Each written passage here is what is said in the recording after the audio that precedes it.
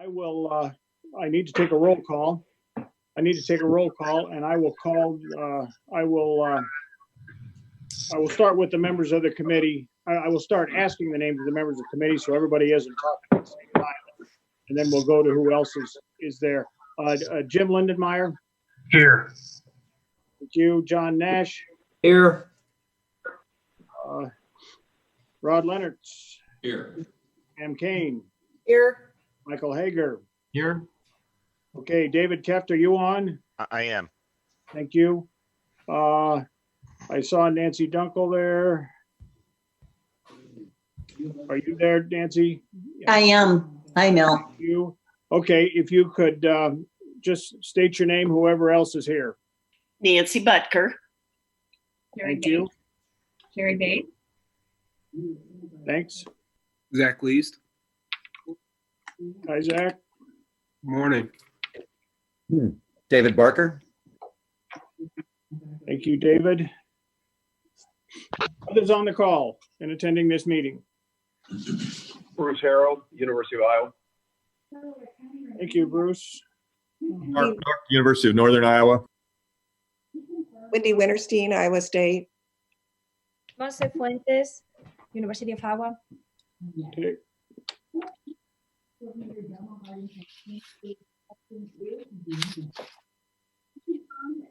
Others attending. Okay, thank you. That should complete our roll call. We'll start out with our agenda items, beginning with the minutes of the February 5th, 2020 committee meeting. Are there any additions or corrections to those minutes? That anybody saw or has? Okay, hearing none, those meetings will be approved by consensus. Thank you. Register of University of Iowa Capital Improvement Business Transactions. Rod, please. Thank you, Regent Dokovich, committee members. I've got a few projects to go through. I'll be glad to take questions as I finish these.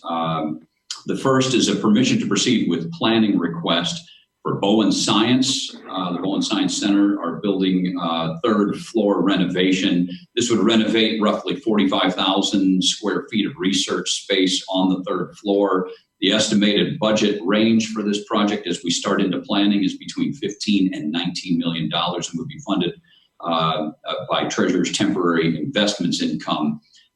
The building, the Bowen Science building, is a 1972 building. It is still our most intensely utilized research building on campus. We have been making modifications to it over the years, and this would be a continuation of that program to modify the building and modernize the building for today's research needs. This would be a request for permission to proceed with planning, and we would advance search for a architectural consultant upon approval.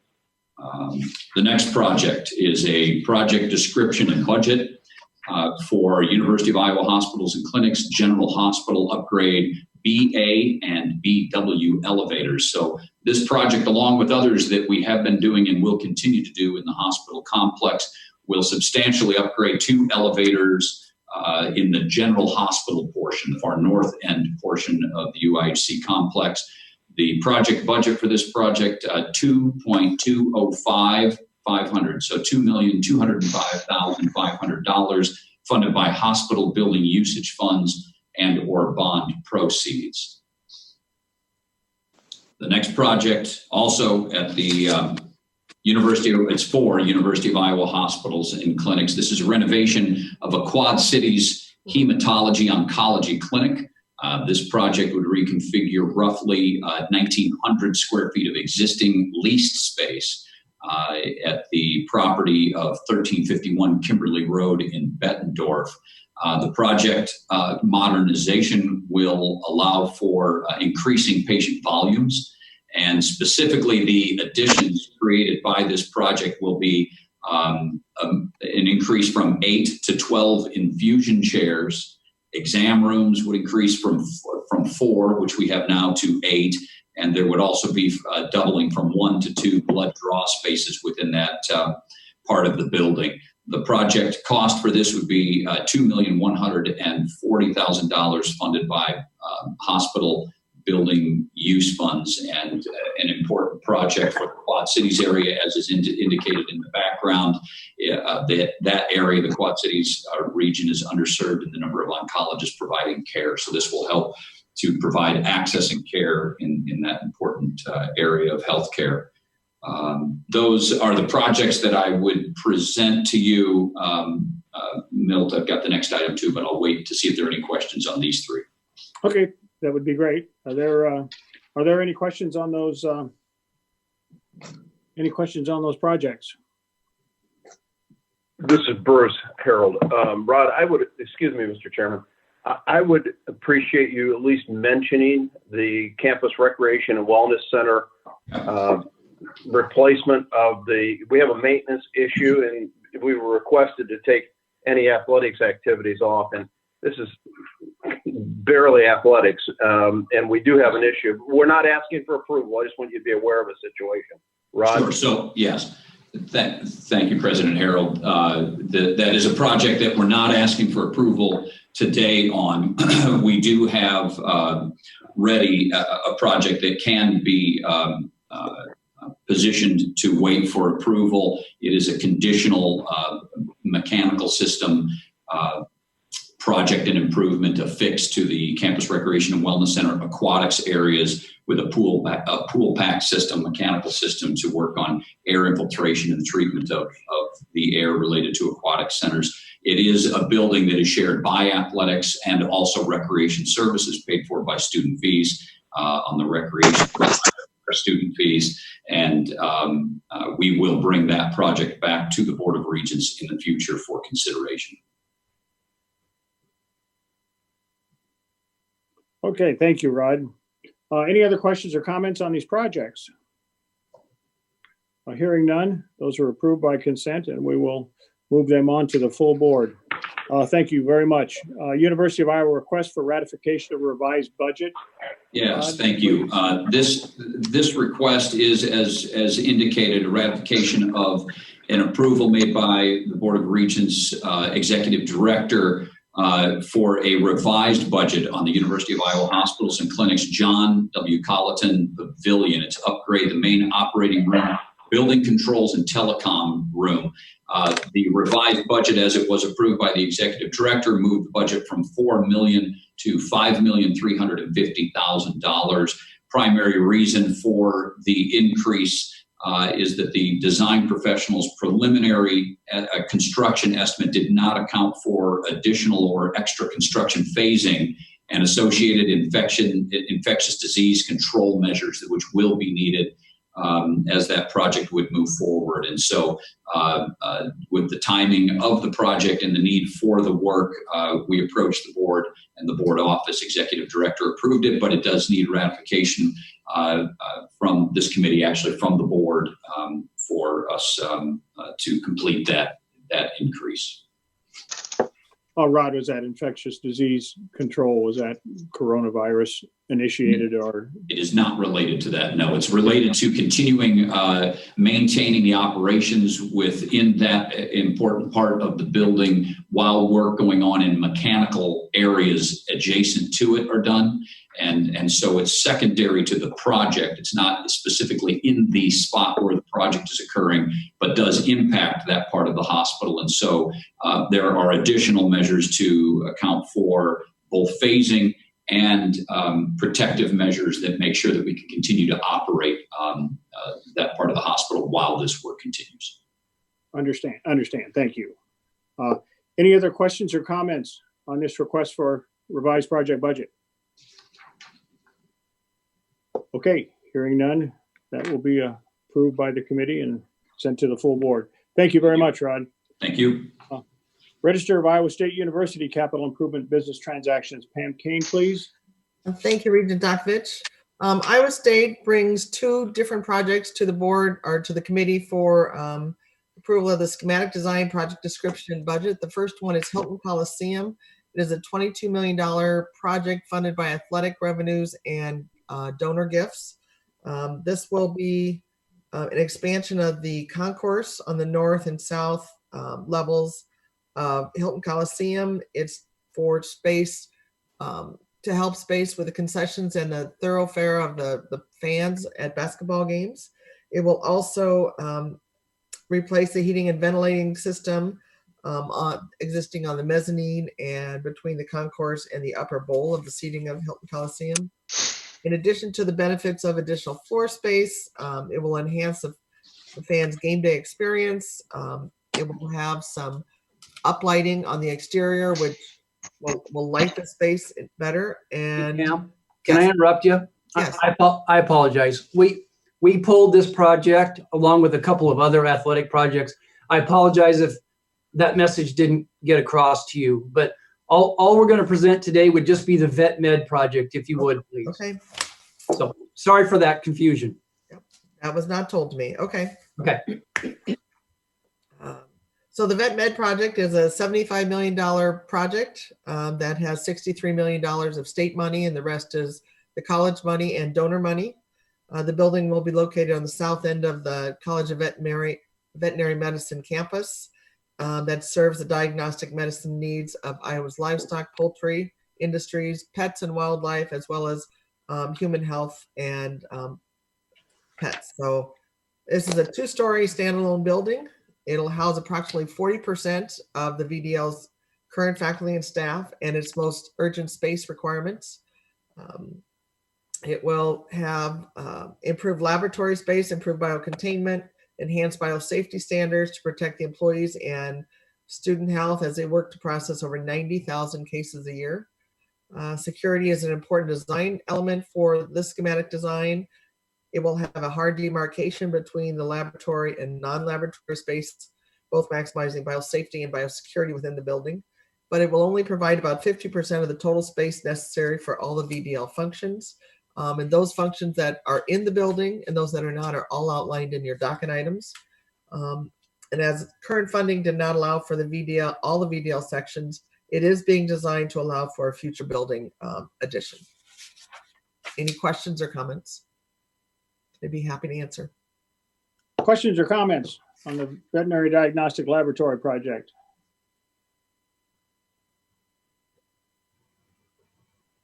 Okay, Pam, hearing none, that will be approved and sent to our full board. Thank you. Thank you very much.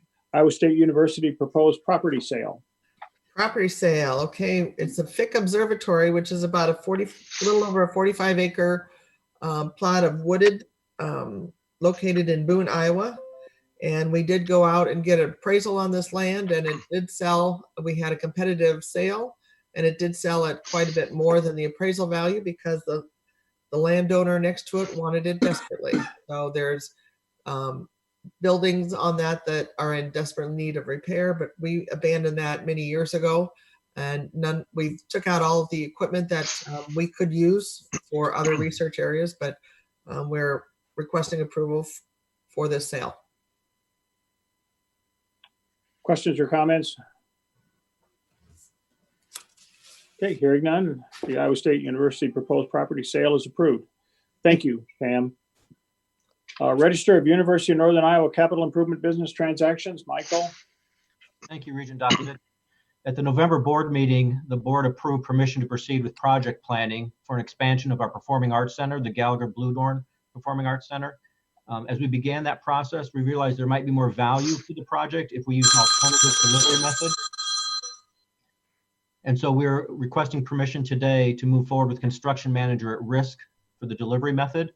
As a reminder, this is about a $14 or $15 million project. The project will not move forward until funding is secured from private donations. And so this is entirely gift and donation funded, and we will not move forward with the actual project until the funding is identified. I'd be glad to answer any questions you may have. Questions or comments? Questions or comments on this project, anybody? Do you have any, this is Jim Lindenmeyer, do you have any anticipated major gifts that will put this on the right track?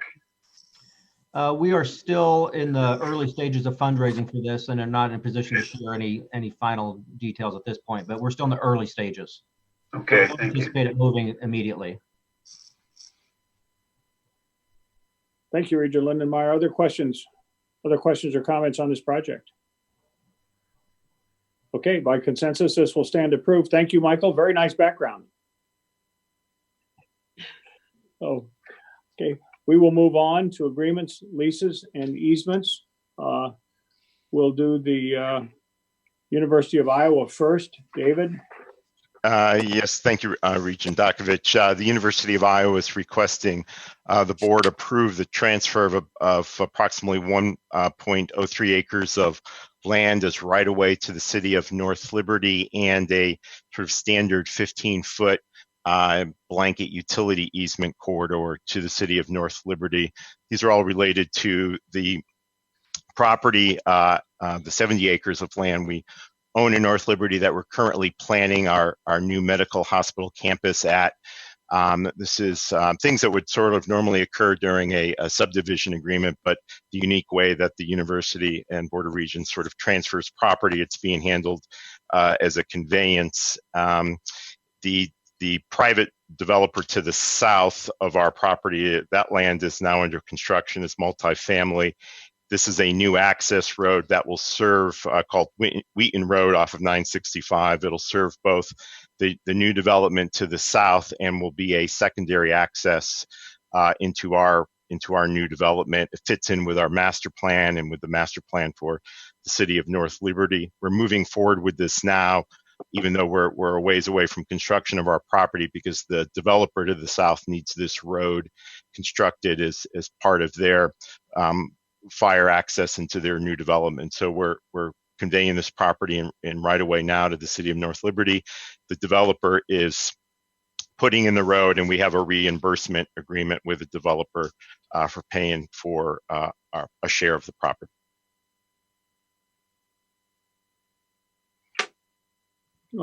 Any questions or comments on this easement and land transfer? It certainly looks like it will enhance our property. If there are no questions or comments, that is approved. Thank you, David. Thank you. Iowa State University lease. Thank you, Regent Dakovich. Iowa State seeks board approval on a permanent lease for space related to the Wallace Residence Halls. It is for a tower. This is the permanent tower.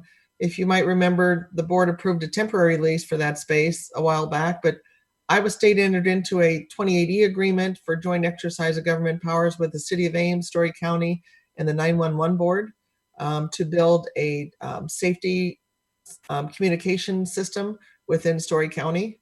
And one of those towers will be located hopefully on Wallace Hall, and the others will be located around the county. But this is one that we are leasing it for 15 years with the option to renew for another 15 years over 5-year increments. And it would be leased, since we're part of that 2080, it would be leased for $1 a year. Questions or comments on that lease? Okay, hearing none, that will stand approved. Thank you very much, Pam. Thank you. University of Northern Iowa amended lease. Michael? For many years, the University of Northern Iowa, through our Additive Manufacturing Center, has been a lead tenant with the Cedar Valley Tech Works. That program has really taken off more, and there are additional tenants coming into the facility now. And so this is just kind of some cleanup work to identify the common areas and protect the pathways that we need to access the 3D printers.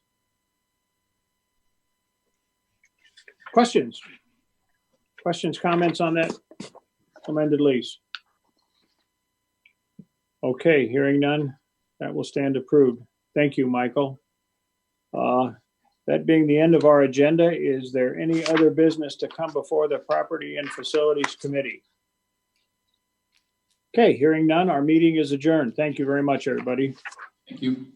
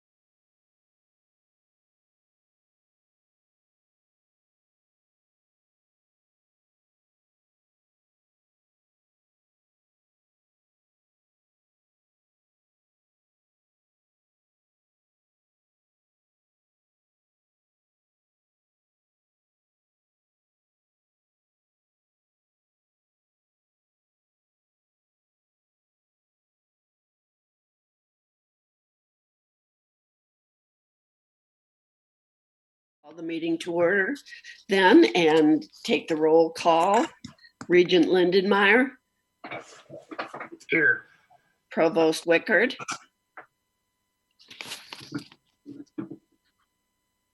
Provost Wickard, Provost Walpart. Present. Okay. Provost Fuentes, Here. Chief Academic Officer Rachel Boone, Present. And I did see, I believe Provost Wicker, have you joined us now? Yes, I have present. Great, thank you. And Regent Butker's present. We have a quorum. Our first item of business is approval of the joint academic affairs and campus and student affairs meeting minutes from February. Are there any changes that anybody has? If none, these minutes are approved by general consent. The next item is from Iowa State. Provost Wickard, will you please present the request to us? Yes, thank you, Regent Butker. So Iowa State is requesting committee and board approval of a new Bachelor of Science degree in environmental engineering. We have a Department of Civil Construction and Environmental Engineering. That department currently offers degrees in civil engineering and in construction engineering, but not in environmental engineering. So we have a undergraduate emphasis in environmental engineering and are now seeking approval to move that forward to a full bachelor's degree. This is a conventional degree that many engineering colleges, including the University of Iowa, have in place, which deals with soil, water, and air quality. Employment demand is strong in this area, and we are appreciative of the letter of support that we received from the University of Iowa. The proposal is described in full in the docket, and I'd move this forward for committee discussion and approval, and I'd be glad to answer any questions. Are there any questions or objections? If there are no objections, then the Academic Affairs Committee will recommend approval of the Bachelor of Science in Environmental Engineering at Iowa State University. Thank you. Our next item on the agenda is to receive the annual tenure report, and Rachel Boone will provide comments on the report. Thank you, Regent Bucker. I will just, you have the report in front of you with a lot of really good information on the total numbers of tenured, tenure track, and non-tenure track faculty, 3-year trends on that. There's a great deal of information there about the policies and practices at each of our institutions in terms of how hiring, evaluating, promotion criteria, all of those pieces. So I think the report sort of stands on its own. If you have questions or if anybody has questions, I urge you to take a minute and ask the provosts about that, and I'm sure they would be happy to take your questions. This is David Barker. I was just wondering if there's any data on the number of people who were up for tenure who were denied. I will ask the provosts, one or more of you, to speak to that. So Regent Barker, thank you for that question. One of the things that we work on all 3 campuses very closely with is to make sure that faculty get markers along the way in their 6-year journey towards tenure, so that if it's very clear that they're not going to get tenure, they leave campus and take a position someplace else. We are most successful when we don't have to deny someone tenure. That doesn't mean that there aren't faculty who would not receive tenure if they stayed here. There's usually 1 or at most 2 every year that we do deny tenure, but they always see that coming and know that's coming, and generally we help them find a campus that is more suitable for their background. Yeah, I just think it would be interesting to have some information on that, and if it possible, just then, something about the number of faculty who come in and who leave before they get tenure, just so we have some idea of the the selectivity of the process. Yeah, and I would say that I'd be cautious about data like that simply because faculty do leave along the way. For other reasons. Yes. Yep, and they leave for lots of other reasons, and so you can't necessarily quantify that it is because they don't have a fit with the campus. So I'd be very cautious about that kind of data.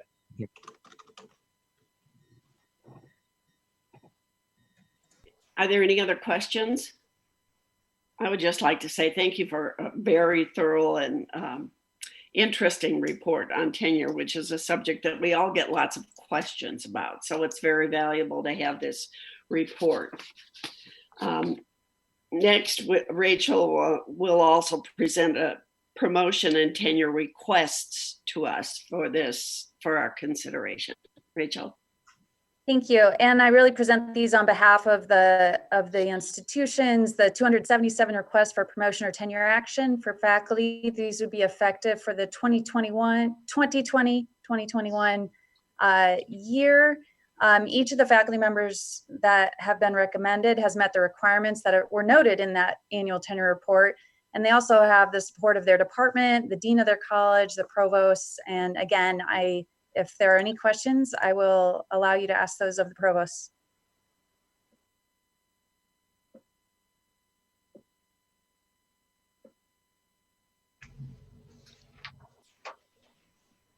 Seeing none,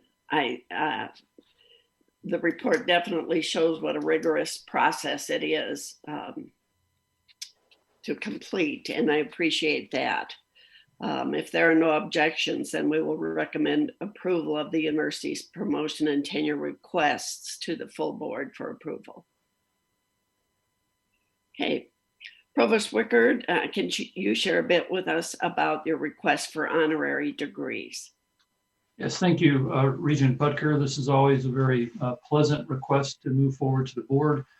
We are requesting board approval of honorary degrees for 2 Iowa State alums who would have these degrees conferred at a future in-person commencement date, which would still be to be determined.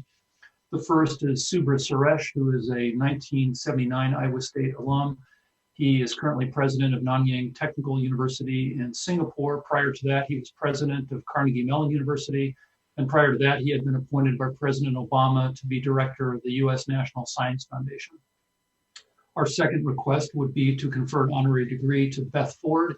She served as president and chief executive officer of Land O'Lakes.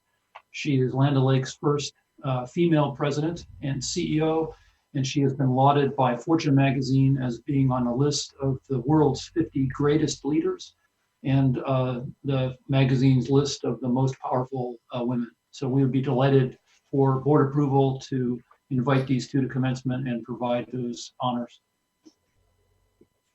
Are there any questions or comments?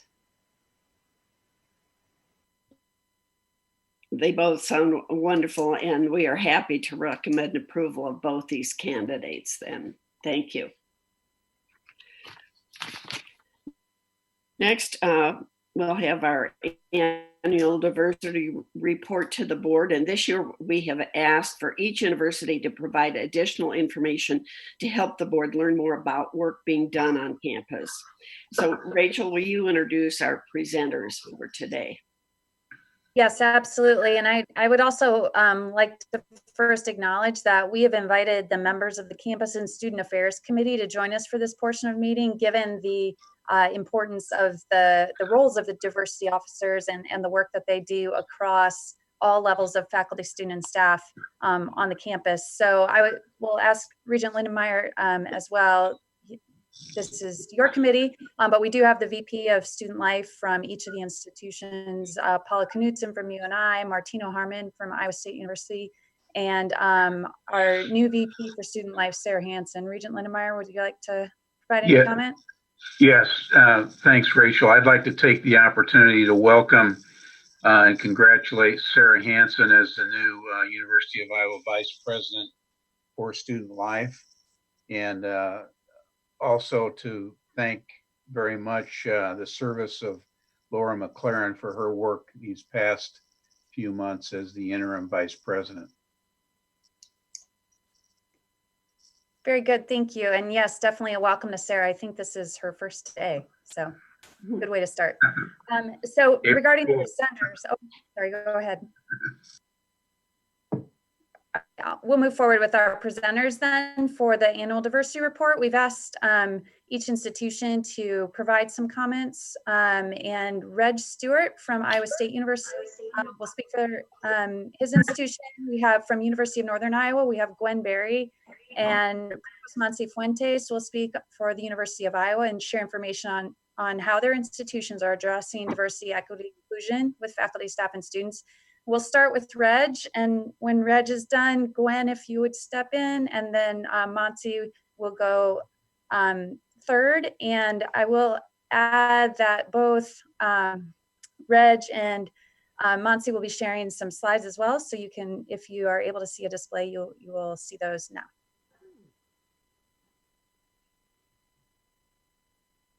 Perfect. Rachel, can you hear me there? I sure can. Go ahead, Reg. Excellent. So thank you very much, Regent Butker.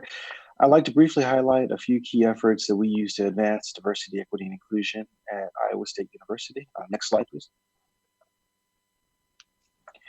First, I'd like to highlight our efforts in academic affairs. This is under Senior Vice President Provost Jonathan Wickert's leadership. We have three. Our faculty training to create inclusive classroom environment. So this is through our Center for Excellence in Learning and Teaching. We began conducting annual training for faculty in each department on the importance of and the approaches to creating inclusive classroom environments. All 62 academic departments enrolled in the training for spring, and more than half completed the training prior to COVID-19. For our search committee training, all current search committees for faculty, there are 46, have received face-to-face diversity training in equity and inclusion. This training was delivered primarily by our college equity advisors and our human resource partners. This includes awareness of implicit bias. And then for our promotion and tenure committee training, all college promotion and tenure committees will receive diversity, equity, and inclusion training, beginning with the next review cycle in the fall. The training will be delivered by our equity advisors, and it will include awareness of implicit bias. And it's important to underscore that all of these efforts help our faculty better support our students. Next slide, please. Continuing with academic affairs, we have our directors of multicultural student success. So this is a very important aspect of our work. We actually take dedicated professionals and we embed them into the colleges. They serve as advocates and support for our domestic multicultural students, and they provide leadership in the development, implementation, and coordination of diversity and inclusion initiatives for our students. And this slide recognizes the dedicated professionals who serve in this capacity for Iowa State. Next slide, please. Moving over to our Division of Student Affairs, the Thomas L. Hill Iowa State Conference on Race and Ethnicity, and what we refer to it as ISCORE, is a comprehensive forum on issues of race, ethnicity, and it's modeled after the National Conference on Race and Ethnicity in Higher Education, which is referred to as NCORE. This is under the leadership of Senior Vice President Harmon and under the direction of Japana Kellogg. The 2020 ISCORE was our 20th anniversary of the project. We experienced record numbers of attendance. Over 1,500 faculty, staff, and students participated in our conference this year. And we also wanted you to know that on average, 80 faculty, staff, and students from Iowa State attend the national conference. Last year it was in Portland, and this year it was scheduled for New York. It was canceled, but we plan to attend the next NCORE. Next slide, please. In our Operations and Finance Division, through our Department of Public Safety, we have our Engagement and Inclusion Officer Program. This initiative was launched in 2015 as a community building outreach program with the aim to build trust between our students and our police officers. This is under the leadership of Senior Vice President Kane and Deputy Chief Carrie Jacobs' direction. So when we talk about engagement, it represents an effort to be an active partner in improving climate. And when we say inclusion, represents the belief that the entire community should be invested in cultivating an inclusive campus. When we started the program, we had 3 police officers participating. We now have 13. We're very excited about that growth. Both Indiana University Bloomington, as well as the University of California, Berkeley Police Departments have made the trip to Ames to discuss implementing similar programs on their campuses. Next slide, please. And in our diversity and inclusion, we focus on 2 items that we wanted to bring to your attention. One is called Campus Conversations. Now, these are designed to bring our faculty, staff, and students communities together to engage in conversation where they can voice their opinions, concerns, and suggestions related to campus climate issues, both locally and nationally. This is under Vice President Stewart's leadership and Deanna Sloan's direction. Each event is organized in collaboration with a number of campus partners, with our engagement and inclusion officers taking a key leadership role. This is the format that we use. We always start with a brief presentation on a topic. Then we move into what we call tabletop discussions. What's interesting about tabletop discussions is that when you walk into the room, you sit at whatever table is available. So you could very easily be sitting at a table with President Wintersteen, a frontline dining services server, an undergraduate student, and a postdoc. So you discuss the issues of the day, and that type of diversity at the table helps generate some new creative ideas. Then we bring it into open mic for participation, and the open mic allows people who have experienced a particular topic to speak. We gather information and recommendations, and we build out future action plans from our campus conversation. And next slide. And we finally wanted to sort of encompass this with our community engagement. These final efforts really allow us to fulfill our land grant mission of service to community. This is under Vice President Stewart's leadership, Vice President Foreman, and Nikki Port's facilitation. So Iowa State University, in conjunction with the local chapter of the NAACP, led the development and creation of an advisory board to the Ames city manager, with the objective of working towards a city where all residents feel the type of exemplary service that Ames is known for. The impetus behind the board was to be proactive in building relationships between our communities and underrepresented stakeholders. From this partnership, we designed what we call the Ames Community Institute, and this brings a cross-section of Ames residents together to explore creating, managing, and optimizing diversity and inclusion within the city. The goal behind this is, as we educate more people about our city, these are some of the topics we will cover: city government and finance, parks and recreation, housing, public works, utilities, transportation, police, and fire. And once people have that knowledge, then when commissions and boards have vacancies and seats, we have a broader cross-section of our community wanting to engage in some civic support. And we took that idea and we added it to our business partnerships through the Ames Chamber of Commerce. Our 2017 climate survey results underscored the need to be more deliberate, to work with local business to stimulate a conversation about serving both potential customers as well as workforce members. The symposium was designed for leaders who impact hiring and recruiting. We were hoping maybe for our first symposium to get 80 people, 100 people. We weren't sure what the temperature was going to be, but we decided to try it. We had well over 200 people attend the first conference, so we knew we were onto something. We've already started planning symposium number 3, and we will continue to build the momentum. So let me conclude by saying, as you can see, we address diversity, equity, and inclusion on multiple fronts, and we use a lot of different techniques to try to make a more inclusive both campus climate and community climate. Our senior leadership team is very much engaged under the support of President Wintersteen, and we realize that noting the accomplishments are important, but this is a perpetual work in progress, and we always have room for growth, development, and improvement. So thank you very much.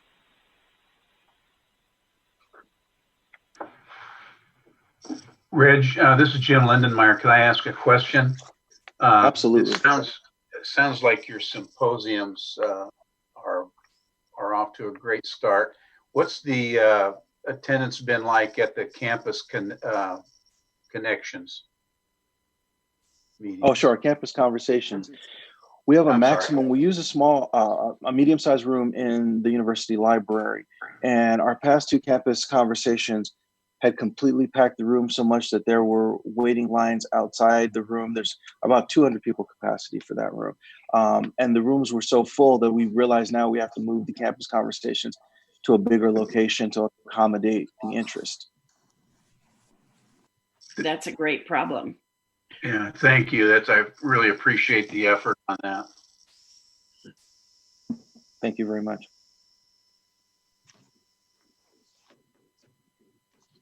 Let's see, who's next? Gwen Berry, would you mind stepping up? Absolutely.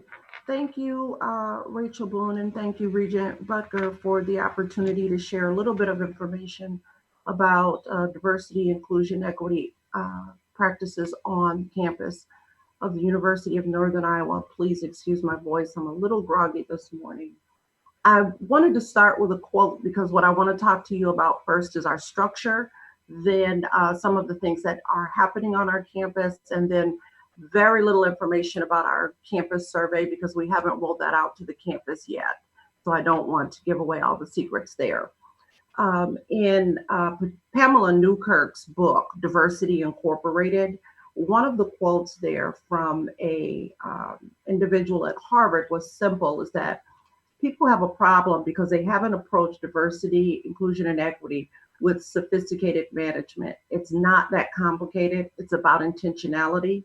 It's about how serious are you? It's not rocket science. Little bit of a joke there because our president is a rocket scientist. But the way Reg walked everyone through this is what I find has happened through our own structure. What you should have in your packets is the structure for diversity, inclusion, and equity at the University of Northern Iowa. What we have is that it's in every single division, although I'm not positive that we intended it to be that way. I report to the president as Chief Diversity Officer. What we have is the Center for Diversity, Inclusion, and Social Justice that reports to our Vice President for Student Affairs, Paula Knudsen. We have the University of Northern Iowa Center for Urban Education, as well as several positions in academic affairs, including a library associate who spends 30% of her time on diversity and inclusion, an individual in admissions whose work is focused on multicultural recruitment and retention, and an individual with similar work in the Office of Financial Aid, and they all report up through our provost, Jim Wolpart.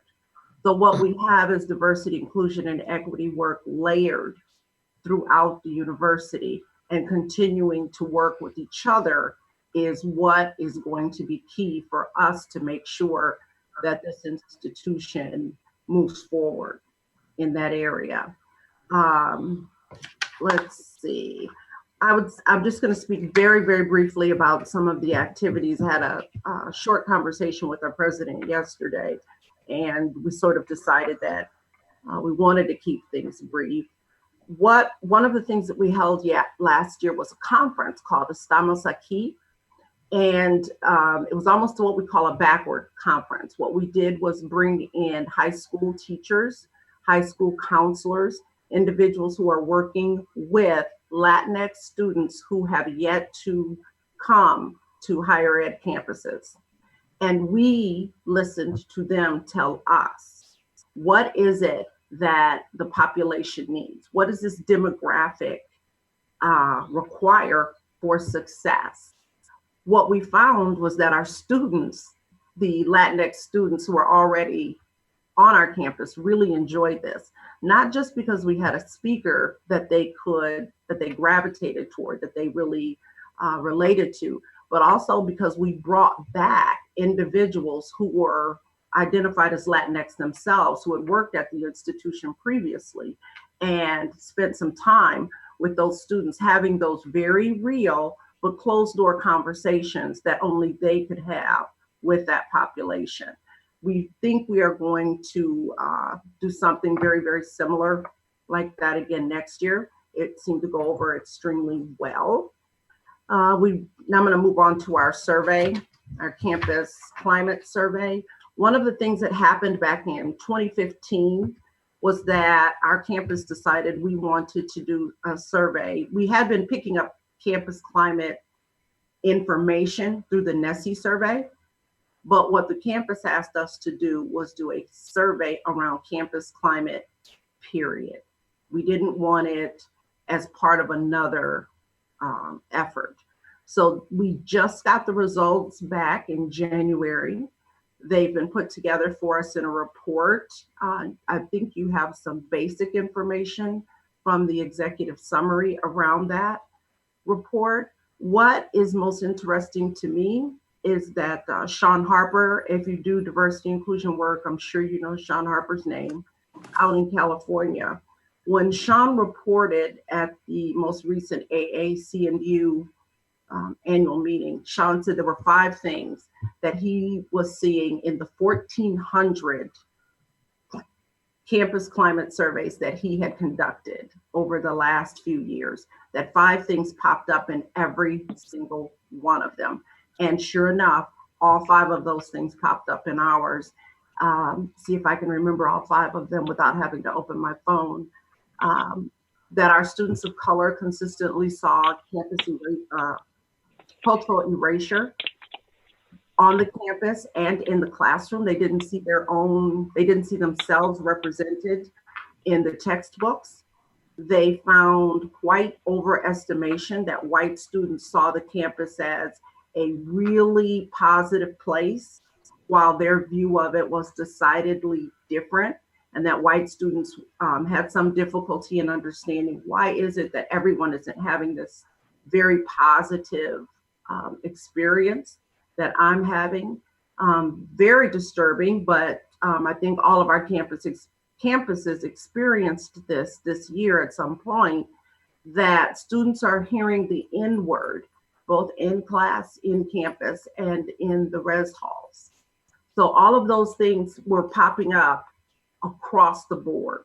So it isn't that we were special or different, but that everybody is sort of, quote, going through it, as the students would say. And I'll stop right there to see if anybody has any questions for me.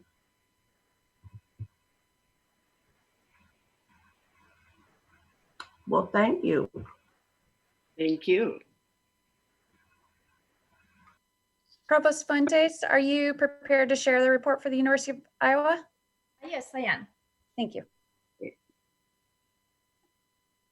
There we go.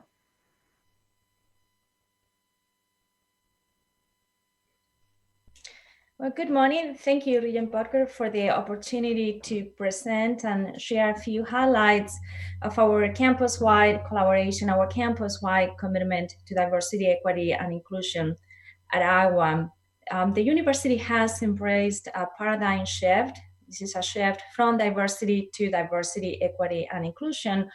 And this is much more than adding 2 words. This is really a different way of thinking, different approach. It's not only about increasing the diversity in our faculty, staff, and students, but ensuring that we are all accountable, that we are all responsible for working together to create an inclusive, equitable, welcoming community to work and to learn. We also recognize that to be able to achieve the level of excellence that we aspire in our mission as an academic institution, we need to do that through our commitment to diversity, equity, and inclusion as a core institutional value. Next slide, please. I would like to start by recognizing the fantastic leadership that we have in our Division of Diversity, Equity, and Inclusion. The 3 center directors are Bria Marcelo, Jennifer Modesto, and Nadine Petty. The 3 of them are joining this call, and they will be very happy to take any questions. But I want to recognize the incredible work that they have done leading us throughout the year. I also want to share with you that the search for the new Associate Vice President of Diversity, Equity, and Inclusion has already started. Next slide, please. The university has been guided now for a year by our DEI, Diversity, Equity, and Inclusion Action Plan. And I would like to share the main themes or highlights of this plan.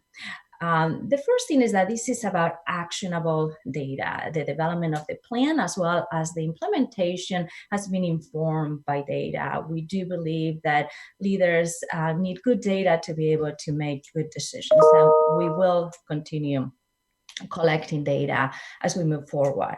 This is also about inclusive governance structure for the implementation of our DEI efforts on campus, and we do believe the need to support and to expect great accountability from our leaders and supervisors. Next slide. So I would like to start by sharing some of the data that is informing us as we move forward.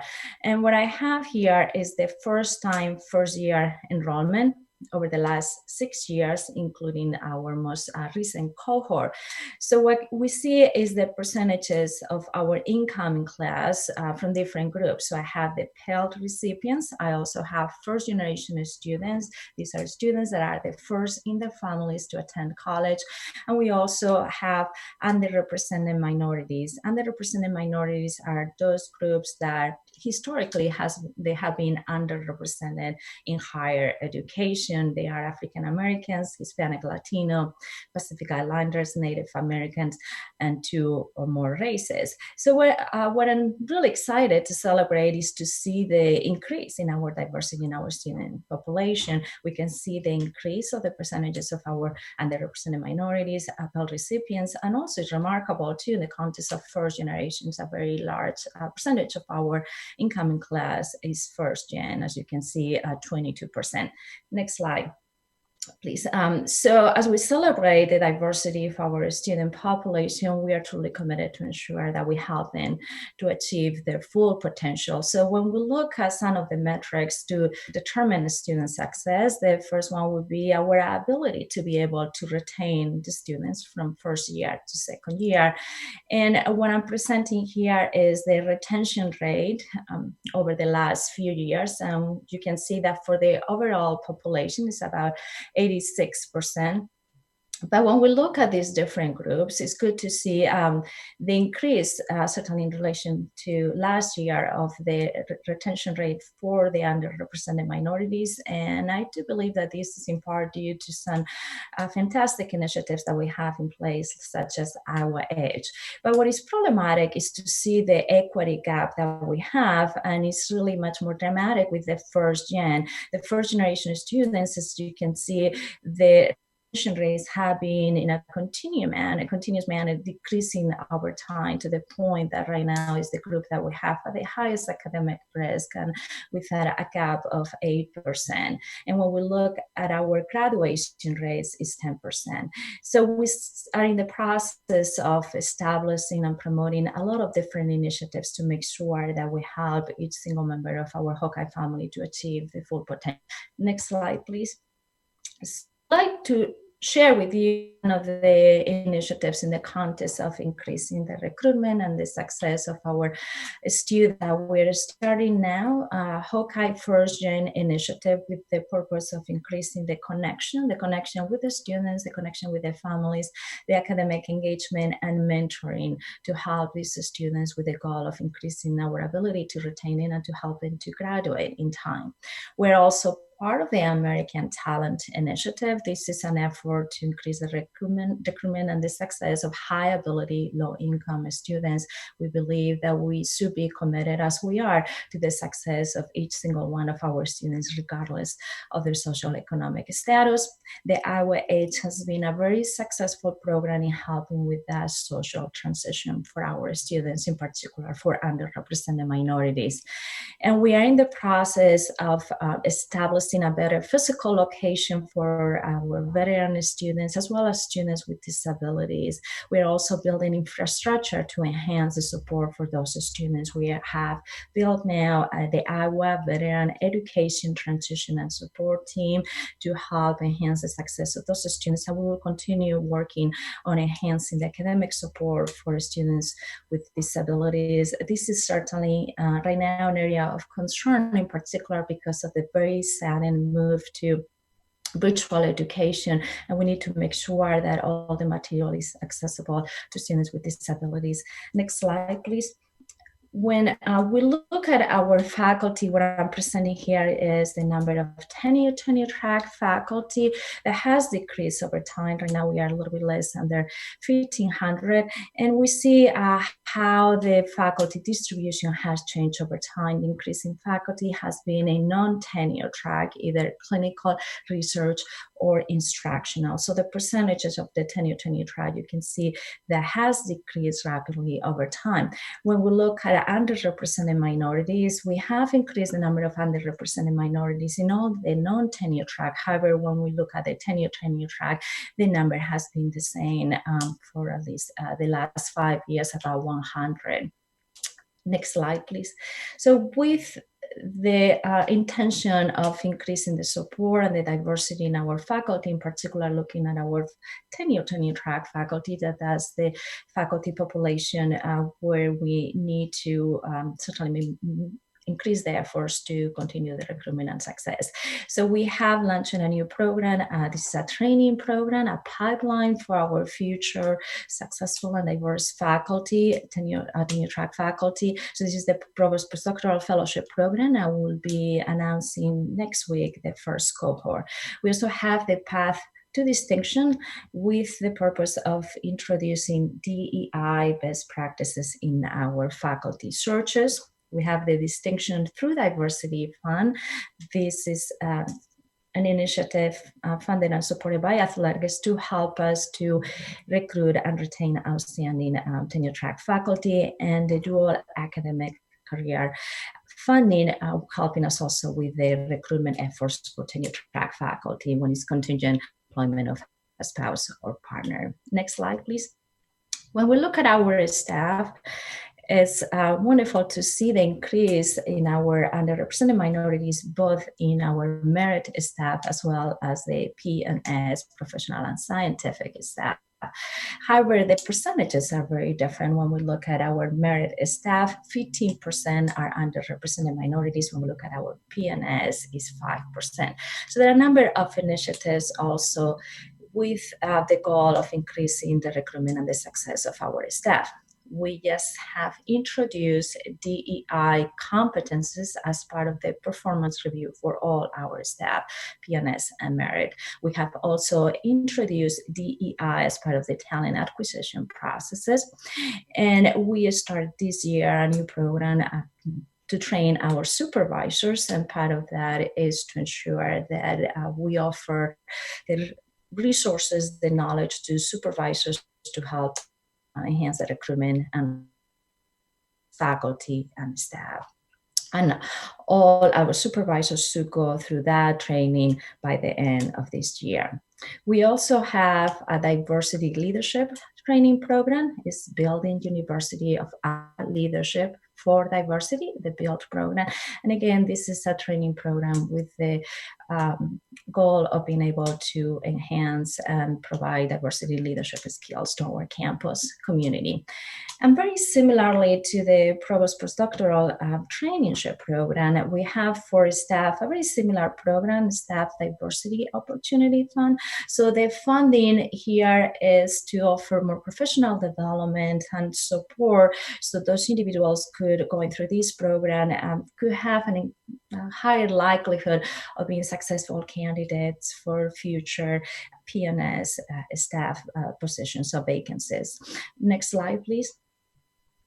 We recognize the impact that our words, our behavior, our actions could have on others. And with the purpose of bringing more awareness on campus, we have started this year a number of training programs. One of them is to promote more of a welcoming and inclusive classroom, training for faculty searches, and training for senior leadership on campus. We have also started the development of new guidelines, new policies for communication, for messaging, with the purpose of being able to ensure a more inclusive language. Next slide, please. So there's certainly quite a lot of work still ahead of us, but there's no question that at Iowa we have the commitment, we have the passion to continue working together so we're able to build the future, the university that we all envision. Thank you. I'll be very happy to take any questions.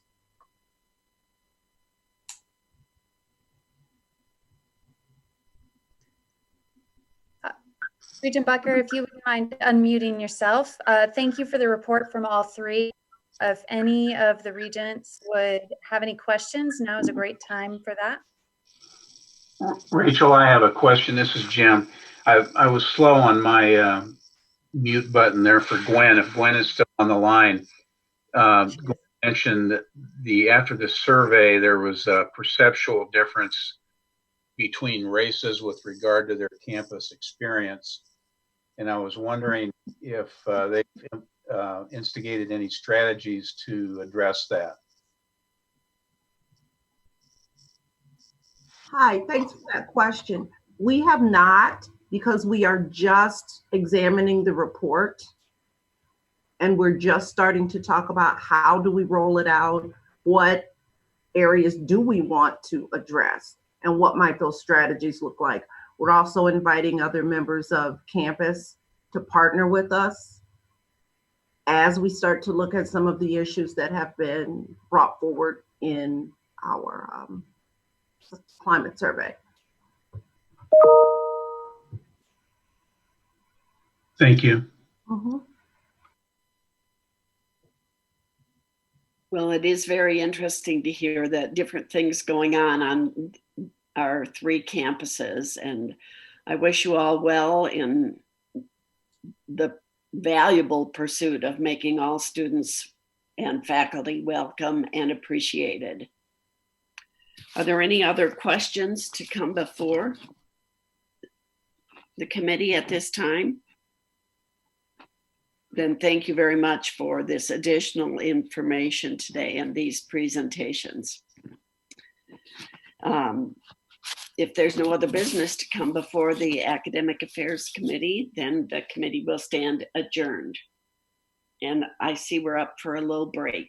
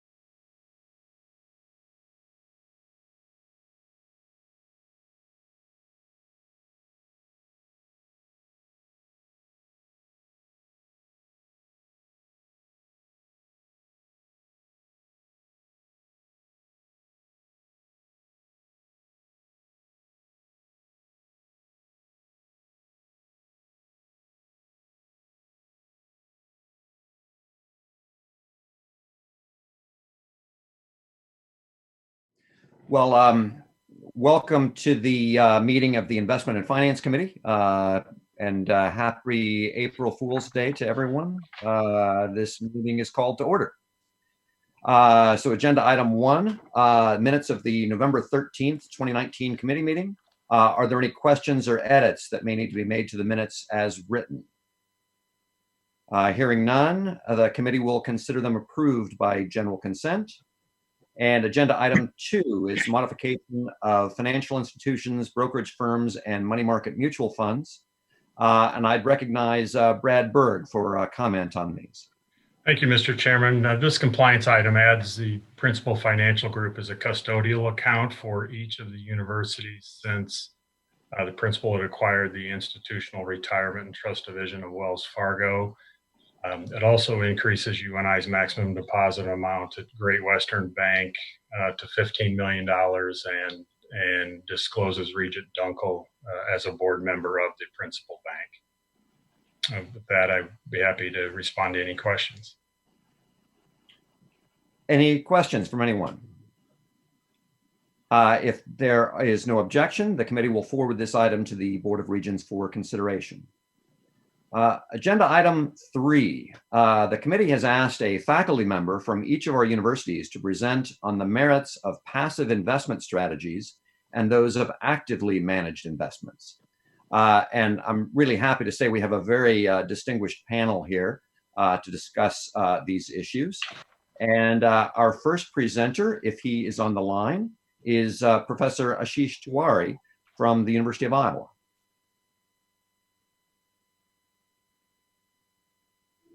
Ashish, are you on? Well, if Professor Paul Koch is on, or Professor Brett Olson, anyone who's here can go ahead and start. Yeah. Let's start with Professor Koch. Great. Thank you very much for joining us, Professor. The opportunity. My understanding is that there's a I don't know if Brad's got control of the PowerPoint. There it is. Okay. It's up on the screen now. Again, ladies and gentlemen, thanks for the opportunity to share my thoughts. I've tried to summarize the general wisdom, I think, of the finance academic community on this issue. And then the first couple of slides, it'll become pretty clear. So please go to the next slide. Key takeaways, I'll jump right to the punchline. Three things I think are worth mentioning as the summary of what I have to say. First, there's extensive academic evidence that active management fails to cover costs. That is, on average, passive beats active. Second, some asset classes are hard to benchmark. Private equity, real estate, some foreign opportunities, and others I'll talk about it a little bit. Some asset classes like these have limited passive options. It may be challenging to get access to these asset classes in a passive way. But there's been recent developments in ETFs, exchange traded funds, in many of these passive options and alternative investments. So my view is that the first point of this second issue, some asset classes are hard to benchmark. I don't think that's a legitimate concern anymore. There are passive options for just about every asset class you can imagine. And then again, in a couple of slides, I'll give you some examples and some links where you can see for yourself. Finally, whether you choose to go with active or passive management, somebody has to make asset allocation decisions. So that's not going away from this issue. Please go to the next slide. I've got a few slides on the academic evidence. A gentleman named Burton Malkiel wrote a famous book called Random Walk Down Wall Street. I'm inclined toward his view that markets are quite efficient and it's difficult to find active investors who consistently beat the market. So let me go through this slide. In his paper published in 2005, this is a somewhat dated paper, but many papers since 2005 and before come up with the same evidence. In 2003, around 3/4 of all mutual funds holding large cap stocks were outperformed by a passive index, the S&P 500. Results are similar for other one-year periods before 2003 and since. When returns are measured over longer periods than 1 year, 10 years, 20 years, and so forth, it's closer to 80% of active fund managers are outperformed by the index. Furthermore, the typical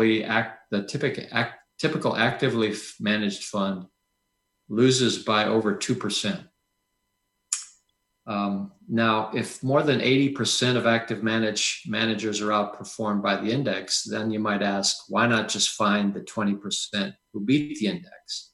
My last point says this will not work because there's no persistence in outperformance.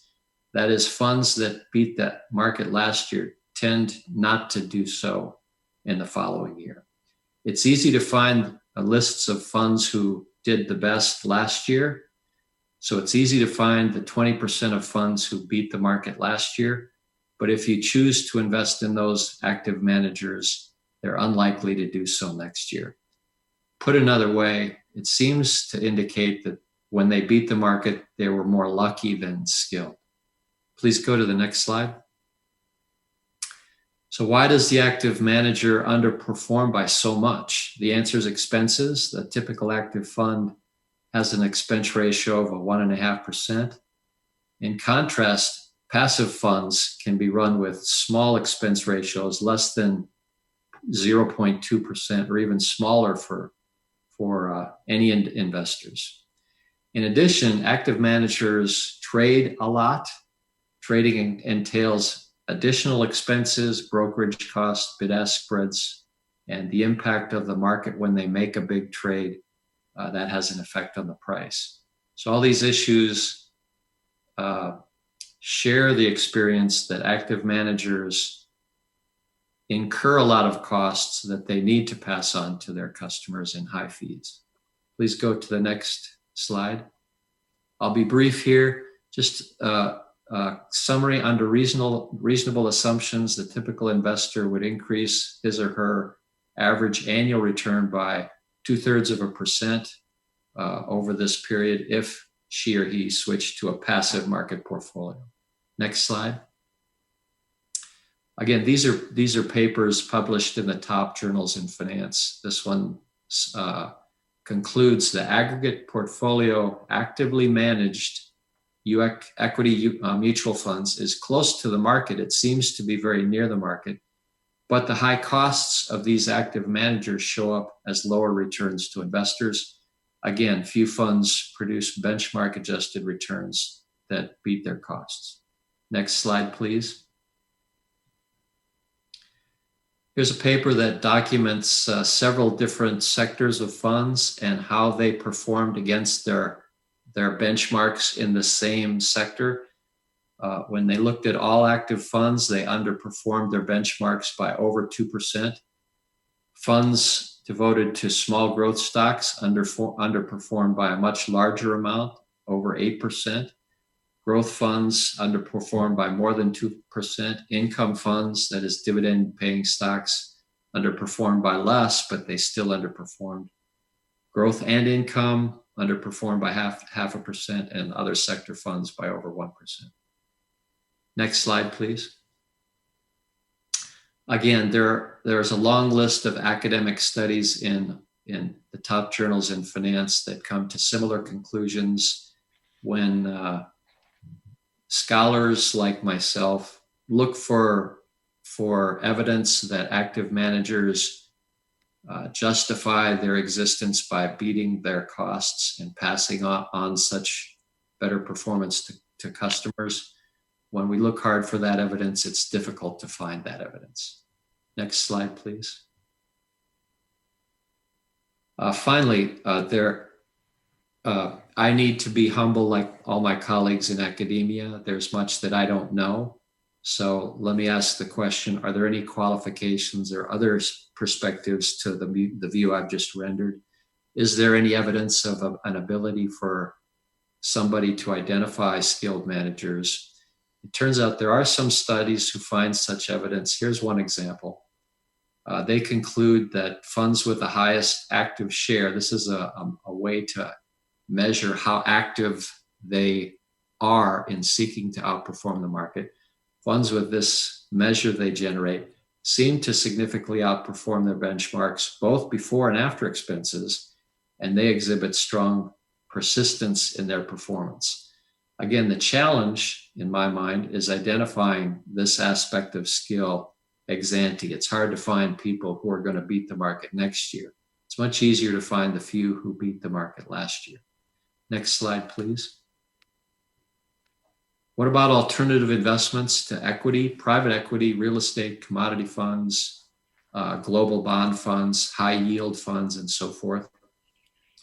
There's a lot of evidence suggesting that our alternative investments can have a positive impact on endowment returns at universities.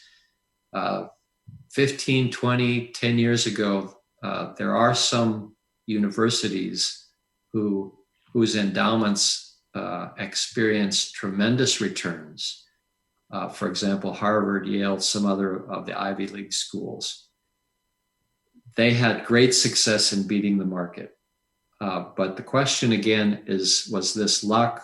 Were they able to find some skilled managers, and are they able to persist in this outperformance?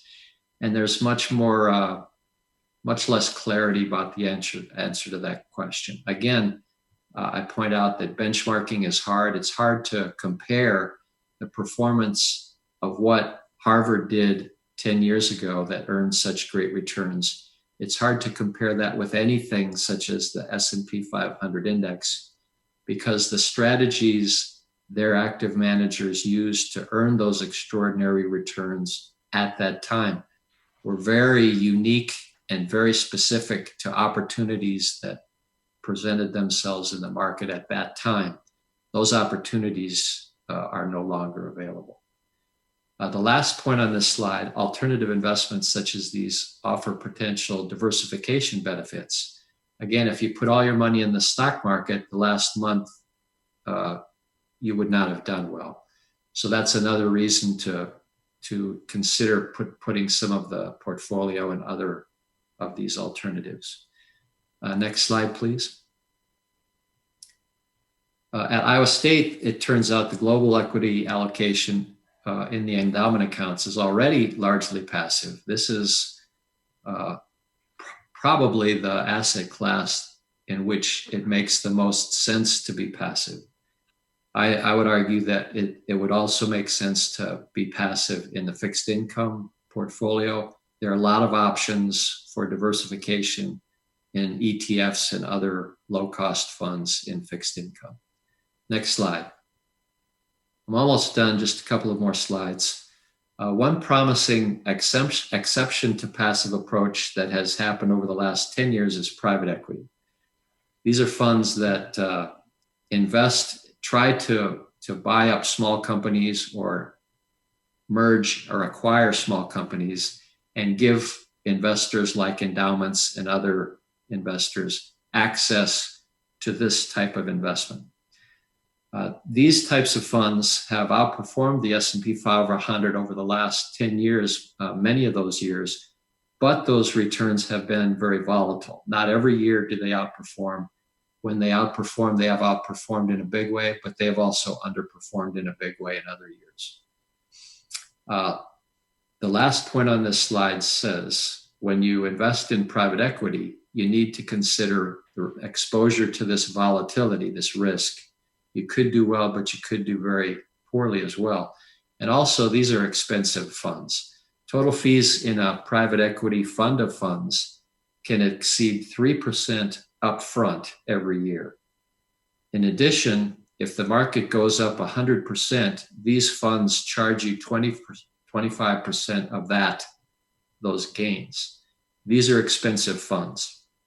At the bottom of this slide, I have a link to a research article by academics at the University of Chicago, which tries to find funds of funds in private equity that beat the market, and they are unable to find many. In fact, they identify only one type of private equity fund that beats their benchmarks. Finally, the last slide. The question, are there passive options in these alternative investments? I spent much of my 5 minutes here talking about whether it makes sense to pay managers to try to beat the stock market in equities. It turns out you can also pay active managers to try to beat the market in global bonds, high yield bonds, commodity funds, real estate, private equity, all these other asset classes. But in the last 10 years, ETFs, exchange traded funds, that is low cost, passive options, passive ways to invest in these alternative investments have become available. I give 5 links below that give you the best 10 or 20 or 50, the best performing ETFs, that is passively managed funds in all of these alternative asset categories. So in summary, my view is that it's unlikely that that you would retrieve your costs if you invest, if you pay an active manager. My counsel would be to do passive investments in all these asset categories. Thank you for your attention. Thank you very much, Professor. Are there any questions from anyone for Professor Koch?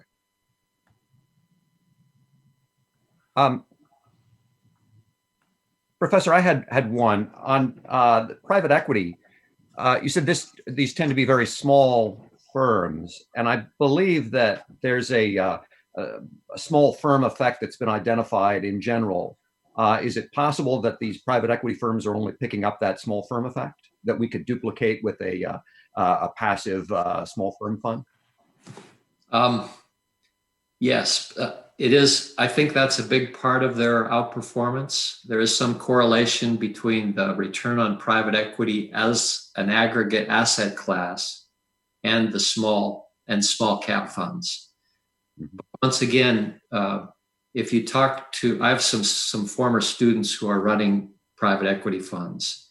And when I talk to them, they're quick to suggest that they have skill, that they have network connections that enable them to have opportunities that are extraordinary. I'm skeptical, and I share with my former students that skepticism, but and again, I need to preface everything I've said with there's much I don't know, and there is much debate about all these issues, but all the research I've done lends me to my conclusion. And on private equity, would you say that it's difficult sometimes to gauge risk because we don't have the opportunity to observe pricing from day to day in comparison to other asset classes? Yeah, private equity is much more a black box. When I talk to my former students, I try to get from them their angles. What do they do? What is this special expertise that somehow gives them an advantage or some margin that they feel they can capture, and they're unable or unwilling to share that. So again, that lends to my skepticism. And one last question. Is there anything unique about University of Iowa or large universities in general, say their long run outlook, the size of their portfolios or ability to do sophisticated things that would change your opinion about active versus passive? No, frankly, the size, the larger the university endowment, that would make it, I think, more challenging for a university to try to beat the market rather than less. Well, thank you very much. My pleasure. Terry Johnson, I've got some questions. That's okay. Sure. Yeah. So first off, have you looked at our fee structure? So that we're getting. So like when we're in private equities, we have a firm that we use, Neuberger Berman, out of New York. They're all over the country, but folks we use in New York and Dallas. And they've given us a really big fee break on our private equity investments. And so that's one thing. I mean, it may not be down to the same level as exchange traded funds, but we believe that they're definitely adding value. When we look at our returns relative to our peer groups, this is universities all over the country, other foundations. I mean, we've been in the top quartile for over the last decade. And not that we couldn't have done similarly as well if we were in more passive investments. That's certainly possible. But on the other hand, we're also trying to invest in asset classes that give us less volatility over time, diversification, but less volatility. When you get into these pure passive type investments, these are very large. I mean, they go with the flow, so to speak, whatever's going on in the markets. And so we think we're getting some actually advantage by being able to withstand some of that volatility. For us, it's very important that we try and get some sort of standard return over long periods of time so that we can kind of start integrating that more into our base budgets. It would be true for us, definitely Iowa State. I'm sure that's true also for you and I.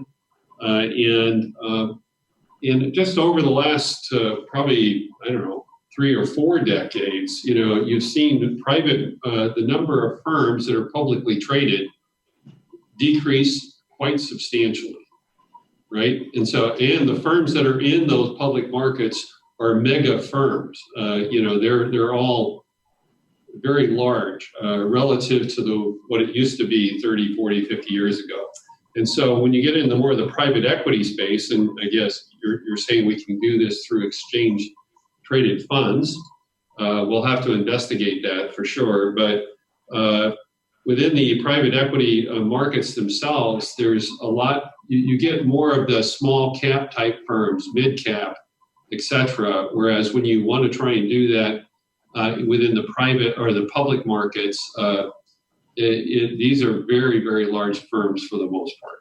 And so that's also a factor. And frankly, I mean, University of Chicago is quoted quite frequently, but University of Chicago, and I'm not aware of any large university in the whole country that is purely passive.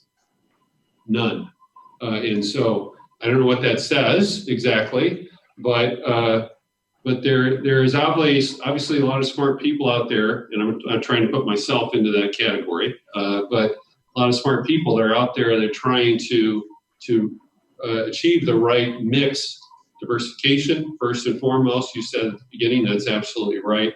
I agree 100%. But then also with the risk, return, and volatility kind of metrics, trying to achieve for that balance. And even though some private equities may not be marking to market daily, in some ways there's an advantage to that. Right now, every day it's very spiky, and we're willing to take the more of the long view on certain asset classes at least, and so I think there's real value to that as well. So anyway, I appreciate all your comments, though. I mean, very enlightening as far as kind of what you said. You did a nice job of just presenting, facts. This is excellent. It's what it needs to come down to. So thank you. Professor Koch, any additional comments? David, I would ask a question, please. Sure. This is Nancy Dunkel. Whoever's running the slides, could you turn to about slide 8? Can we go back to that slide, please?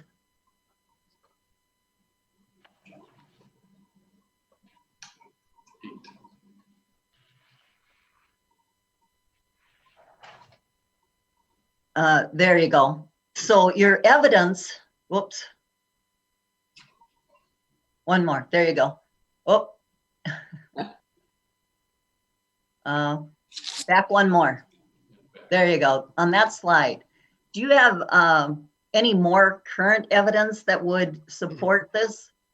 I mean, these are in 1968, to Terry Johnson's point, these markets are changing so much. Yeah. I can find some. I don't have them off the top of my head, but let me, Ms. Dunkel, let me respond to that, and I'll send Brad some links to that later today.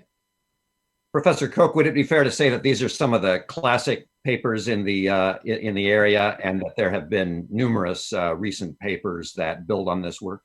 Yes, that's true. And again, I would also echo there. I have one slide that alluded to one counter study that finds some evidence.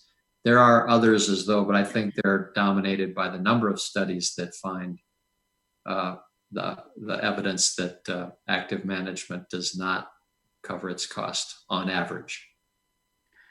Yeah, I don't mean to disagree with you. I'm just asking for more current. I appreciate your presentation. Thank you. Again, I hope I've been clear. It's okay to disagree. There's much room for disagreement in this debate. There are many alternative views. And of course, you can imagine there are many active managers who have very strong views about their side of the story. And I am certainly open and acknowledge there's much room for debate. Thank you very much, Professor. I see that Professor Tiwari is on the line. Yes, good morning. Sorry, I was in another meeting and I just saw the message that we are running a little ahead of schedule. And so, that's just fine. Thank you. Thank you very much for joining us. Thank you. Well, thanks. Good morning, everyone, and thanks for this opportunity to share some thoughts on a topic which is of interest to a lot of us that have teaching and research focus in the area of investment management broadly, but more specifically in my case in the area of performance evaluation. So I'm happy to talk about these issues. Given the format, I thought that I would structure my remarks in the nature of a broad overview, but I'd be very happy to offer additional details as we go along. So if you could please maybe go to the first slide. Okay, so in terms of thinking about the issues here, I think it's useful to separate two decisions. The first is the strategic decision to make an optimal asset allocation across various asset classes. And that obviously is a strategic choice on the part of the institutional investor with a long-term focus.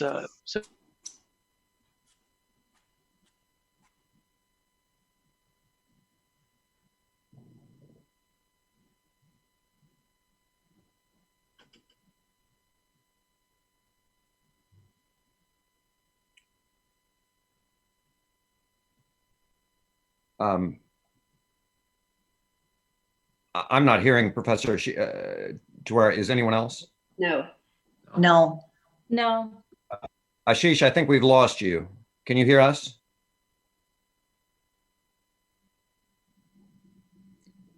While we're resolving this, is Professor Olson on? I wonder if he might be able to. Yes, I'm on. Why don't we switch to you while we figure out the audio problems for Professor Tiwari. Sure.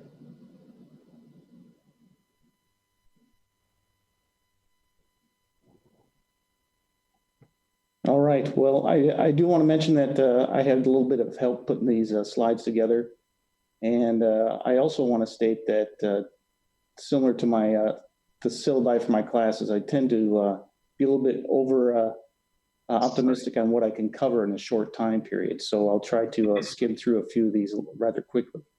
A lot of the information I'm going to give Professor Koch has already reviewed, so I might skim through a little bit of that to get to some of my other points. So let's go to the next slide, please. So just this basically what I wanted to go through. Professor Koch has already gone through a few of the definitions that we've talked about in some of the research, but I'll hit some maybe different, highlight some different studies that support what he's talked about, and then look at a different perspective. And I do want to talk a little bit about skilled managers. That's a little bit why they win, how they could be found, and I'll wrap it up with a few final thoughts. All right, next slide. So we've already talked about the asset allocation issue. And one thing to remember about asset allocation, especially for endowments, is that there are so many different categories.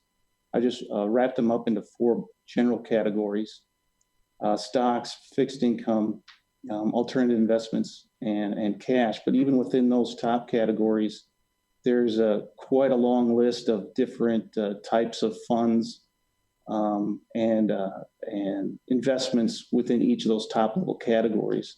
And there's a lot of studies that have looked mostly in the stock area and fixed income, and relatively fewer in the alternative investments. But we were learning quite a bit on how active managers work relative to maybe some passive investments. Next slide, please. I'm not going to get into too much the definition. We're all familiar with passive investing, where the relative goal is to match the performance of an index, and the comparison to active investing with far lower fees and expenses. Next slide. Whereas with active investing, the manager deploys one or more strategies to hopefully beat that benchmark.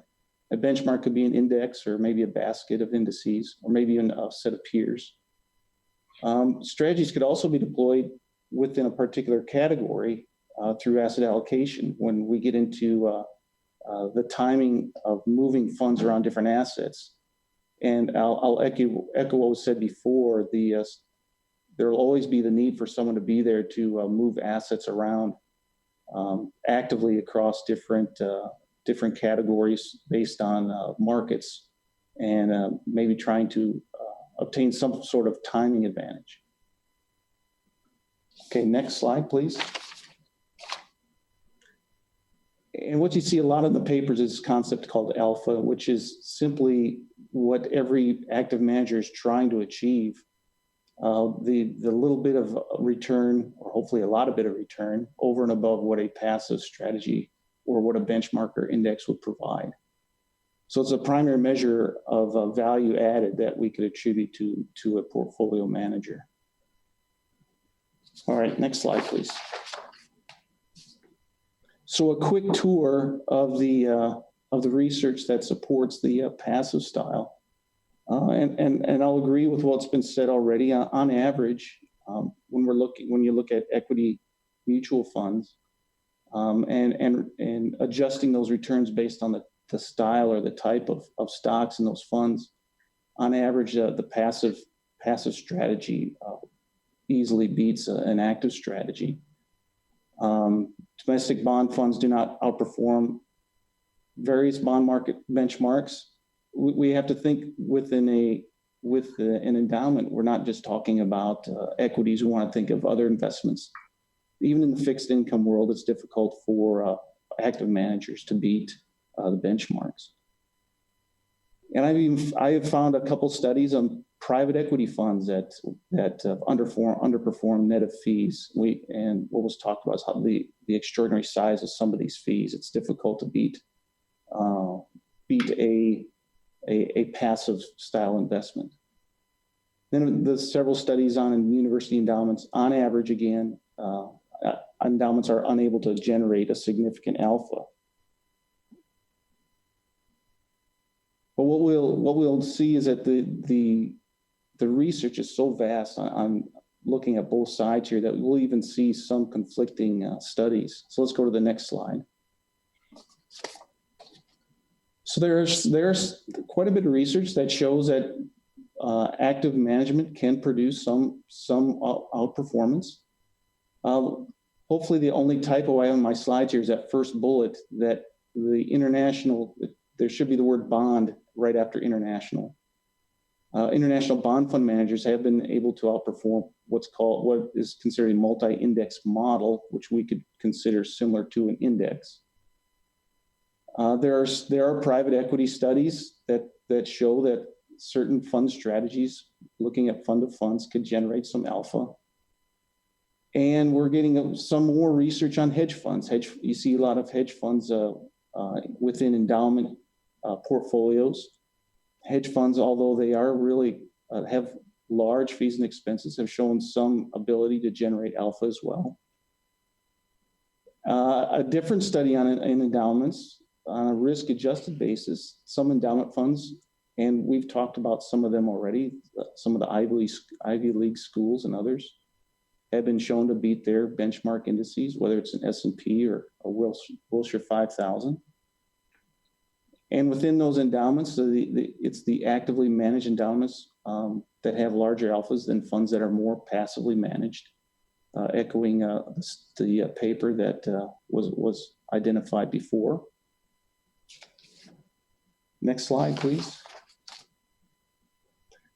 So what I say, the title here, No Clear Consensus, I would acknowledge that the passive investment style, the academic literature is way more on that in that area.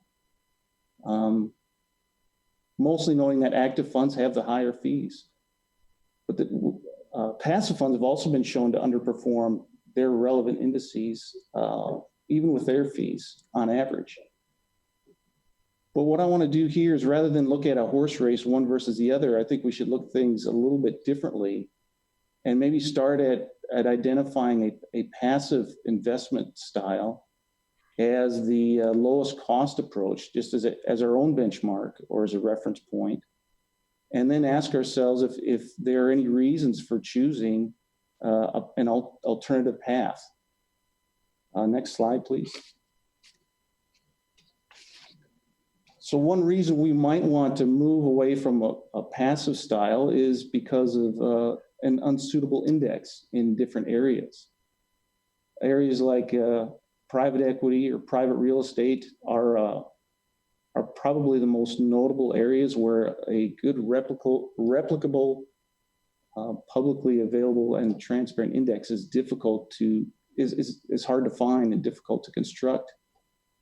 And we could even argue that some other illiquid listed markets, such as really small firms or emerging market debt, do not have suitable indexes that fit.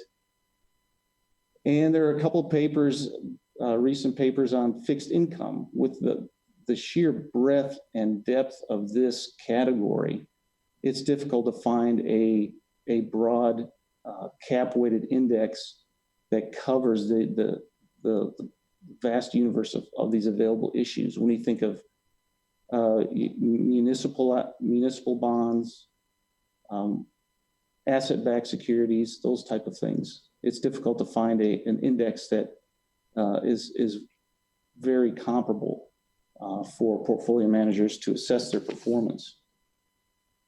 Next slide. The reason two is what we've been talking about so far is active management, and does active management actually add value? And looking at the research and some empirical data, if we want to consider a horse race, that horse race, the winner varies over time and over markets. The next slide shows a graph. The next slide, please.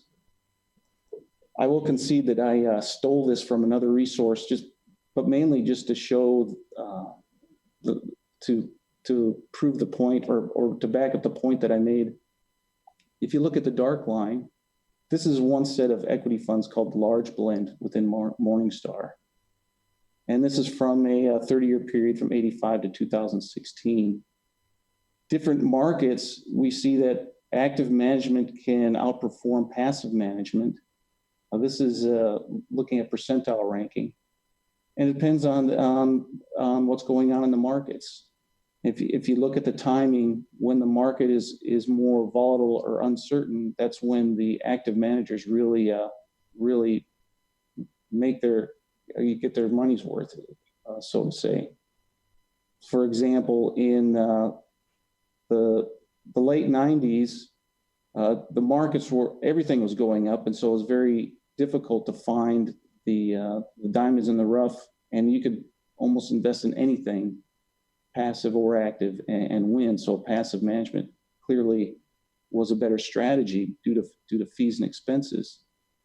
When we hit the tech bubble burst, 9/11, and then later on the Great Recession or financial crisis, it was the active managers were able to outperform just the passive style of management in this area. So this is just an example of what active managers might be able to do.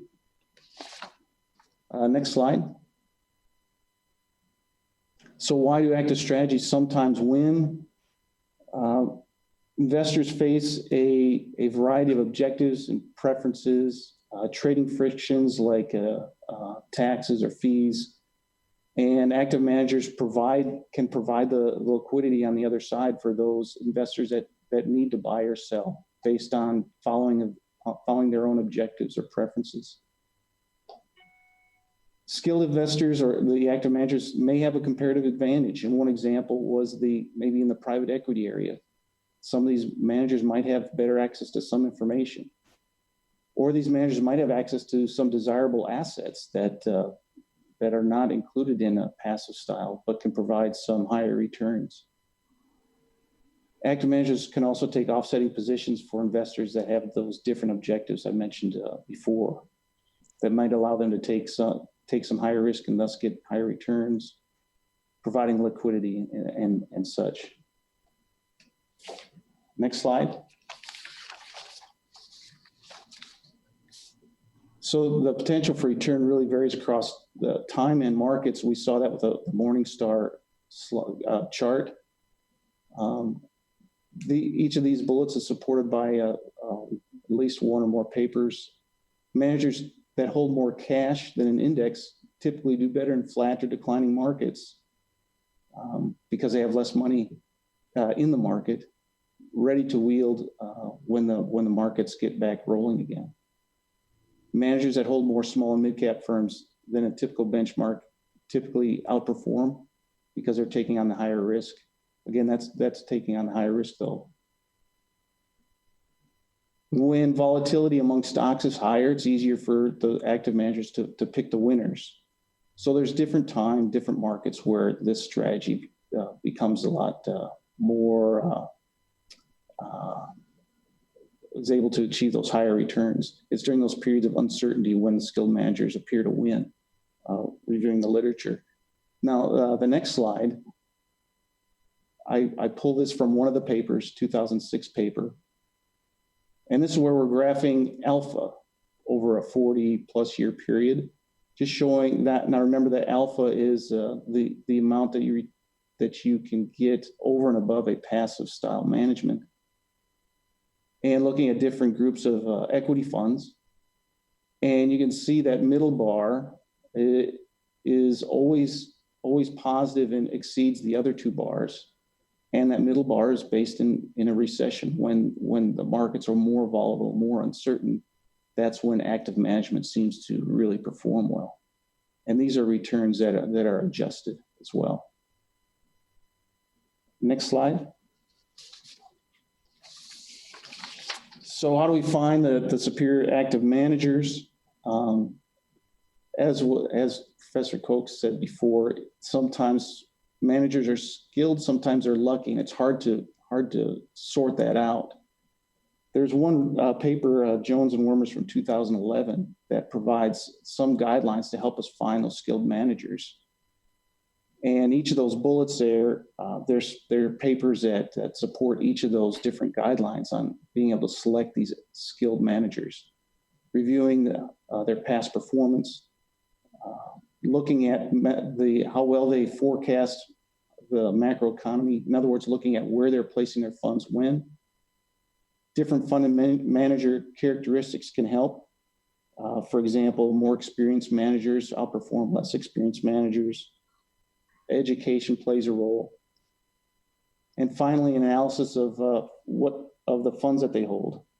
Managers that are contrarian predominantly beat managers that are herders.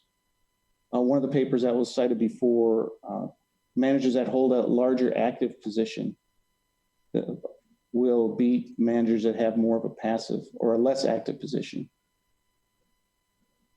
Next slide. This is just to wrap it up.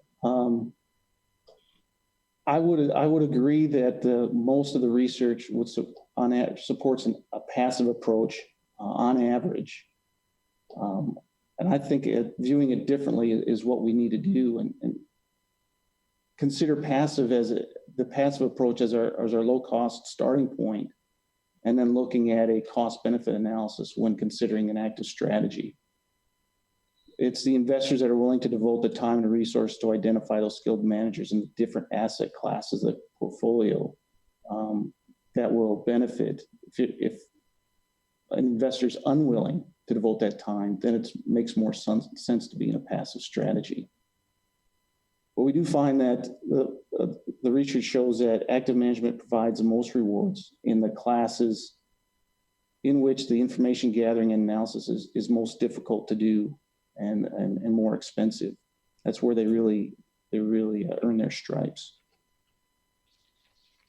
The last slide is just a list of a lot of different resources that are used to support all the points that were made before. I'll take any questions at this point. Anyone have any questions for Professor Olson? I have one, Professor. If you were to poll, say, all of the finance academics in the country, what do you think you would get as an answer as to sort of the question of active versus passive? That's a tough question. I guess if based on all the papers that we went through, the research, it would probably support passive over active. Thank you. Any other questions? Yeah, this is Brad. I have a question. I took great interest in your slide that showed active versus passive performance in the bear and the bull markets. Yes. So having said that, is having the right combination of passive investments versus actively managed funds, does that add some diversification in your view and thus reduce risk? So what I've seen looking at the papers and then doing some research outside of, looking at some of the other university endowments and some other data, it's one of the keys for having an outperforming portfolio is the asset allocation, which is really important.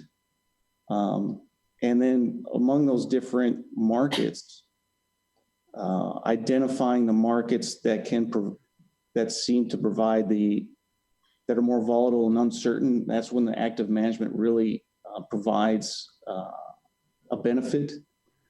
When you're thinking of stocks and fixed income, it makes more sense probably to move toward a passive strategy because it's much more difficult to find an active manager that is more skilled and lucky. But if you diversify across all these different markets and categories and subcategories, and able to identify successful managers in some of these markets, I think that in addition to the diversification benefit, you get some of the benefit of that active management. I hope that answers your question. Yes, thank you. Thank you. I see that Professor Tiwari is with us. Yes. And yes. I believe you've got a wired connection now. That's right. So let's hope that this is a little more reliable. We could maybe go back to the second slide, I think is where we were.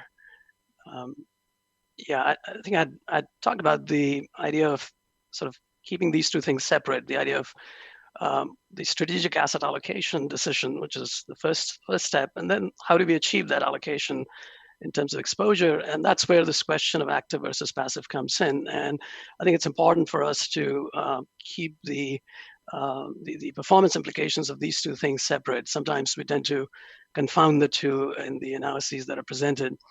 If you could go to the next slide, please. So the question of, what have we learned over the last 50 years? And what I think it's been said before is that for most asset classes, certainly the ones that we would be interested in as an institution, it is the case that the average actively managed portfolio underperforms passive benchmarks net of fees. And that underperformance equals the all-in cost of active management. And by that, we mean not just the management fee, but the implementation costs, which includes bid-ask spreads, the price impact of a trade, and commissions, among other things. And so that sort of gets us to this fairly well-known famous quote from Jack Bogle that in investing, you get what you don't pay for. And I think that's certainly been true based on the vast preponderance of evidence that we have on this issue.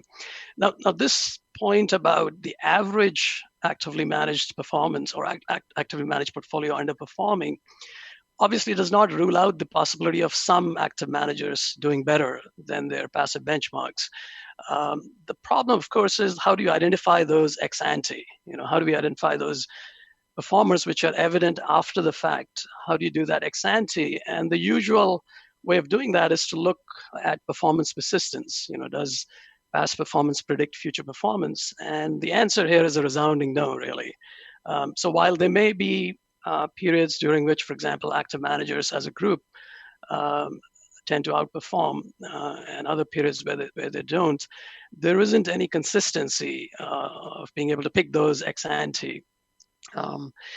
And that, of course, then gets us to this point about, are there certain subsectors, say things like small cap value, low volatility, and there's a whole host of characteristics that the academic literature from time to time will come up with in terms of how do you identify these supposed superior performance. How do you do that? So the question now is, what do we make of these findings? So let's maybe go to the next slide, which maybe helps interpret these. So one example of a finding that I'll just kind of highlight is something known as active share. And the only reason I bring that up is that while most of these academic results stay in academic journals, sometimes they find their way into places like Morningstar, for example, which are widely disseminated in terms of their audience.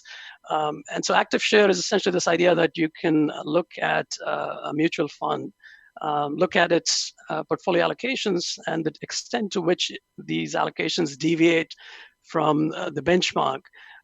That becomes a measure by which you can judge their skill, essentially. And so we have an academic study highlighting that result, leading to, as I said, the adoption of that measure by Morningstar. Of course, what you find is that many of these results tend to be the product of either data mining or just a false positive, false discovery. And that's largely because, and this I should mention is not unique to finance. This is a general result in social sciences, medicine, all these areas that journals and editors and referees tend to favor positive results, essentially statistically significant results. And that creates an incentive for researchers to essentially carry out thousands of tests to try and find a result that stands up to the this supposed gold standard of a t-statistic equal to 2, failing, of course, to adjust for the fact that if you do thousands or multiple tests, you are likely to find a positive result just by chance. Now, the profession has slowly started to recognize this problem in large part because of a lot of scandals in medicine, for example. And so that's filtered down to the social sciences now, finally. And we are having this, this replication crisis, essentially, in all these fields where results don't stand up out of sample. And I bring this up simply to help us better interpret some of these findings and to have a healthy skepticism when a product or an idea that comes across as trying to capitalize on some of these things. Because as you might guess, these kinds of results are a fertile source of ideas for investment firms who are naturally catering to the hunger for alpha on the part of institutional investors in particular. So let's just go to the next slide, please. So what, that brings us to this question of maybe in public markets, things are, not that easy to do in terms of outperformance. So what about these alternatives? And there, of course, we have this well-known success of the so-called Yale model, which was pioneered by David Swensen, Chief Investment Officer at Yale. And over several decades, they had a stellar performance that then brought in a lot of copycats on the part of both public pensions as well as college endowments. The one thing, of course, to note about that is that David Swenson, to his credit, was an early mover in this field. They had an early mover advantage in addition to having access to some of the best managers in this field of alternatives. And so that's kind of puts things in some perspective there. But it's more instructive, I think, to look at what has happened more recently to this asset class. And not surprisingly, as more capital has flown into this sector, we've seen performance starting to moderate, actually. And I think the next slide, if we just go there, we'll see this. Yeah, next slide, please. So one thing to mention about alternatives in general and private equity in particular is that benchmarking performance here is notoriously difficult. One of the widely used measures, the internal rate of return, is an example of that, which tends to artificially inflate performance figures which don't match up to the actual returns that are captured by investors. And a large part of the reason is that the IRR calculation assumes that intermediate cash flows are reinvested at the same rate of return, which tends to be highly unrealistic. So a better measure, which is recognized broadly, is the so-called public market equivalent, or the PME, which simply reflects a multiple of the initial invested capital on a net of fee basis. So it puts this things on an even footing. So it's an apples to apples comparison to a public benchmark, which accounts for the fact that you have inflows and outflows of cash at intermediate points in time. So if you go by that, what we find is, based on the most credible studies, is that these the two major categories of private equity, the buyout funds and the venture capital funds, these buyout funds tended to historically deliver a multiple in excess of 1. But the performance in recent years has moderated considerably. On the other hand, venture capital funds, they had an early strong start, but since '99, they have actually underperformed public market benchmarks. And I think if we go to the next slide, we'll see a graphic on that. So this is a figure taken from a paper that's co-authored by Steve Kaplan at University of Chicago and 2 other co-authors. It was published in the Journal of Finance. And we've got 2 panels here. The upper panel reflects the performance of buyout funds, and the lower panel is on venture capital. On the y-axis, we see these multiples that we were talking about, the public market equivalents. And on the x-axis, you see the vintage years, the fund vintage years for these private equity funds. We are seeing 4 series here because the data is drawn from 4 different commercial databases: Burgess, Venture Economics, Brecken, and Cambridge Associates. So we don't have a consolidated database here. We've got voluntary reporting to individual databases. And the trends are quite obvious. For the buyout funds, certainly in early years, we see multiples in excess of 1, but they've moderated more recently.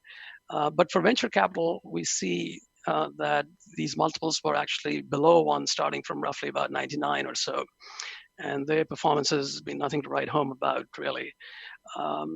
Next slide, please. Now, one other thing that's often brought up in the context of private equity is that while the average performance may not be anything great, we would be able to identify the top performers more easily than it's possible in public markets. So this idea of top quartile, that we might be able to go with those kinds of better performers. And so this graph basically shows, based on Cambridge Associates data, the performance of these top and bottom quartiles over a long period of time. And what we find is that the upper quartile performance, again, these are in terms of total value to paid in capital, again, a multiple of initial capital invested. We're seeing a fairly healthy spread in performance across those quartiles early on. And this gap is certainly bigger than what you would see in, say, mutual funds, for example. But more recently, that gap has narrowed considerably. And even the top quartile performance, as we can see, is getting closer to that multiple of 1. So that's, I think, good for us to sort of keep in mind as we move forward. Next slide, please. So here's some important caveats when it comes to thinking about private equity. And I thought I'd spend a little more time on this simply because this is an asset class that has certainly been the object of interest for institutions across the country, even though hedge funds have fallen out of favor lately, especially after CalPERS exited that space.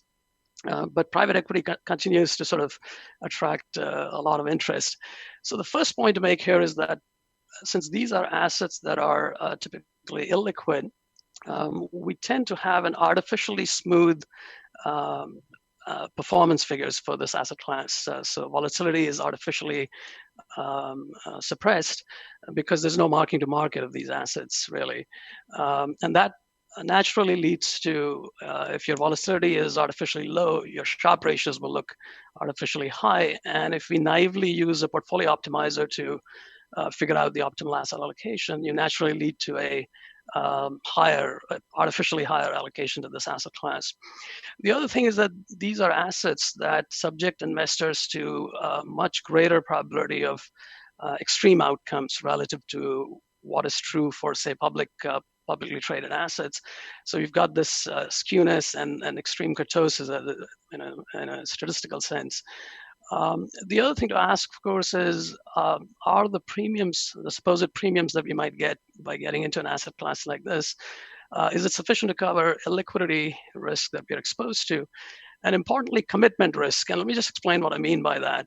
In a private equity fund, the timing of the capital investment and capital calls is controlled by the general partner, and the LPs don't really have much say. So now, how does that affect us? So let's say we have a decision to invest 10% exposure to private equity as an asset class, but given that we do not control the actual allocation, the actual investment of that capital, it's very uncertain as to when we achieve the desired target, or if we ever do that. If the capital is never called and invested, then that's something that never happens. So that's something we can think of as commitment risk in this asset class.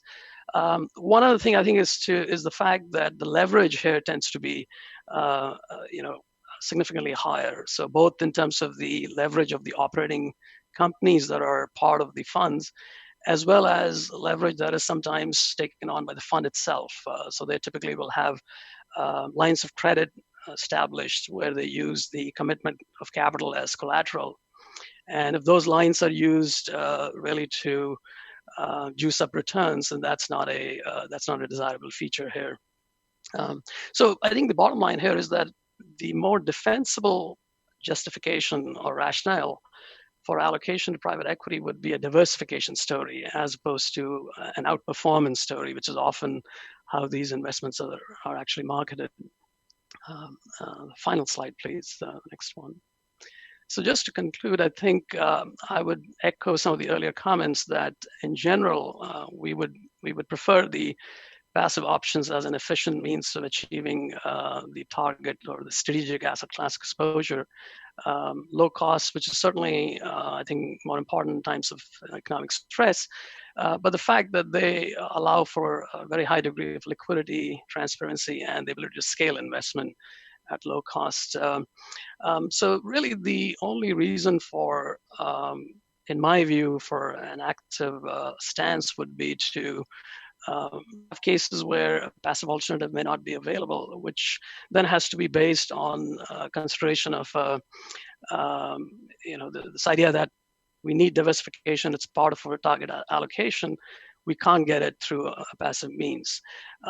And a concluding note on that is that as time goes by, we are starting to see, even in the case of private equity, there are investable indexes that have been created by people like Thomson Reuters using index replication strategies that try to mimic the performance of a pool of, say, private equity funds by obtaining exposure to liquid traded firms, essentially.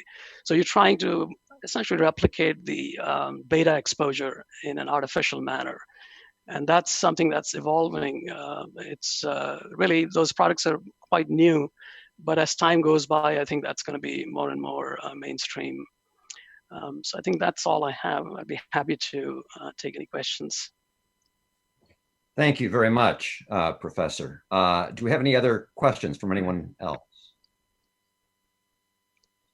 So, Professor, just to summarize, your view in general is that that passive strategies tend to outperform active, except in some cases where those passive strategies might not be available. Is that a fair summary? I think that's a fair summary, yes. Okay. One other question for all three of you. Would any of you have anything to say about the strategy of dollar cost averaging if someone had a large sum of money to invest and the strategy of putting it in?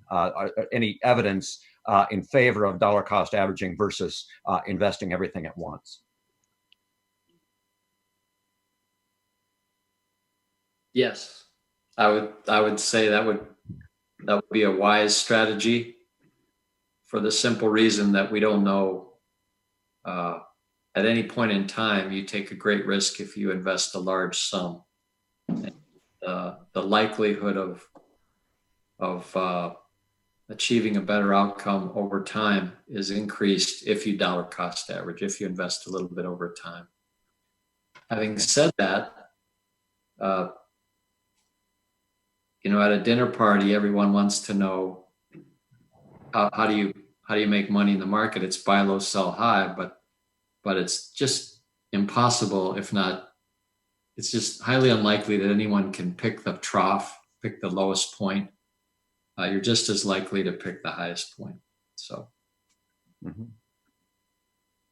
Thank you. I concur with that. It's extremely difficult, if not impossible, to time the market like that, and having a systematic investment strategy. The research that I've seen shows that that's a better strategy. Yeah, I think I would concur again with what's been said. There is, I think, also a behavioral element to this. That is the dollar cost averaging, I think, allows you to minimize regret, I guess. So that's, again, more of a behavioral sort of explanation for this, but there is some merit to that idea, I think. All right. Well, thank you very much. Anyone else? Have I missed anyone else who had a question? All right, I think we're about on schedule then. So if there's no other business to come before this committee, I would adjourn. Regent Barker? Yes. We have Marquette's investment report yet. Oh, I didn't see them, so I'm sorry. All right, let's go then. And they were not included in my script, and so I saw them on the docket, but they were not on my script, so I thought maybe we were not doing that today. Great. Let's go ahead then. Okay, good afternoon, everybody. Brad, can you hear me? Yes. I can. Okay, great. And my colleague Doug Ost is on as well. Well, good morning, good afternoon, everybody. Obviously, so much has changed between now and the time that we actually, or as of this presentation material, but this is also a good chance to reflect on what has actually changed in a very, very short period of time. And that is what is very unusual about this current state, is the speed with which we entered a bear market. So during our time together, we'll offer some comparisons between what occurred at the end of the fourth quarter and where we are now, and obviously reflect commentary on how this applies to each of the portfolios under our collective care. It is important to recognize, in just a few comments before we jump into this presentation, that the U.S. equity market in 2019 returned the fourth best return, or the fourth best year in the last 30 years. The S&P 500 was up 31.5%. That peaked on February 19, and we entered a bear market 16 days later. Investors quickly de-risked their portfolio as a result, of course, of the coronavirus and then a poorly timed oil war between the Saudis and Russia. And that obviously had a big impact on one of the largest sectors in the S&P 5, the energy sector. Through yesterday, U.S. stocks were down about 20%. We have seen a little bit of a rebound, and a comment on that in just a minute. Bonds held up a little bit, up 3.25%. But while we're thinking about this current environment, and as distressing and as concerning as this is, we do need to keep in mind that corrections, a sell-off of 10% or more, and bear markets, a sell-off of 20% or more, are common. They are an unfortunate part of equity market investing. Corrections occur on average every other year. Bear markets since the 1950s occur on average every 7 years. And just to put this into context, the U.S. has experienced a bear market or 10 bear markets since 1950. And in those instances, on average, the number of trading days to enter a bear market is around 190 days. In this particular instance, we entered the bear market in just 16 days. The average number of days to recovery over the last 10 instances dating back to the 1950s is around 580 days or a year and a half. So we do see recoveries following a period of bear market. The average 1 year return following a bear market is 40% from that trough.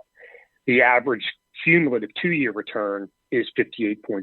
And the reason that we bring this up, there is light at the end of the tunnel, as evidenced by what we've seen historically and due in part to the tremendous amount of monetary and fiscal stimulus that the Federal Reserve and other central banks have injected into their respective economies. So to put that into additional perspective, and part of the reason that we've seen improved liquidity, lower volatility, less forced selling over the course of the second half of March, really driven by two reasons. One, monetary policy. The Federal Reserve acted very quickly in terms of reducing interest rates to basically zero.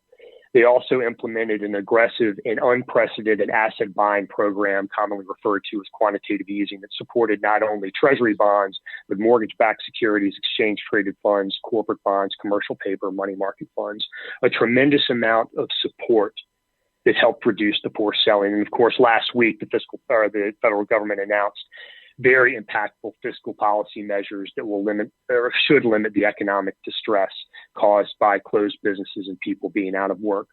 So those are the implications and the initiatives that have helped support markets lately. Now, the recovery period may take a little bit longer. And with that, we'll move forward into the presentation. But that's a little bit of a backdrop on the current state. Well, we're happy to pause there before we look at some key characteristics and contrast those across or to what we're experiencing now.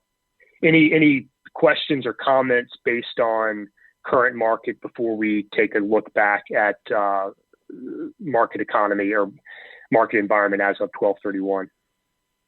Would it be fair to say that this is a completely unprecedented situation that is very difficult to analyze, that we really have never been here before? We have no idea where we're going? Or is that saying too much? I think no, I think that's accurate. There's two things that we can glean from this. One, that periods of market distress can come from a number of different circumstances. This is a health crisis. This is not a financial crisis. Now, the unemployment, the contraction in GDP resulting from an immobilization of America's workforce, the world workforce, does create some economic distress. But we do encounter periods of outliers for a number of different circumstances, whether it's an oil crisis in the late 70s, whether it's brought on by the shock of 9/11. There are a number of different instances that do lead to economic distress. So while the health crisis, the COVID-19, is truly unique, the outlier impact is definitely something, or the bear market is something that we've experienced 10 times since 1950. Mm-hmm. But we've never seen, I don't think, a productivity shock like this, where workers are forced to not work for a prolonged period of time. That's absolutely right. We have met, so last week, there were 3.3 million job claims. We have never seen that level of spike.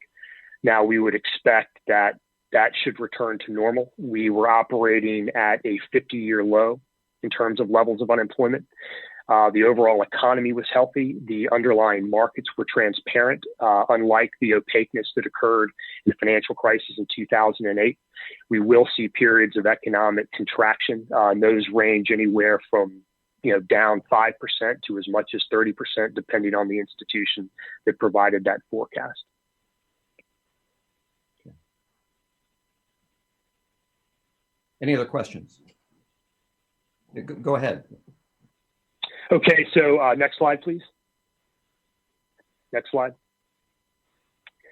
So again, as of the end of the year, we had a very healthy economy. GDP grew at 2.1%, and those expectations are being revised downward anywhere from down 10% to as much as down 30%. The unemployment rate was at a 50-year low at 3.5%, and we saw last week alone claims for 3.3 million in jobless claims. So that spiked very, very quickly. And then, of course, the Federal Reserve at the time of this printing had made an emergency cut of 50 basis points, and then that was revised again in mid-March, effectively taking rates to zero. Next slide, please.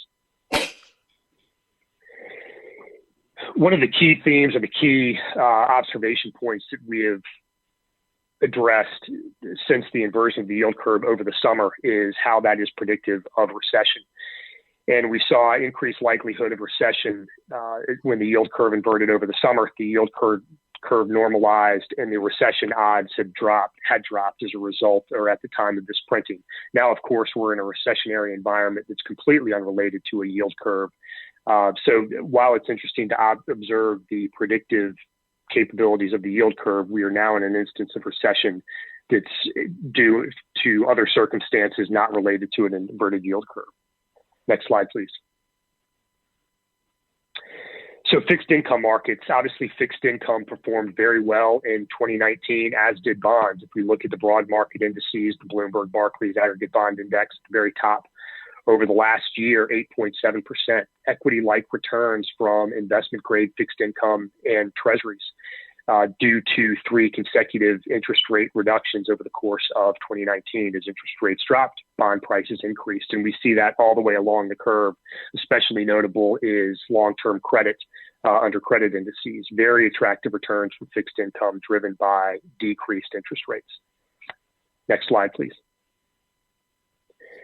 Yield curve, or the 10-year yield, reaches an all-time low, and this is as of, in this particular instance, March 3rd, as investors de-risked portfolios, sold risk assets en masse across institutional and retail portfolios alike. They flocked to the relative safety of U.S. government securities, and that rate now, or the 10-year yield, is now well below 1%, just emblematic of what de-risking does to the yield curve. Next slide, please. And of course, we all know now what the expectations are around the Fed funds rate. It's just important to remind ourselves that as of 2019, or the end of 2018, we had nine rate hikes dating back to 2015.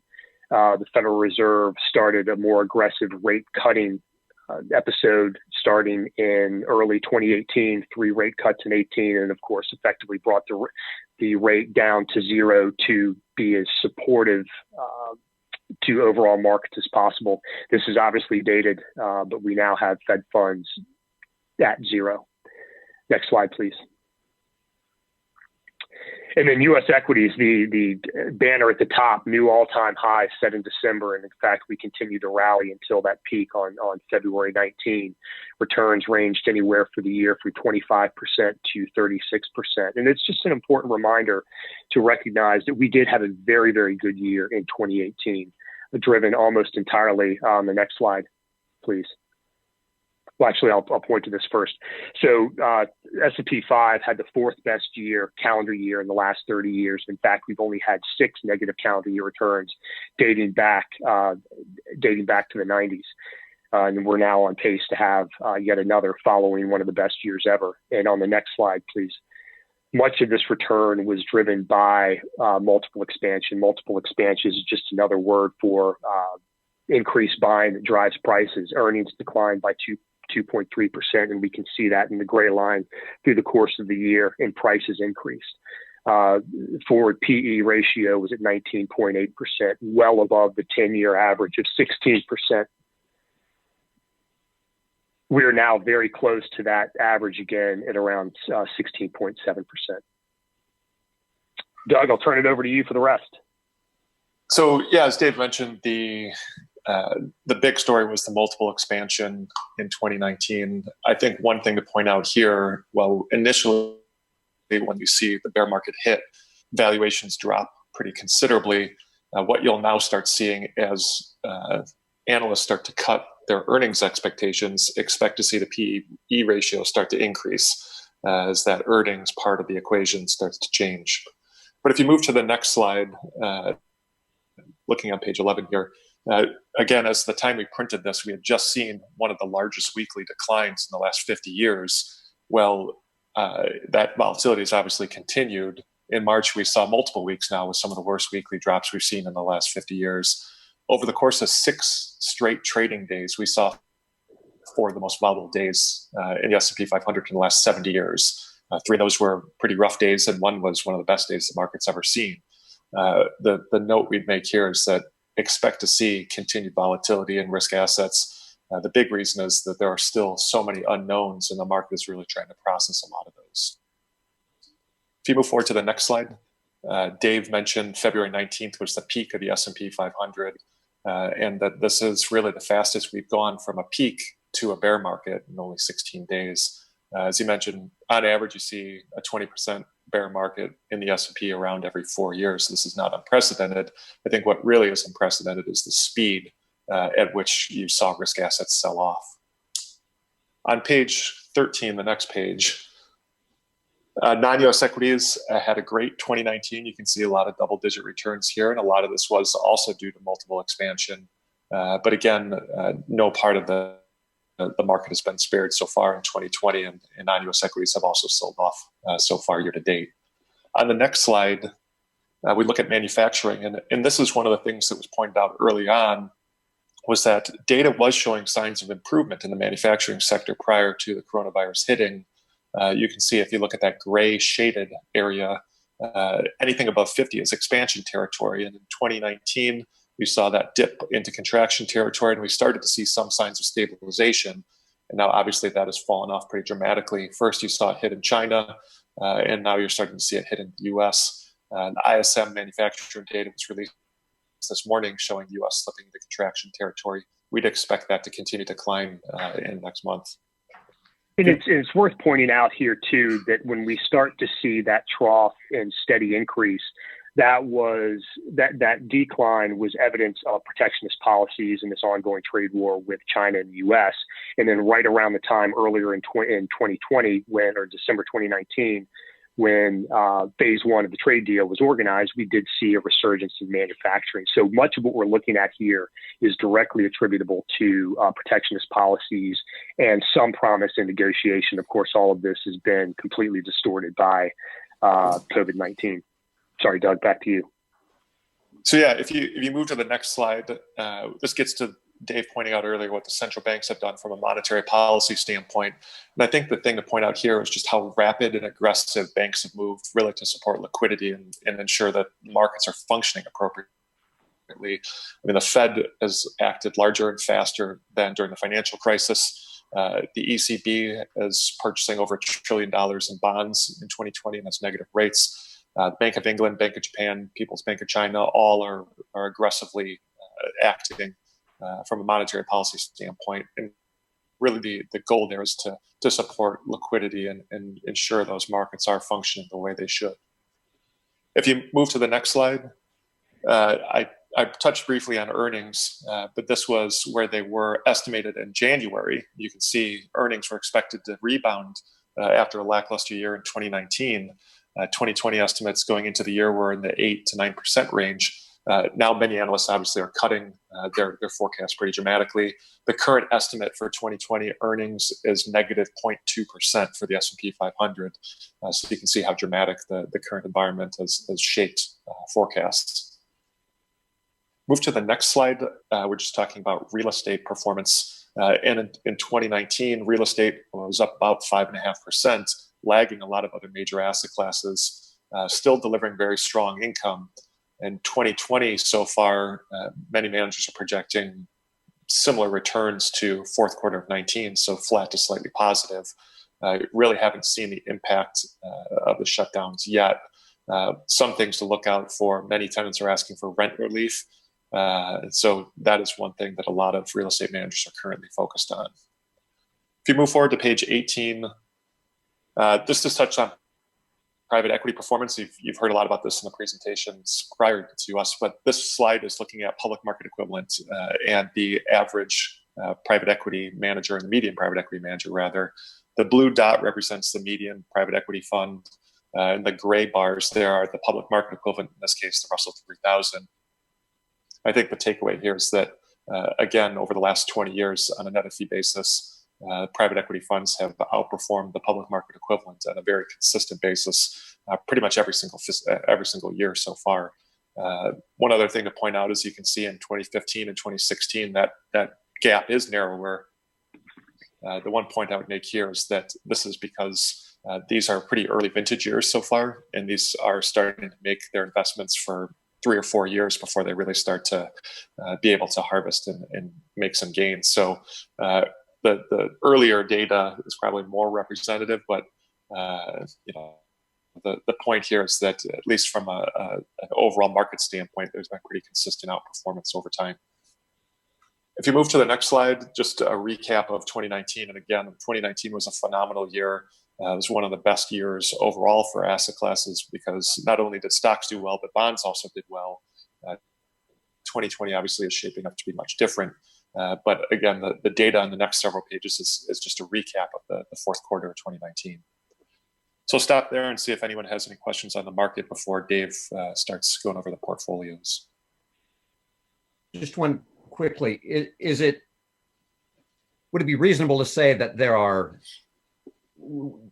very different possibilities that are all realistic? I mean, you could tell a reasonable story about a quick recovery, but you could also tell a reasonable story about all of this causing a cascade of bankruptcies and destruction of institutional capital that would take a long time to recover from.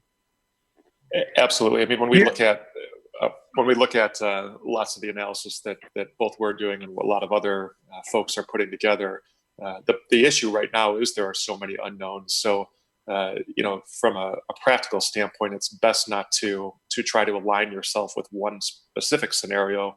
Rather, look at the variety of probabilities that are out there and make sure that you're well prepared for any of those types of scenarios. Okay. In Regent Barker, I mean, that's obviously an excellent source of discussion, but one other observation that we can make: the speed with which institutions, central banks, governments, federal government in particular, have been able to implement change is much faster than we've ever seen before. We saw a very rapid descent into a bear market territory, but a very rapid response. We think about the packages that were put, or the stimulus packages that were introduced following the credit crisis. Granted, that took a much longer time to implement, but the stimulus packages also took a much longer time to implement. So it is sort of very different every time. And how organizations and institutions and households react to the stimulus will also be different. But there is very quickly introduced measures to help support liquidity, help support markets, and hopefully that will increase the speed with which we recover. Yes, they seem to be moving a little more slowly and moving into CMBS markets, which are in real distress. Do you see any change there? Yeah, I mean, that is a little bit different this time. I think it's probably a testament to maybe some more opaqueness in that particular market. I do think that there's more supportive measures and recognition that we need to make sure that those cash flows in, whether it's asset-backed security, CMBS, but I think that there will be some level of support. And we did see that to a certain extent with a limited amount of forced selling. That volatility and forced selling did come to a relatively abrupt end as soon as liquidity measures were introduced through monetary stimulus. Thank you. If there are no other questions, go ahead. Sure. So the next section we review at a very high level. Next slide, please. One more. So we review the allocation and the performance of the portfolios under our care. The University of Iowa has an operating portfolio, a diversified intermediate portfolio, and an endowment. Iowa State has an operating and endowment portfolio. And it's always useful to remind ourselves that each one of these portfolios has a very specific use and has a very specific asset allocation allocating across growth assets, income generating assets, and diversifying asset classes to support the unique characteristics and functions of those particular portfolios. So the operating portfolio has a goal return of around 3.5%. It's designed to support spending needs for the respective universities. And as a result, it has a much more defensive allocation, very high allocation to fixed income. Goal allocation is 60%. 20% allocation to liquidity, and very low allocations to growth assets, namely U.S., non-U.S. equity, and managed volatility asset classes. So as a result, we have seen, next slide, please, very attractive returns over the last 1 year as fixed income markets, as we observed earlier, performed very well. Now, if we fast forward to performance forecasts through the end of March, down around 3.5 to 3.6%. The high allocation to fixed income it helped protect that portfolio during a period of equity market sell-off. So we are protecting against significant outlier risk. But again, the purpose of this portfolio is to support spending, high liquidity, and a lower return target. So we have a lower allocation to risk assets. Next slide, please. Same is true with the Iowa State University operating portfolio. Identical asset allocation, very defensive, very close to policy goals. We rebalance or make sure that we are aligned with these policy goals as closely as possible at all times. Very close to the policy goals here. And then the outcome on the next slide, please. Very similar, very attractive 1 year returns over a 5-year period. We are almost exactly matching net of fees the goal return. Obviously, we saw a little bit of a sell-off over the course of this year, down around 3.5 to 3.6%. Again, very defensive measures from fixed income and liquidity pools. Doug, over to you. Yeah, on the next slide, we look at the intermediate portfolio the University of Iowa has. And here you can see a little bit more equity exposure in the portfolios. The target return is slightly higher at around 4%. But if you turn to the next slide, you'll see performance in 2019 was frankly phenomenal, up over 12% net of fees. Now, as Dave mentioned, 2020 so far, we've given up some of those gains, but again, largely protecting against a pretty large drawdown relative to the equity markets because of the fixed income exposure in this portfolio, a little bit more conservative than the portfolios such as the endowment. If you move forward to the next slide, we look at the University of Iowa's endowment, which University of Northern Iowa also is represented in. You can see overall asset allocation is shown on this slide. By and large, pretty in line with the targets, a little overweight to private markets and underweight to real estate in 2019. If you move to the next slide, you'll see performance. Again, as an endowment, a long-term focus, a higher return goal here. Again, 2019 was a pretty phenomenal year, over 15% net of fees performance, outperformed the policy benchmark by a pretty wide margin. And again, 2020 so far, you've seen a pullback. It is worth noting that from an asset allocation standpoint, the fund still has 25% of its assets in fixed income. We expect it to hold up pretty well on a relative basis compared to some of the equity markets that returns you've seen. In the next slide, you can see the Iowa State University endowment, and again, similar asset allocation here and pretty in line with overall targets. And then the following page is returns. And again, you can see over 15% return net of fees for 2019, and a similar story. Expect first quarter to be some pretty big negative numbers for most investors, but we would expect the fund to hold up pretty well relative to other endowments out there. Rough guess, first quarter, how much is our endowment? Obviously a lot of this portfolio is not valued yet, but if we had to put a rough number on it, I would guess probably in the 9 to 10% range, which again, relative to down well over 20 to 25 to 30% the equity markets, they should be holding up pretty well. Yeah. Okay, thank you. Any other questions on any of the portfolios?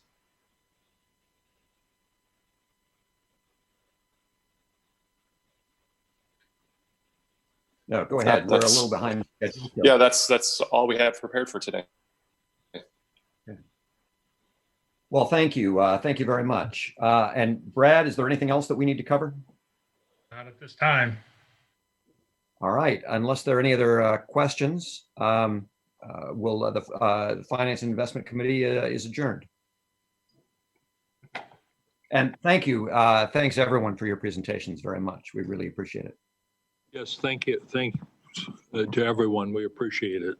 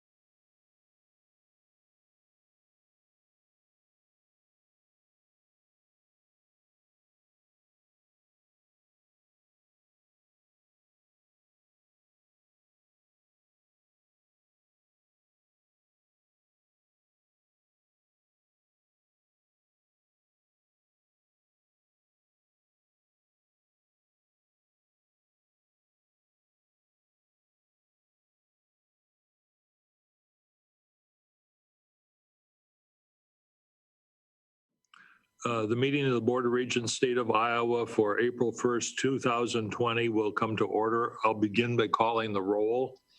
Regent Dunkel. Here. Regent Barker. Here.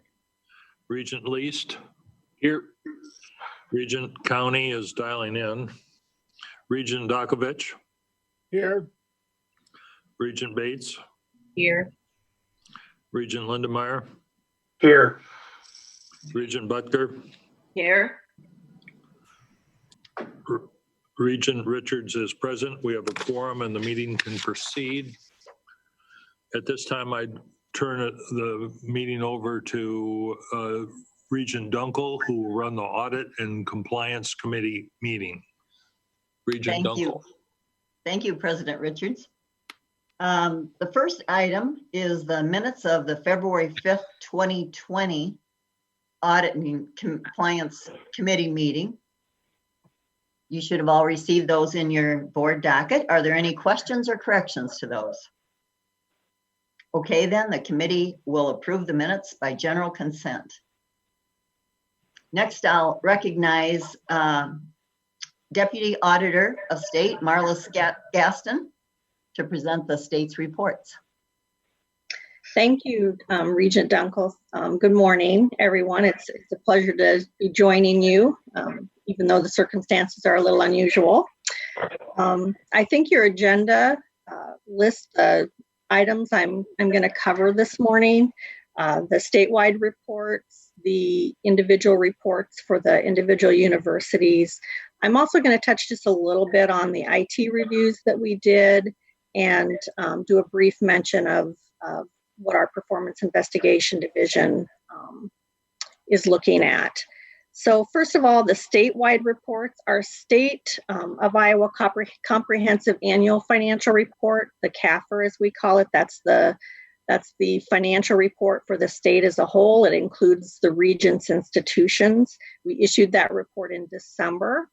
And as we have in the recent history, we gave an unclean or a clean opinion, unmodified, on the financial statements, essentially saying they're fairly presented. The state's statewide single audit report, probably the first time in history, was not issued by March 31. You probably recognized it's not on our website yet. As COVID-19 hit and we had to reshuffle and quickly get staff repositioned and such, we got a little bit behind on that, as did, I think, many audit shops across the country. So the feds actually did a blanket extension for 60 days on all single audit reports. So we are hoping that report will be issued soon, by mid-April, hopefully. It's far enough along that we know that there are no material non-compliance issues with any Regents institutions. And we expect that we'll be giving a clean opinion on compliance, on the state's compliance as a whole. Last year, we modified the opinion. There was one state department that had a material non-compliance. But they've taken care of that. So this year we should be able to go back to a clean opinion, but look for that report probably by mid-April. So the separate reports on each university, we give a separate opinion on the financial statements for each individual university. Those two were issued late December. And as we typically do, we gave unmodified opinions on those reports. And as far as the findings and recommendations, nothing rose to the level of a material weakness at any of the universities. So that's always good news. Moving on, just to touch briefly on the IT reviews that we did for the 2019 year at the University of Iowa. Our IT team looked at the PeopleSoft General Ledger system. At Iowa State, they looked at the facilities planning and management information system that tracks employee time and client billings. And at the University of Northern Iowa, they looked at the ProTrav system that tracks travel advances and claims. And for all those system reviews, we had no findings that rose to the level of needing to have a written report. They tell me that there were some minor non-report type things that were discussed with each university, but nothing significant. For this next review cycle, what their plans are, just so that you're aware, at the University of Iowa, they're planning to review the SMART, the System for Matching Accounts Receivable Transactions, which is used by the Treasury Operations Department. At the University of Northern Iowa, they're going to look at the Student Information System. And at Iowa State University, they're going to look at the financial reporting aspects of Workday. So that's kind of the coming plans for that department for the three universities. In the spring and early summer, we issue what we call reports of recommendations on all of the Regents institutions. We'll plan to do that again. We haven't typically had a whole lot of findings that show up in those, but those would be more minor things if we found anything minor that didn't rise to the level of getting reported in the state's CAFR. And then our Performance Investigation Division, you're probably aware that they recently, just in March, issued the University of Iowa Department of Psychiatry report, Special Investigation Report. That report had recommendations for the university to ensure their controls over conflicts of interest and compliance with that conflict of interest policy is being handled, and to follow up on anything that they see that might indicate non-compliance. And it also recommended ensuring procedures are in place to make sure that leave that's taken is properly reported. In speaking with the folks from that division before this meeting today, they indicated at this point they don't have any ongoing investigations or performance jobs going on. They're as we speak, I think, looking at some risk areas and making their plans for the coming year, which I know they'll sit down with Patrice and the university folks once they get those plans in place to kind of talk about those. Questions on any of the reports? I have just a couple other comments to make, but are there any questions on any of the reports? All good news, as usual. Thank you, Marla. Yeah, when I spoke to you last September, I usually give just a brief update about the coming GASB statements that universities will be implementing. I think in September I talked about 83, which is asset retirement obligations, and 88, which had to do with debt, indirect and direct borrowings and such. The universities, the GASB 83 had really no impact on any of the universities, so you won't see anything in those reports, nothing that rose to a materiality level. And the universities implemented 88 as it applied to them. Again, not a real significant impact. The larger impact standards are yet to come. Statement 84, which is effective for reporting in fiscal 20, is the one dealing with fiduciary activities. That will impact the universities, mostly in regards to separating out their agency activity from their business type activity reporting. And GASB Statement 87, which isn't effective until fiscal 21 reporting. That's the lease one. That's the biggie. That will result in a fairly significant increase in the lease liabilities in the university's financial statements. It takes what we currently report as operating leases, and it makes them debt that have to get reported in the financials. However, having said that, just this last Thursday, the GASB announced their intention to add a project to their agenda to consider delaying the effective date of certain standards, and they specifically mention 84 and 87. So they're going to issue an exposure draft in April and hopefully have a standard out in May that will discuss which standards, due to COVID-19, they intend to delay just because folks are going to have trouble getting the personnel and the information together to try to stay on the timeline for implementation of those. So we'll stand by on that one.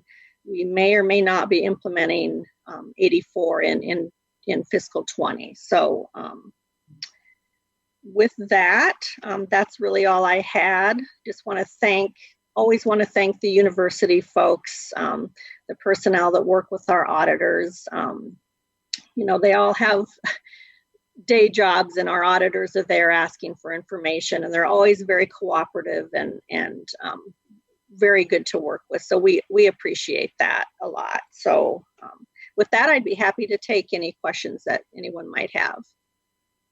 Marlis, I would like to add, you talked about a special investigation, and UIHC leadership did reach out to the person who had inappropriately paid leave, and he paid us fully.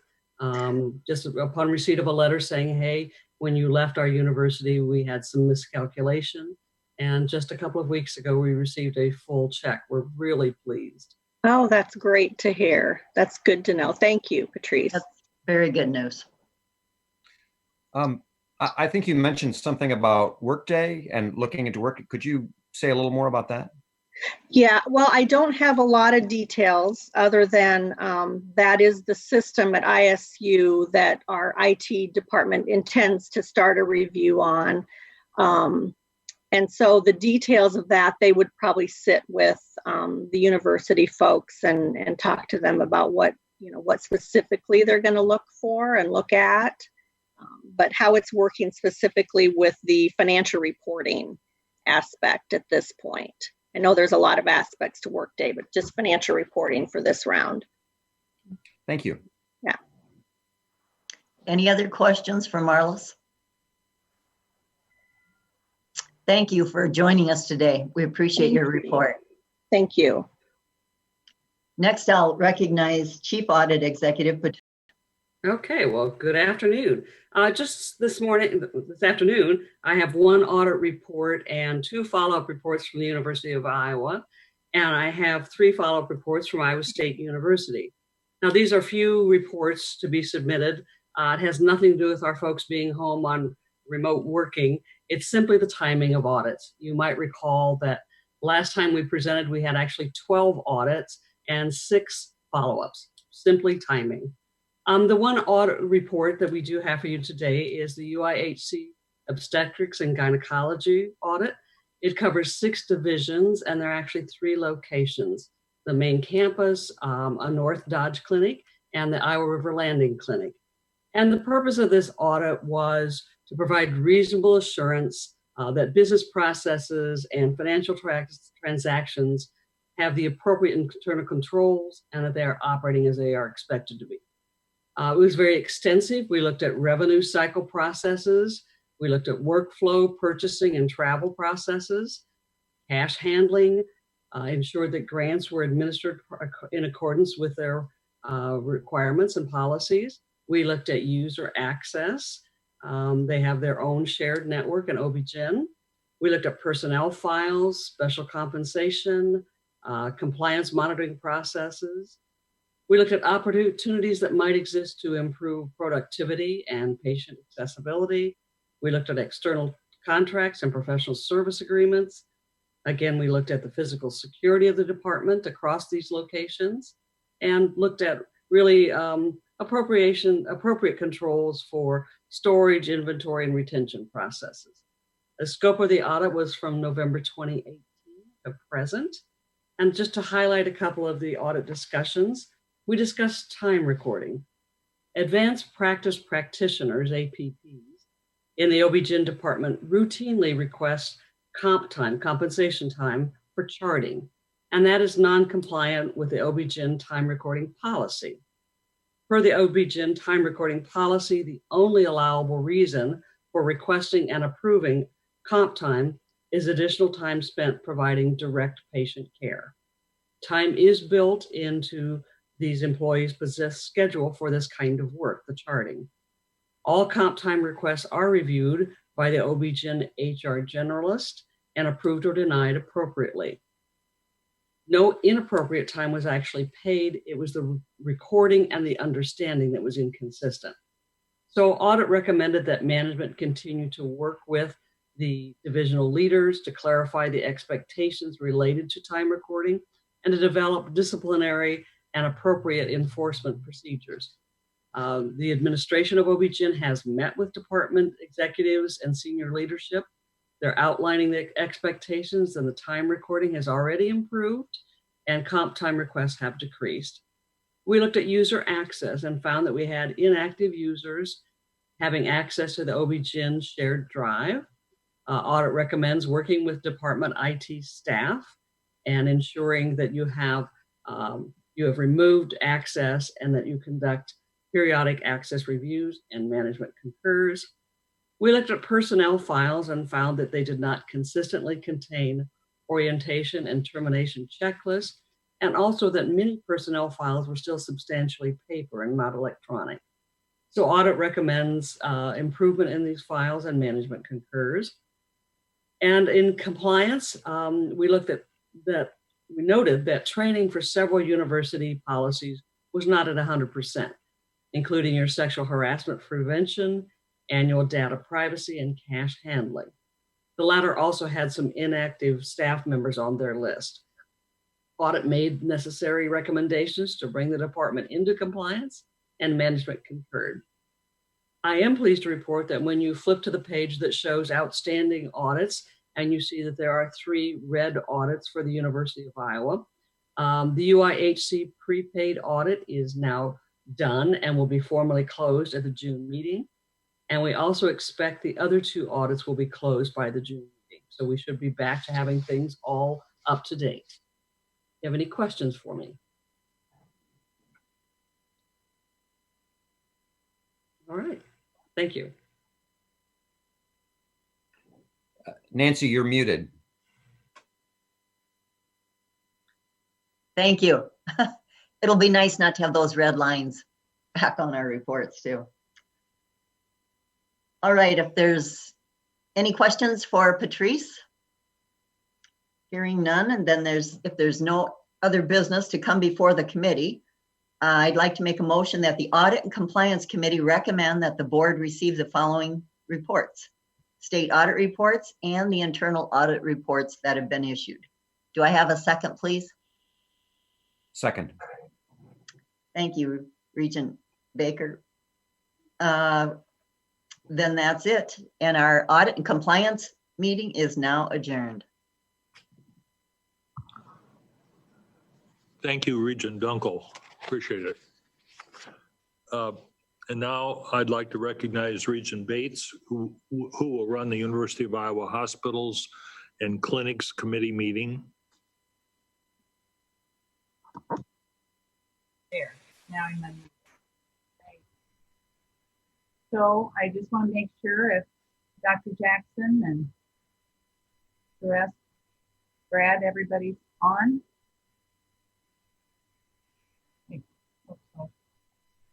Our first item is approval of the minutes from the February 5th, 2020 meeting.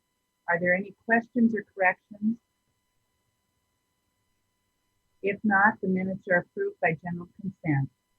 And now I will welcome Dr. Brooks Jackson, Vice President for Medical Affairs, and Tyrone D. Arts Dean, Carver College of Medicine, and Associate Vice President for UIH Healthcare and UIHC CEO Suresh Gunasarakan for an update on the 2019 COVID-19. Go ahead, Dr. Jackson, if you're there.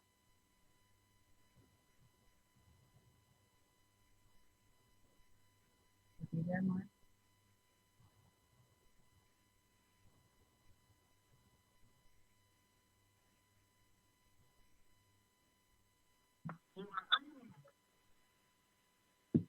I just got a text from Suresh that they're on their way walking to the room. Oh, all right.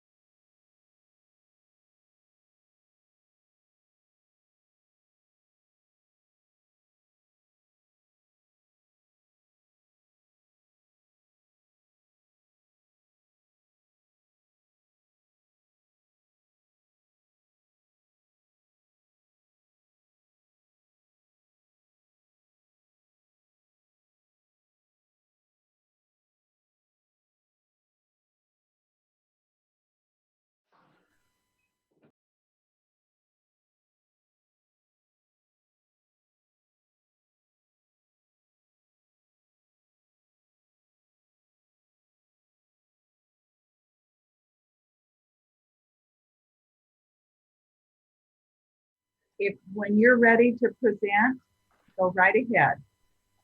Okay. Can you hear me okay? Yes. Okay. Well, I'm here with Suresh and Brad Hawes. We're going to talk about the coronavirus epidemic primarily today. And I'll start off with just some of the facts that we're seeing at this point. I think as of noon today, the Iowa Department of Public Health said there are 549 cases in Iowa. There with Lynn County having the most at 94, Polk at 81, and Johnson County at 76.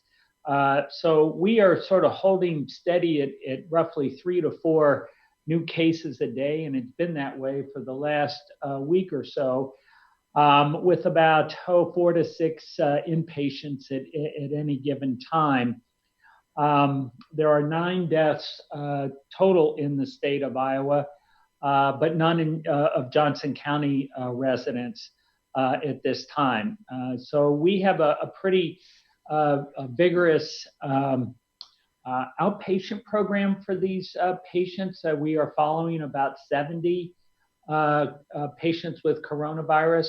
As I said, we've had usually 4 to 6 as inpatients. I think of the 70 that we are following, at least 33 have recovered, and it's probably getting closer to 40 now.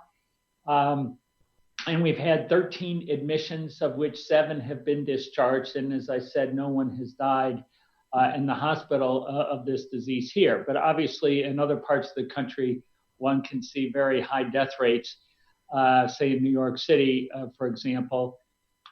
We probably will not have as many cases as Lynn County or Polk County. One, they are bigger populations and more dense than Johnson County. And they are likely to have more deaths as well because we have a significantly younger population in Johnson County. Our average age is 30 versus 36 for Polk County and 38 for Lynn County. And of course, the older you are, the more severe the disease.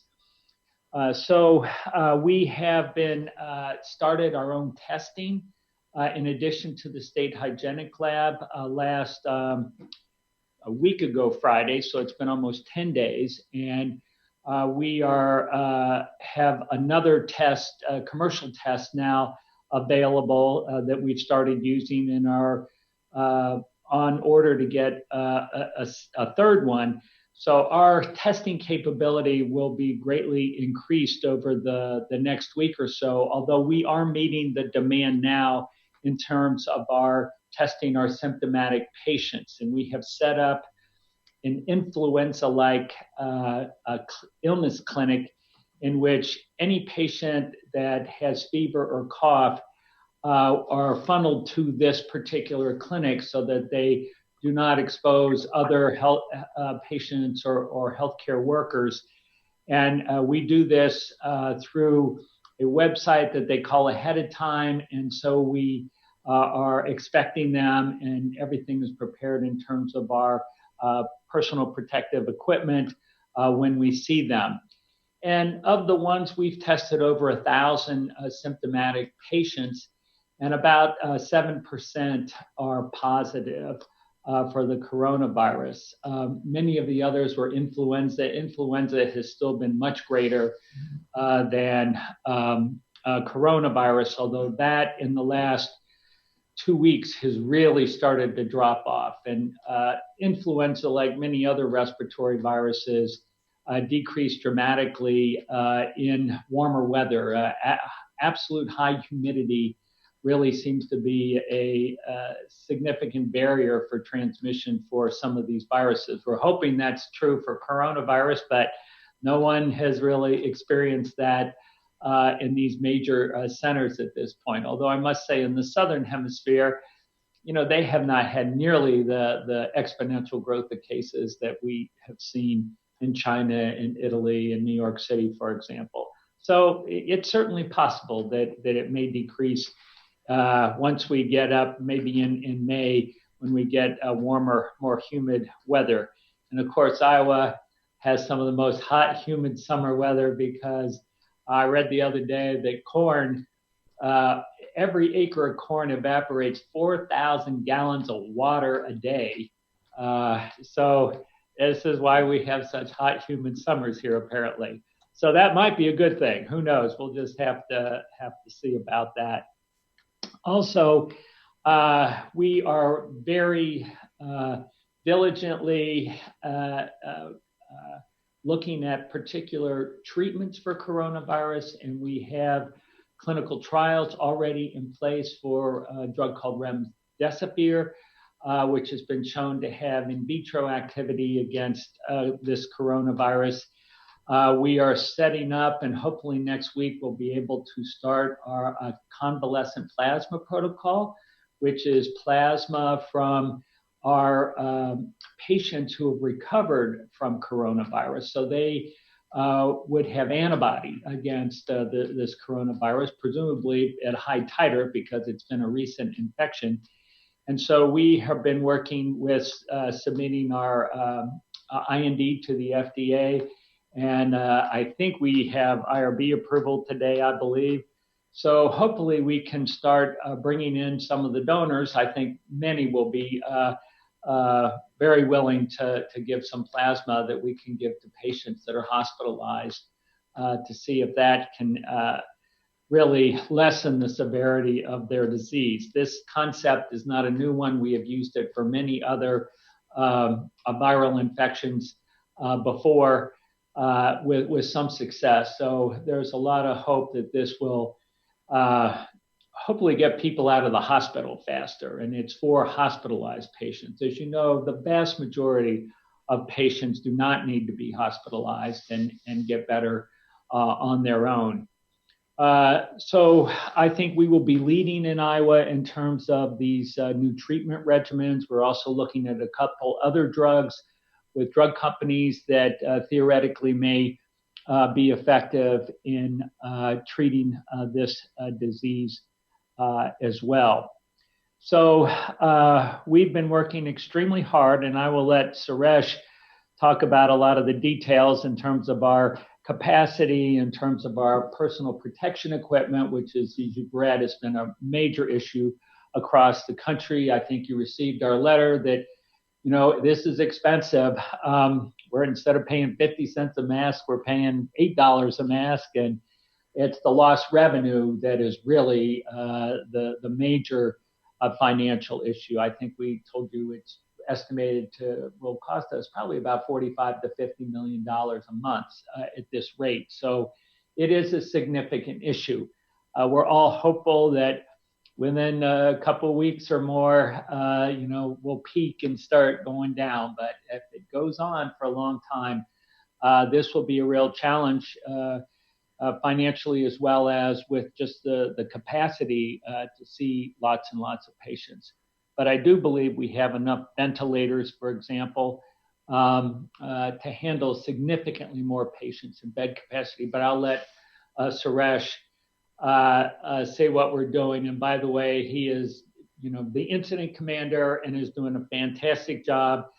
We all meet at least probably 2 to 3 times a day for hours at a time, 7 days a week for the last more than 3 weeks on this schedule. So it's been a pretty intense experience, and this is pretty much all we're dealing with at this point.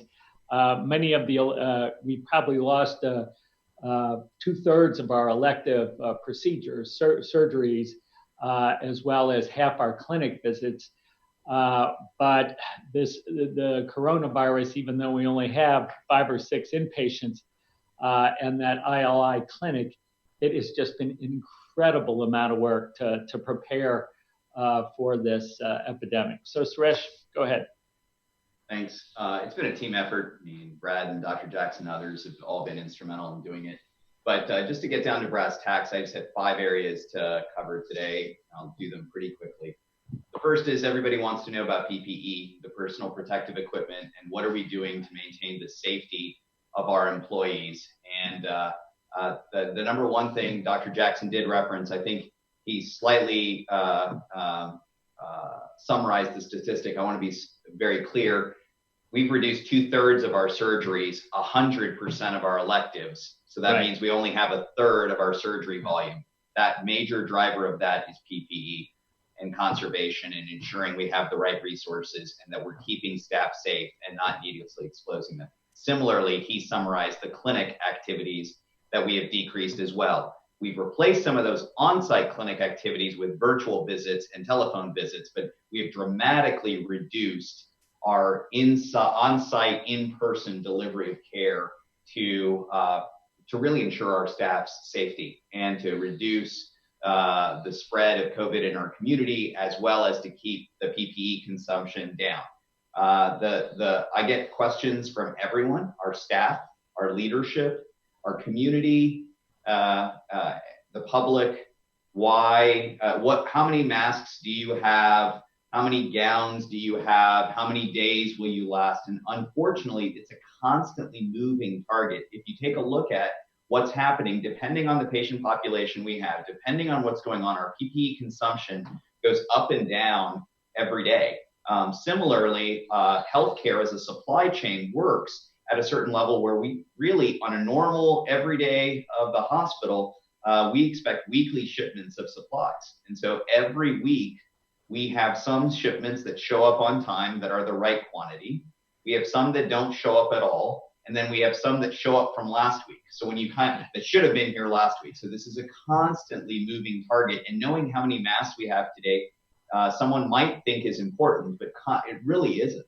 One of our incident command issues today that we talked about was how yesterday's N95 mask consumption was significantly deviated from what we had seen in prior days. And so really this forecasting that everybody's looking for, it's not a precise science. And so what we're doing is making sure, and we are following every single CDC guideline that we can, and I think we are doing all of these successfully, that all staff that are coming into contact with COVID positive patients or COVID suspected patients are given all of the protective equipment that they need every single time, all the way through. However, on top of that, there are so many community guidelines, media guidelines, industry society guidelines about how, for instance, someone should be in an N95 all day, every day, and how we should be allowing folks to reuse that, et cetera. The main thing that we're worried about is that we know that Iowa is going to experience a surge in patients in the next weeks and months. We know that. That's not a variability. The only question is how steep is that curve going to be? But today and this week are not the worst weeks that we're going to face. So we have to go into a PPE conservation model where we do preserve stock for a surge in patients. And so we are doing that. But I do feel as though we are doing our best and are definitely meeting industry standards for safety for our staff. That doesn't mean that we don't, every day doesn't bring a new set of concerns from a different portion of our faculty or our staff. We're handling those responsibly. If we do see changes that we need to make, we make those changes. Probably since the beginning of this month, we have issued 7 or 8 different clarifications on PPE utilization. But I want the board to know that we're being as thoughtful as we can, because ultimately what we don't want is for our staff to have 50, 60, 70 inpatients that are definitely COVID positive and us have to ration PPE that day. There's a lot of fear of the community spread. How do we protect our workers from patients that are not symptomatic? That's the greatest dissatisfaction on our campus right now, is that folks would prefer to use maximum PPE around asymptomatic patients, patients that do not have any symptoms, because they theoretically might have COVID. That's where we're not able to allocate PPE right now. And that's really tough on the morale of the staff. But fortunately, we have great leadership, clinical leadership led by Dr. Jackson, Dr. Van Dale, Dr. Brennan, others. We have great nursing leadership. And so we're going to keep working together as a team. But I just wanted to give you that update on PPE. Just so you know, we've had a little over 20 of our healthcare employees who have become infected, but half of them were due to travel that they had come back from Europe or somewhere, or exposed to a relative, or exposed to a coworker. We do not believe we've had any from a patient to an employee at this point. And so this is happening. The second piece is that we have planned and will be finalizing for more broad sharing our surge plan. And our surge plan is we are already blessed in Iowa to have the resources on a normal day to have the largest amount of critical care beds in one location, in one facility. And we have that 365 days a year to serve Iowans. And as you guys are well aware, we're used to the majority of those critical care beds not being for Iowa City patients, but really broadly for being for the state. And most of that has to do with the advanced neurosurgery we do, the stroke care we do, the cardiovascular care we do, and some of the other tertiary type activities. So we always are used to running full ICUs. And because we've reduced our surgical volume and some of the referrals are down, the good news is even with normal everyday capacity, we still have ICU capacity. So we are nowhere near our regular 90-95% occupancy that we would normally have. So the first good news for the state of Iowa pertaining to UIHC is we still have capacity for Iowans right now. Secondarily, we've created a surge plan that would be able to take us over normal operations. Our normal operations, as you guys are aware, is 90 to 95% occupancy of 850 beds. We have the ability and we have developed a plan to staff an incremental 100 to 150 beds within our present campus to serve Iowans in the face of a surge. Where do we get these 100 to 150 beds? Where we get them is we will largely cover, we will convert our OR recovery spaces, our cardiology recovery spaces, and our observation units into med-surg units. And so what we will do is convert regular med-surg, medical surgical units into ICUs, and then we will convert these recovery spaces into medical surgical units. The other opportunity we have, in addition to the regular vents that we have, ventilators that we have, is the ability to convert anesthesia machines, a substantial portion of our anesthesia machines into assistive breathing devices or ventilators as well. So we will provide more details on this. The big thing is it's not so much about having the space or the equipment, it's having the qualified staff to do this. So I think a lot of times what we ask around the country is, we see around the country is just, we need more vents. Sending more vents or sending more equipment to hospitals that have no experience in managing vents is really a difficult choice on patients. So what we're trying to do is create as much capacity within UI Healthcare where you have an interdisciplinary team, where colleagues can rely on one another and cross-cover this. We will be willing to help any hospital in any community with advice, et cetera, but sending our staff there really reduces the efficiency. So what we're really trying to do in the event of a surge is make sure that we have as much capacity in Iowa City as we can to do the right thing. And we are blessed to have the kind of critical care teams and hospitalist teams that really can handle this. And you know, if you're normally used to running the biggest ICU in the state, you usually have the skills and expertise to do this. And so that's the second major piece that I wanted to emphasize to you. And then the third piece is that our morale continues to be very high. Don't get me wrong, we have significant fear and worrying within both the faculty and the staff of the unknown. But even given that, I think there's been a remarkable spirit of leadership commitment, a remarkable spirit of staff commitment to doing the right thing. And when Iowa calls, we will heed that call and we will do what we need to do. And we have appreciated all of the community support. We've appreciated the significant support that we've gotten from the broader University of Iowa community. The entire campus has rallied around us, provided us resources, provided us support time and time again. our colleagues in human resources at the university level, our colleagues in facilities, in security, in auxiliary services, in residential services have offered their support, and it's made a huge difference for our healthcare enterprise. So can't thank that enough.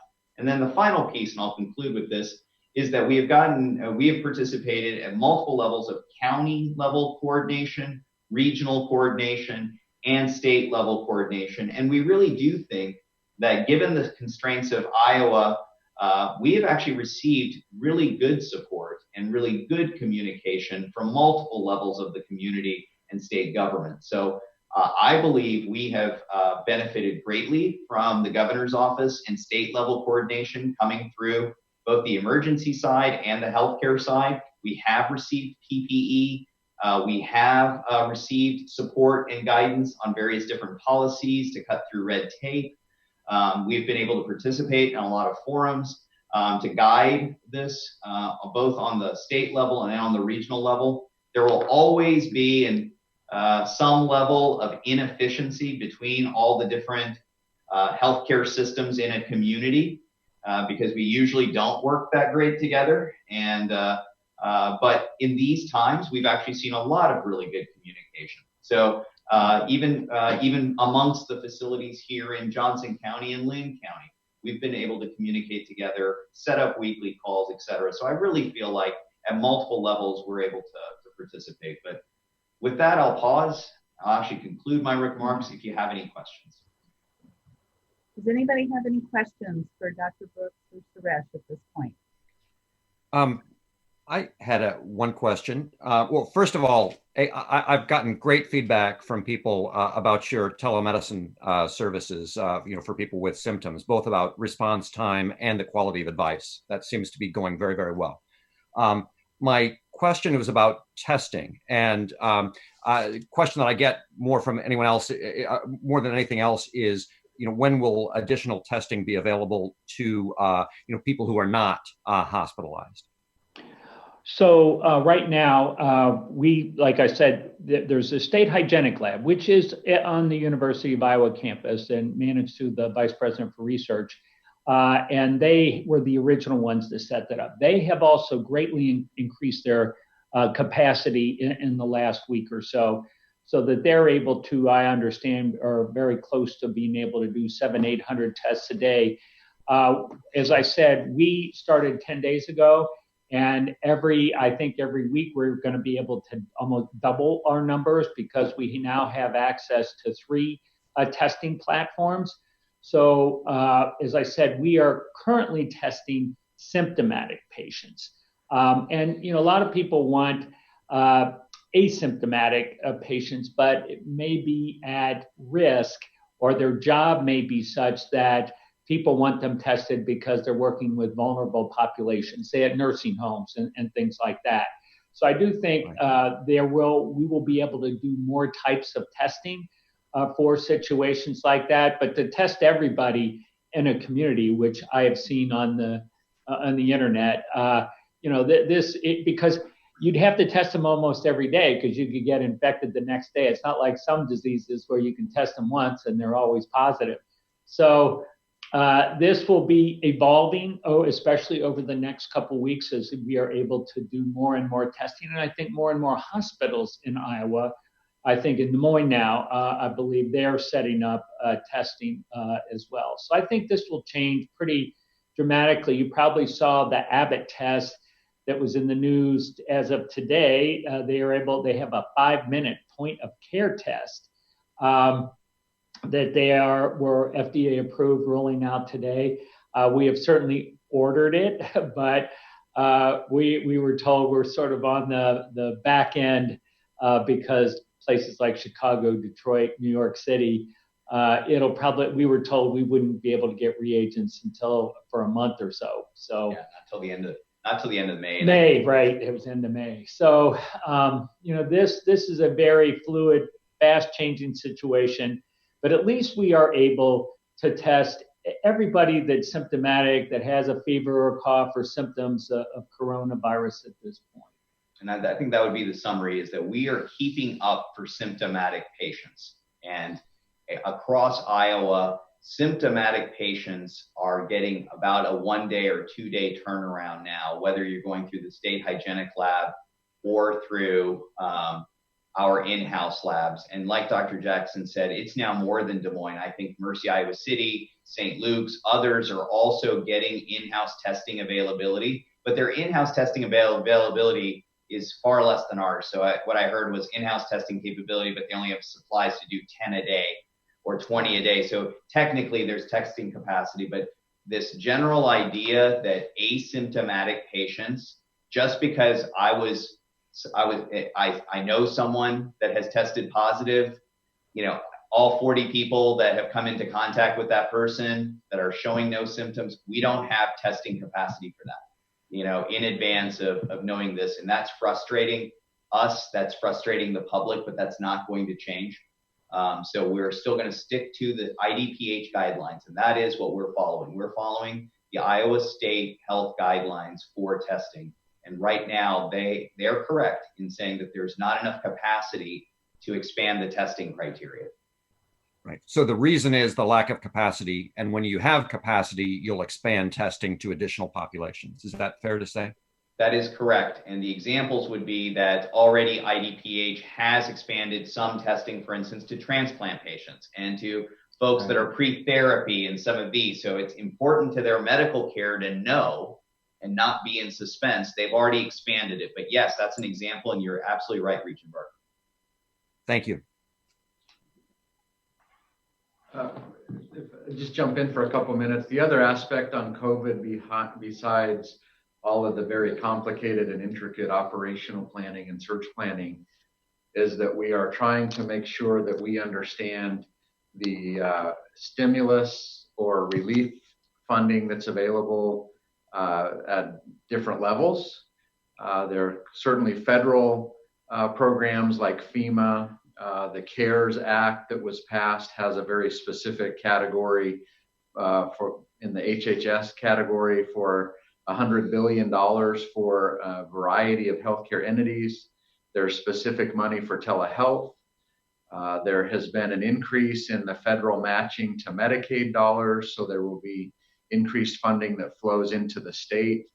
And so we have organized internally within UIHC, but also collaborating very closely with the university and the personnel that we have involved in government relations, both here in Iowa, but also in Washington, D.C., so that as the rules and regulations are defined and rolled out, that we are certainly able to avail ourselves of those opportunities.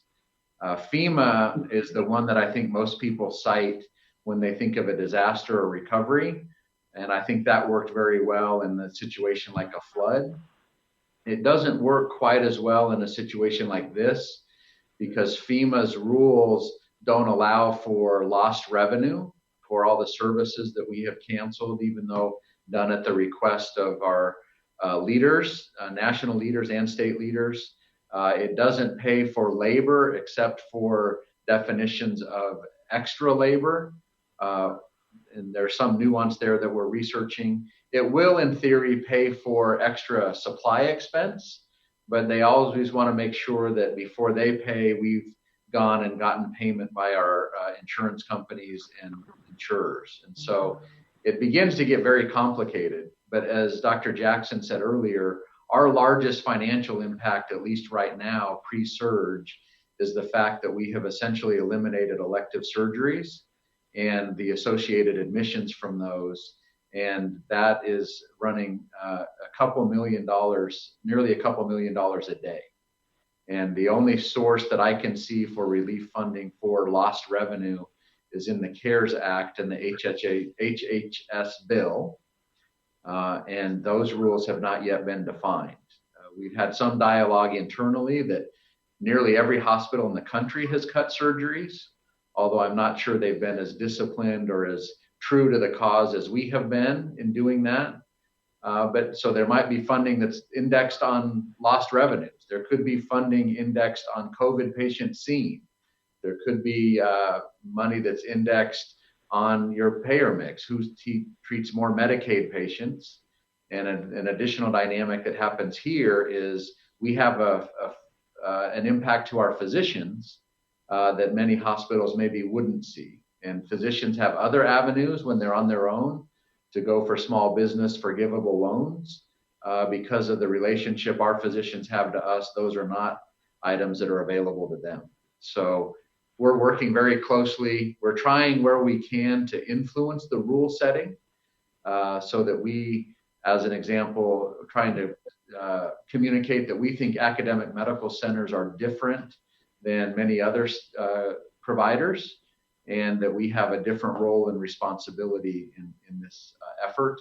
But I can't sit here today and tell you that I know specifically how much money we might get or where it might come from. This will evolve over a significant amount of time. So, Brad, this is Bruce. If I may, I was going to mention it later, but I think it's a good place just to put a broader context on what you just said, and I agree with everything you said. And as you know, I want the board to know that we've actually put a university-wide, including UIHC, process in place to make sure we fully get all the resources that are in the 3 fiscal relief bills from the federal government that have already been passed. We get our fair share in that. We've set up separate accounting codes, track unique expenses related to this, lost revenue, as Brad just walked through. So it's there are significant opportunities here, not only for the university and for the healthcare system, but also for our students. And one of the issues we're going to get into is how we allocate those monies in an equitable and fair way. So we're setting up a group. We've already set up a group to do that. So sorry for the interruption, Brad. No, I appreciate the addition. You're absolutely right. There are a couple of committees. I see Terry's on the phone, participate in both of those. There's one kind of at the strategic government relations level. There's another one that's more operational, defining the policies, not only in the clinical environment, but also in the research and education environments, to make sure that we are tracking. There are lost revenues on the academic side, whether that's, and this isn't my domain, but summer camps, housing, other things like that. They have lost revenue just like we do on the clinical side. And so there will be a lot to make sure that we coordinate and keep. We're trying hard early in the game to make sure that we're tracking, so that we don't have to, in 60 days, go back and try to say, well, what happened in that second week in February? And can we, get a hold of what the data was back then? Yeah, and I think our past history has been, we've been somewhat slow to respond, and it's hard to catch up when other people are way ahead of you in their requests. So we're trying to get ourselves in early and often into this process. Thank you. I had one other question. After this is over, I'm assuming you're expecting a flood of procedures, all these elective procedures that have been postponed. How will you deal with that? Will that make up for any of the additional revenue? Maybe not, because you don't have the capacity, but is that something? I think it's a complicated question. I mean, I think that, yes, the answer is there will be built up demand. I also think, however, that some of the folks that might have been on our schedules might have had a change of employment or change of benefits in the meantime as a result of the economic impact of this. So I think that one of the things that we have to be very careful of here is that I'm not sure the second this is over that our community will be back to what it was the day before this all started. That being said, we are looking at multiple ideas to increase capacity, including operating on weekends and nights and other things to increase capacity. We're also more worried also about what this means for care. Dr. Jackson's talked about this in other forums, where bottom line, what happens if you have a COVID patient surge is patients that have chronic healthcare conditions and others get delayed and don't get the access to care that they would have normally received. And the actual catch-up is a healthcare catch-up as much as it is a financial catch-up. And so we might see that places like UI Healthcare that have heavily done complex care and complex populations, the first thing we may not be able to get back to is just only elective procedures. There may be pent up regular UI healthcare stuff that needs to happen. And you guys know as well, we're going to prioritize things by community need, what patients need, what the clinical need is, and that may not line up with the financial. And that's the segue that I wanted to make, is that it's an honor really to work under a leadership structure like the Board of Regents, like President Harreld, like Dr. Jackson, because we're making every single decision right now about based on what is best for Iowans and what's best for our staff. We are spending a lot of money on PPE. We are not worrying about what multiple we're paying to get the mask. We are not worrying about how our staff should be treated. You will start seeing headlines. I'm seeing headlines on hospitals doing furloughs, hospitals doing reductions in other things. We're trying to do right by our folks. And the real reason is we think that every one of our staff is going to be needed in a surge. And so this is not the time for us to figure out other financials. And I am working slightly longer hours than I normally do, but none of those are working on financial projections. We're figuring out how to get the patient care done in the most effective way to serve the most Iowans with the resources that we have. And I really appreciate being able to work under a leadership structure that doesn't stress me out about the other things. However, Brad and I do spend some time together, and the numbers are literally going to be shocking if this takes any extended period of time, because we have grown to an almost $2 billion enterprise. And when you pause 1/3, 1/4 of the activity that pays for the workforce, but the workforce is still here, that leads to some pretty astounding numbers. But good news is we'll all be here on the other side to work through those issues. But I did want to say right now, we're appreciative of the financial situation, but right now it really is, the focus is on clinical care. Yeah, I just one other addition, Regent Barker. As we look forward, I think one of the things we do anticipate is that our payer mix will shift more to a Medicaid environment, that as employees lose their jobs, as companies close, that the ranks, we don't really have an uninsured issue here in Iowa, but Medicaid will grow. I was on the call actually earlier this morning with one of our third-party payers, one of our larger ones, and they said they're getting calls from their employers saying, I can't pay my premiums this month, or we're stripping out employees, and so can you disenroll them so my premium goes down? The government has tried to create some short-term protections about disenrolling people from their programs, but I think we can already see that, especially if it's extended, the mix of our payers will probably change significantly. And that will reduce revenue further. Correct. Yes. Yes.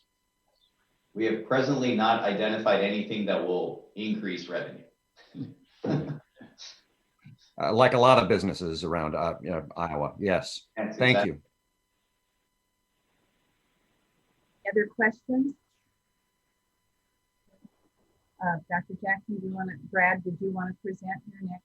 Yeah, so if we can go to the slides, we just have a very small number of slides that go through our annual request to the Board of Regents to approve our price increase year over year. And so if we could advance the slide, next one, again, please, and again. So you can see here, I have two slides that just try to describe our environment in very broad terms. Case mix index is an assessment of the essentially acuity or burden of illness that our patients have. And so relative to our peers, you can see that we are at the 77th percentile of our peer cohort in terms of the acuity of our patients. So very high. That will lead to more resource consumption and reflects in our pricing as well. You go to the next one, what you will see in terms of how much we get paid, and this is adjusted for illness, and what we get paid by discharge, we are below the median or the mean of our cohort, so we're at the 40th percentile.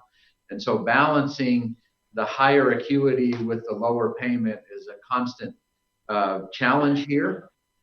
We do have a few payers where by raising prices, that helps us capture more reimbursement, either because they're paying us a percentage of charge, or because our charges are so close to what they would allow for payment that if we did not raise our prices, we would leave money on the table.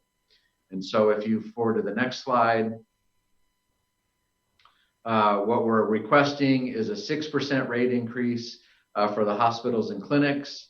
And you can see that 6% increase has a yield of 0.6% or about $11 million. I think the 6% number has been consistent for at least about a decade, but it has been something that the Board of Regents has consistently wanted to see and approve. So our request is to continue with that dynamic. Are there any questions for Brad at this time? Well, thank you, all of you, for a very informative presentation. Before I get to the vote for that, just want to thank you, the Regents and the entire state of Iowa. Thank everyone at UIHC for being on the front line of COVID-19 pandemic. This is the most unprecedented and challenging situation we have experienced in our lifetime, and the Regents recognize the immense sacrifice, sincere dedication, and hard work of each and every person. We must all stay diligent in order to reduce the spread and severity of COVID-19 in our communities. The Board of Regents encourages everyone to follow the advice of state and national public health authorities and take all necessary precautions to keep everyone safe while providing the best possible care. And I have to add to that in this unprecedented time and the unknown, there is the known that we have the expertise at UIHC and what all of you do, and we thank you for that. So do we have anything else, or anyone have anything to add? If not, the committee will receive the 2019 novel coronavirus update and recommend the board approve the UIHC proposed rate increase of 6% for FY 2021. Do I have a motion and a second? This is Milt. I make the motion. I'll second. This is Jim. Thank you. Moved by Regent Dokovich and seconded by Regent Lindemeyer to recommend that the board, as UIHC trustees, 1, receive the report, and 2, approve the 6% rate increase at the University of Iowa hospitals and clinics effective July 1, 2020. Board action is scheduled in the consent agenda later today. The University of Iowa Hospitals and Clinics Committee is now adjourned. Thank you all. Thank you. Thank you. Keep it open.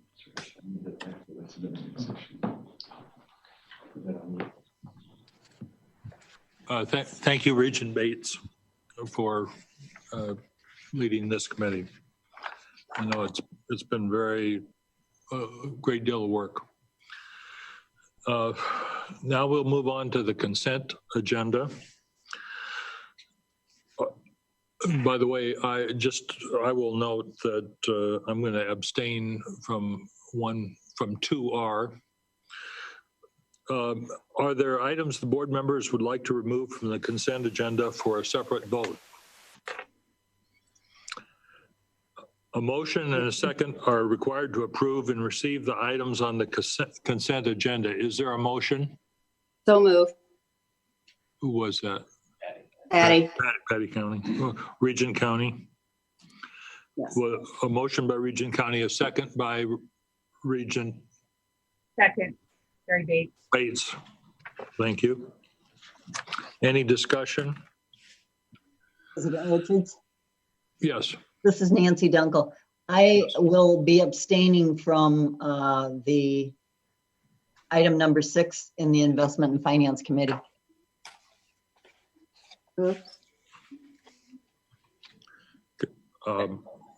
Okay, thank you.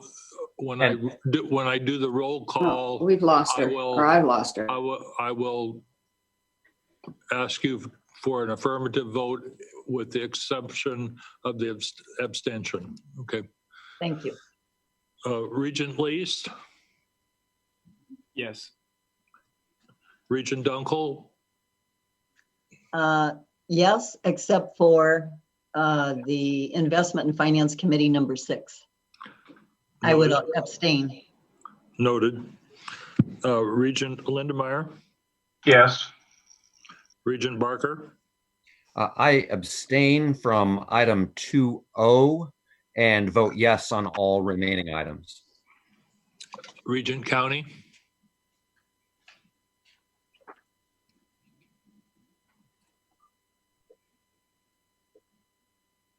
did she fall off? Regent County,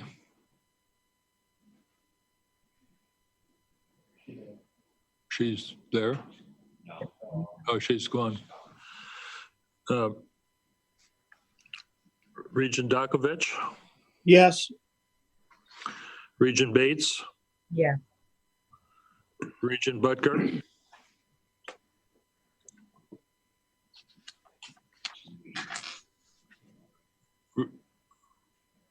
Regent Butker, You have your mute on, Nancy.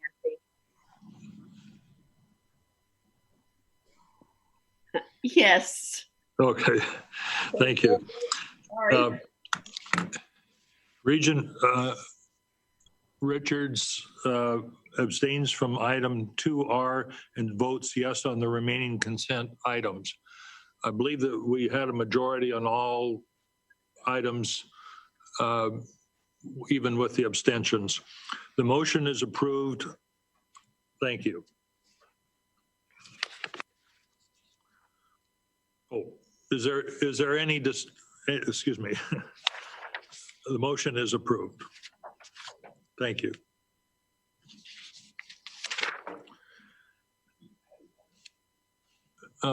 We have a technical problem here with Patty. She just got back on. Oh yeah, here I am. Wait a minute, I gotta find my little thingamajig. You changed location. At this No, time, I actually didn't. no, I mean on our screen you did. Now we come to the item election of president and president pro tem. I would like to recognize Regent County. Okay, I have to take a few minutes here because when that went off, everything in my place went off. So, can I have some time here because I can't mess. Let's see, how can we do that?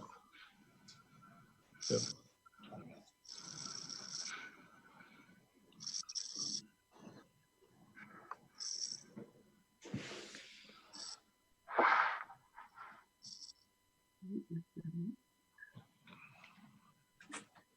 I can't get it back. I can get your voice, but I can't get anything else. We can see you. I can't see you. You could read it and then she could just say that that's what she'd like to do. Yeah, that would be good. Regent County, what we will do is Mark Brown will read a statement and then you affirm that that is your statement, okay? Okay, yes. The Board of Regents will now accept nominations for the office of President of the Board. Are there any nominations? This is Regent Dakovich. I nominate Dr. Michael Richards for President of the Iowa State Board of Regents for the upcoming 2-year term. Are there any other nominations? We will now move to close nominations. All those in favor of closing nominations, please say aye. Aye. Aye. Those opposed say nay. Nominations are now closed. The Board of Regents will now take action on the nomination of Regent Richards for the office of President of the Board. It'll be a roll call vote. Regent Bates. Yes. Regent Butker. Yes. Regent Dakovich. Yes. Regent Dunkel. Yes. Regent Least. Yes. Regent Barker. Yes. Regent Richards. Yes. Regent Lindenmeyer. Yes. Regent County. Yes. The motion is approved. Now, Patty, would you affirm that that statement complies with your request? Yes. Okay, thank you.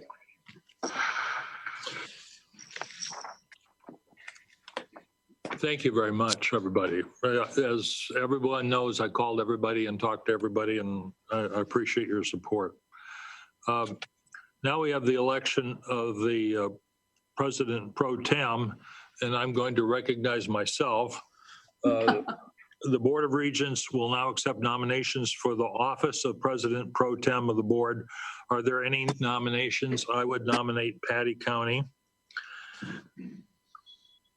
Are there any other nominations for President Pro Tem?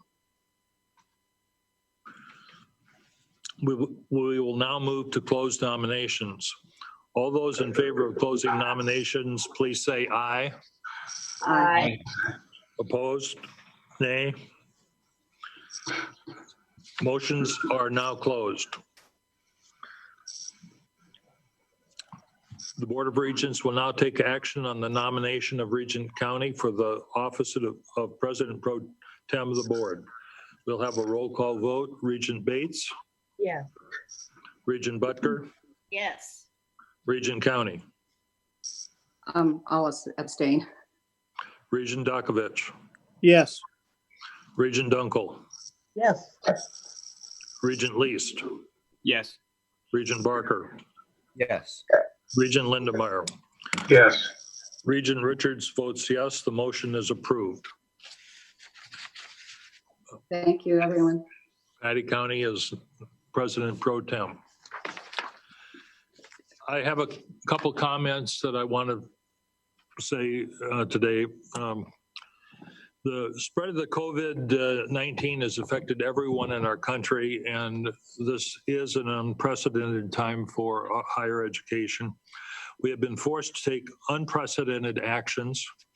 None of the decisions we have been made lightly. We are in a state of national emergency, and we are all working together. I want to personally thank people, and at the risk of leaving some people out, I just want to single out some people that we work with. I'd like to personally thank Governor Reynolds and her Chief of Staff, Sarah Craig, the General Assembly leadership and the General Assembly, and so many others inside and out of the state government that have worked with us to make decisions in the best interests of all Iowans.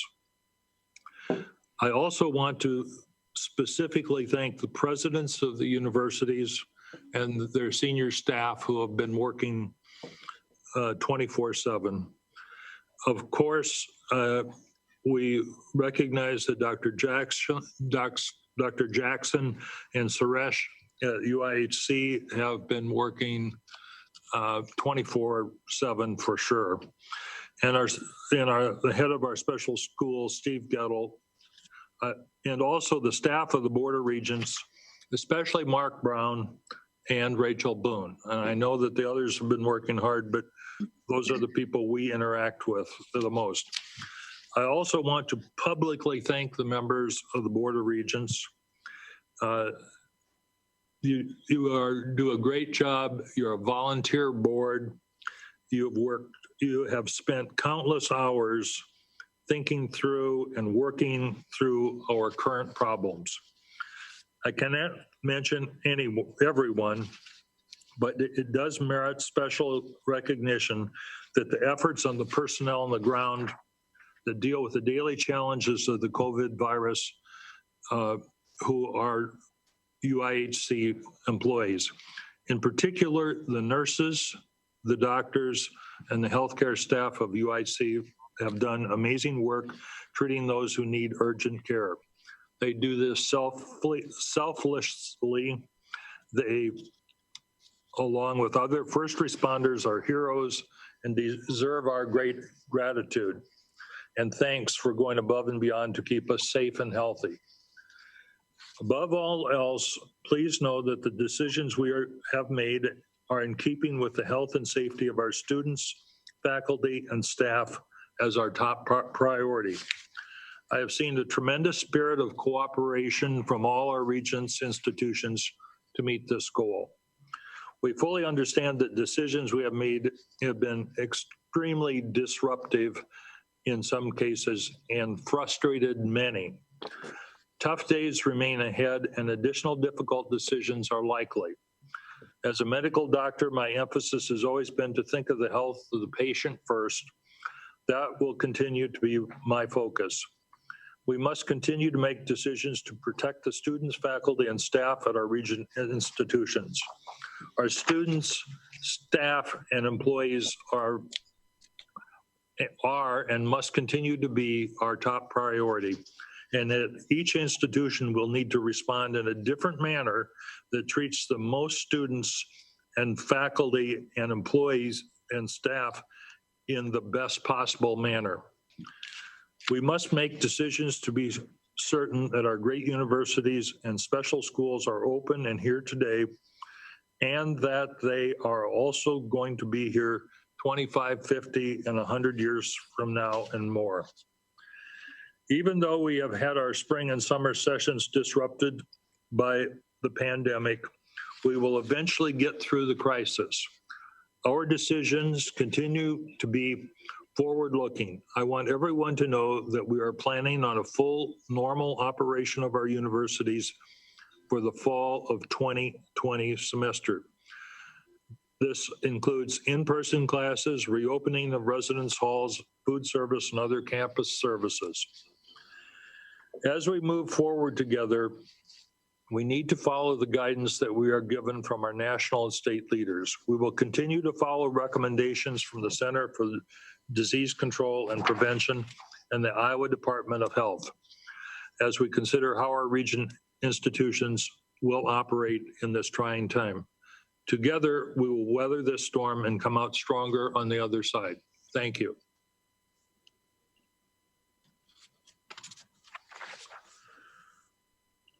Now we will have reports from the institution heads. I would begin with Dr. Wintersteen, if President Wintersteen, if you're available. Yes.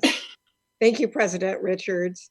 Well, good afternoon, everyone. I think I have some slides that will be called up here in a minute, and maybe perfect. That's great. We really appreciate the board's leadership and support as we move forward to address the crisis, and also the opportunity to work with our fellow presidents at the University of Iowa and UNI, Bruce Harreld and Mark Nook. Together, I think we really are addressing this rapidly changing situation in the very best manner possible. It really does sadden me to see our normally vibrant and bustling campus go quiet, but we know that our staff, our faculty, our students are all busy with virtual instruction or working remotely from home for the most part. We still have some staff on campus performing key services for the university and doing a great job under some very trying circumstances. If we could go to the next slide. It's truly incredible to see how every corner of campus has jumped in to respond. This chart shows the structure of our coordinated university emergency operations response. I want to especially recognize the ISU Police Department and our emergency operations personnel led by Chief Michael Newton and Assistant Vice President for Student Health and Wellness, Aaron Baldwin. The work these folks are doing on an hourly basis to help make decisions is incredibly important. This team includes the coordinated efforts of a dozen different work groups that focus on issues like academic continuity, workforce protection, research, and I could go on and on. We are in constant communication to discuss, to strategize, and address current and emerging issues. We all know that it is often in the worst times that we see the best in people, and that could not be more true here at Iowa State. I am so proud of how the Iowa State community has pulled together to support our students, to keep them on track to graduate, and to maintain our critical university operations. Next slide. Our faculty have stepped up to the challenge in extraordinary ways. On March 11th, we announced we were moving classes online for 2 weeks following spring break. 1 week later, on March 18th, we updated that announcement to say we were moving to virtual instruction for the remainder of the spring semester. And by 5 p.m. on Sunday, March 22nd, 98% of our courses had been transitioned to virtual instruction. The spring semester resumed as scheduled on Monday, March 23rd, and by 5 p.m. that evening, 100% of our 6,000 courses were successfully converted online. Our faculty were assisted in this effort by our Center for Excellence in Learning and Teaching, which put together helpful guides, tips, teaching ideas, and of course is providing 24/7 support to help our faculty align their courses to this virtual environment. The photo in the middle is a screenshot of a fun video from Professor Matthew Wettstein in our physics department. It was produced to look like a movie trailer to help students embrace the new virtual instruction environment.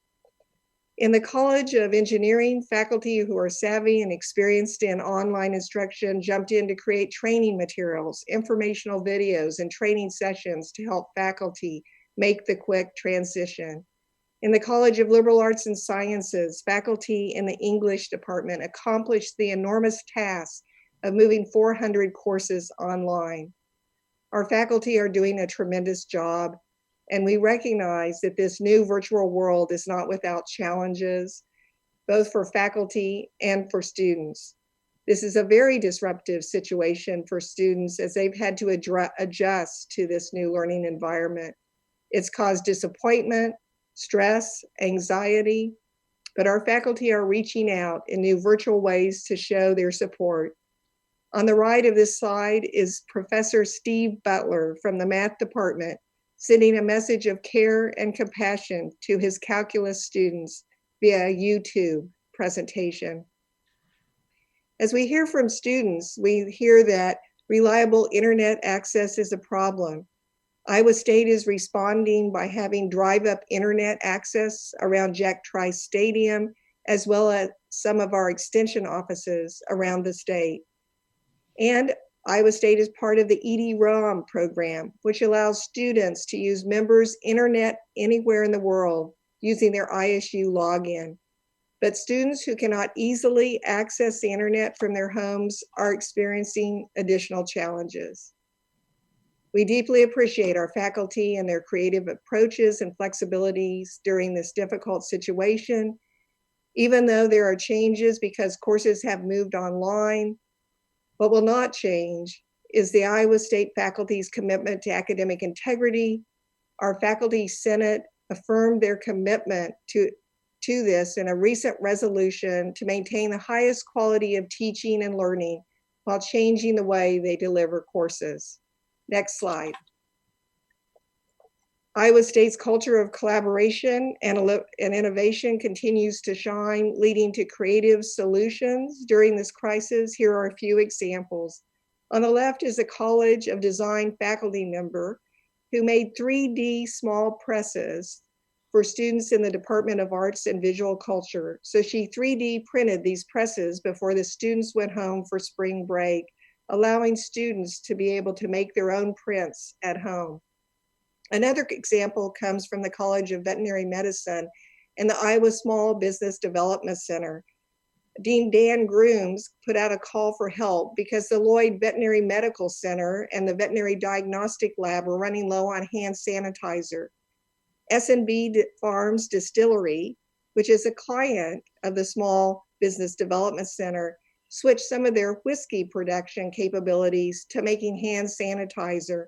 And they were able to connect with the College of Veterinary Medicine, connect with another company that needed to provide the glycerin for the hand sanitizer and really meet a critical need in the College of Veterinary Medicine.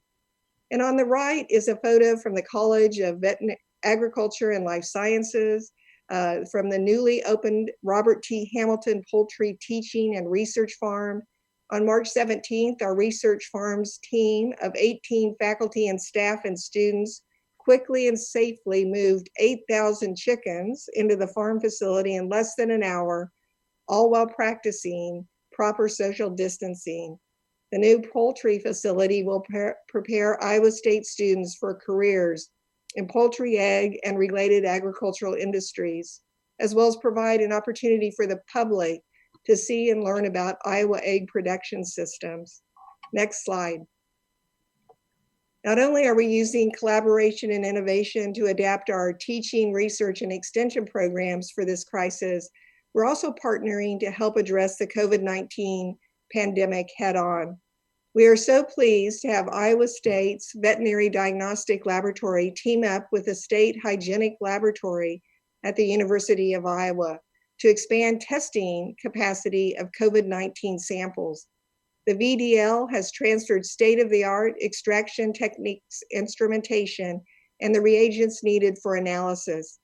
This has allowed the hygienic lab to run more tests simultaneously and expedite results.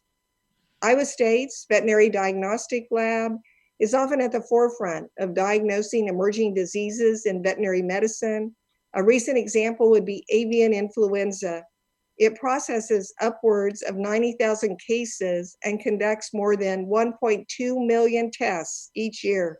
So we are so pleased that they could make this connection to utilize their tools and techniques for human medicine.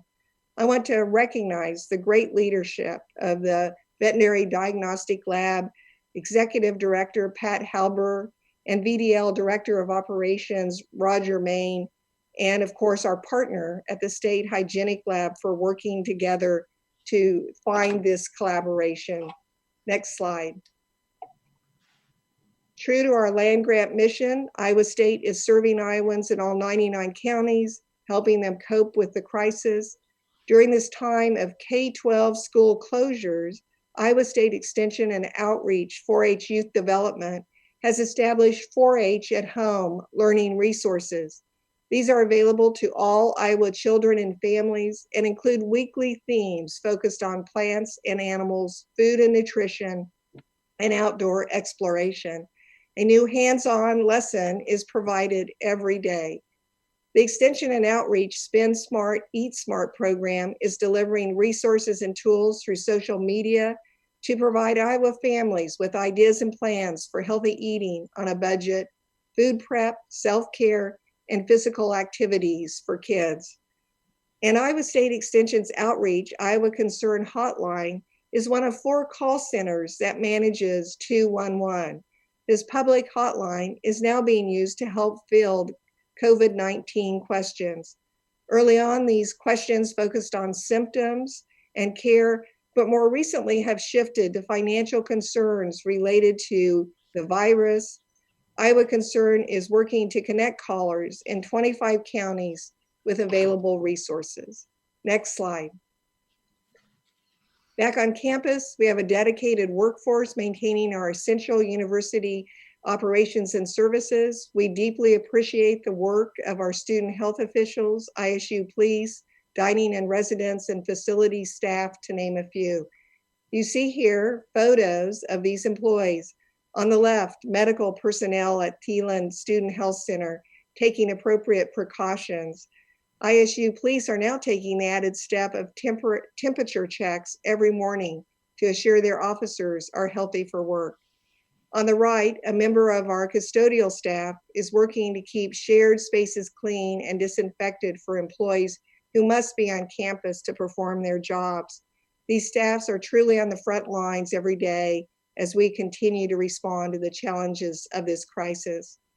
I also want to mention the critical shortage of personal protective equipment. Our Student Health Center has also been impacted by this shortage, so we put out a campus-wide call for any faculty or staff who may have personal protective equipment to donate. We were overwhelmed by the response. Last week, several boxes of donated equipment were delivered to the health center, and we're continuing to take donations. Next slide. The Department of Residence and Dining has done an exceptional job for our students and families to move them out of residence halls safely while practicing social distancing. We will have about 300 students still with us in the residence halls on campus once everything settles down. They were not able to go home for a variety of reasons: international students who couldn't get home, or students who don't have a permanent home to go to. ISU Dining Services has developed creative ways to support students while practicing social distancing, including a food pickup system. We also partnered with a company to ensure each student has a refrigerator and microwave so they can eat their meals in their room. This has been an incredibly complex situation, and our Associate Vice President for Student Affairs, Pete England, has done a phenomenal job with his team to make sure our students are well cared for. Next slide. Our student affairs and human resource teams are doing an excellent job of reminding us to prioritize our health and well-being during this challenging time. While we must remain physically distant from each other, there are many innovative ways that we can stay connected. Iowa State Student Health and Wellness, ISU Wellbeing, and our employee program, Adventure 2, collaborated on a new wellness campaign for students, faculty, and staff to take part in whenever they may be in the state, wherever they may be in the state, the nation, and the world. The campaign includes tools, resources, and activities to stay connected and engaged, everything from taking a virtual tour or field trip, sharing a virtual meal, to accessing crisis and mental health resources, and even a link to completing their census form. Iowa State Rec Services has also taken a creative approach to keep students connected and active. They're offering an e-sport intramural competition and online fitness classes. Last night in my president's leadership class, I learned from a student how much he was enjoying the trick shot challenge. Next slide. Finally, we know in this crisis that it will have far-reaching financial impacts on the Iowa State community. To help, the Iowa State University Foundation has created the Cyclone Strong Emergency Relief Fund. We have a wonderful community of caring, generous, and committed donors, and the fund enables them to support students who are adversely affected by this emergency. Dozens of donors have already contributed, and our donor wall is growing every day. Next slide. Before I conclude, I want to recognize our Senior Vice President for Student Affairs, Martino Harmon. Dr. Harmon announced last week that he has accepted a position at the University of Michigan. And while we are sad to hear this news, we know this is a great opportunity for him. And on a personal note, he will be closer to his family. Dr. Harmon has done an extraordinary job building a strong team that is committed and cares deeply about our students. He has been a key member of my leadership team as we manage the critical issues of the university. Fortunately, he won't be leaving for a few months, so we will continue to have his leadership and expertise to help us as we continue through this crisis. I will end by saying that this is a challenging and uncertain time for all of us, but we know that we have people with talent, strength, and resilience to help us respond. We look forward to the time when we can welcome students back to campus, when our faculty and staff will be there with our students, engaged once again in courses in our beautiful classrooms at Iowa State University. Thank you for the opportunity to share with you the Iowa State update.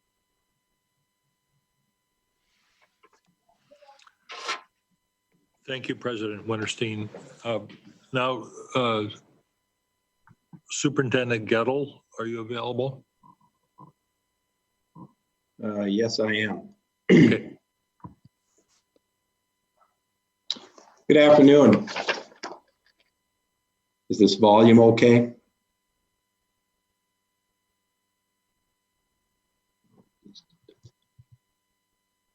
Yes. Yeah, right. Thanks for the opportunity to share some information with you about our programs and services during this really difficult time for our families and students and our staff. But I want to open with a slide. It's hard to believe that this was just a month ago when our middle school students visited the Capitol and in late February, and they signed the Pledge of Allegiance before the House. Here they're pictured with Representative Marianne Hanusa from Council Bluffs. Next slide. And so here we are today. The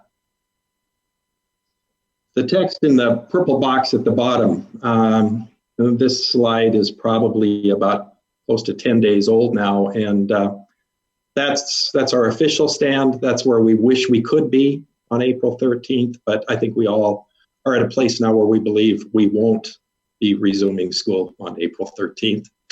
And so we continue to make plans based on the guidance that we have and based on the needs of our kids and our families and our staff.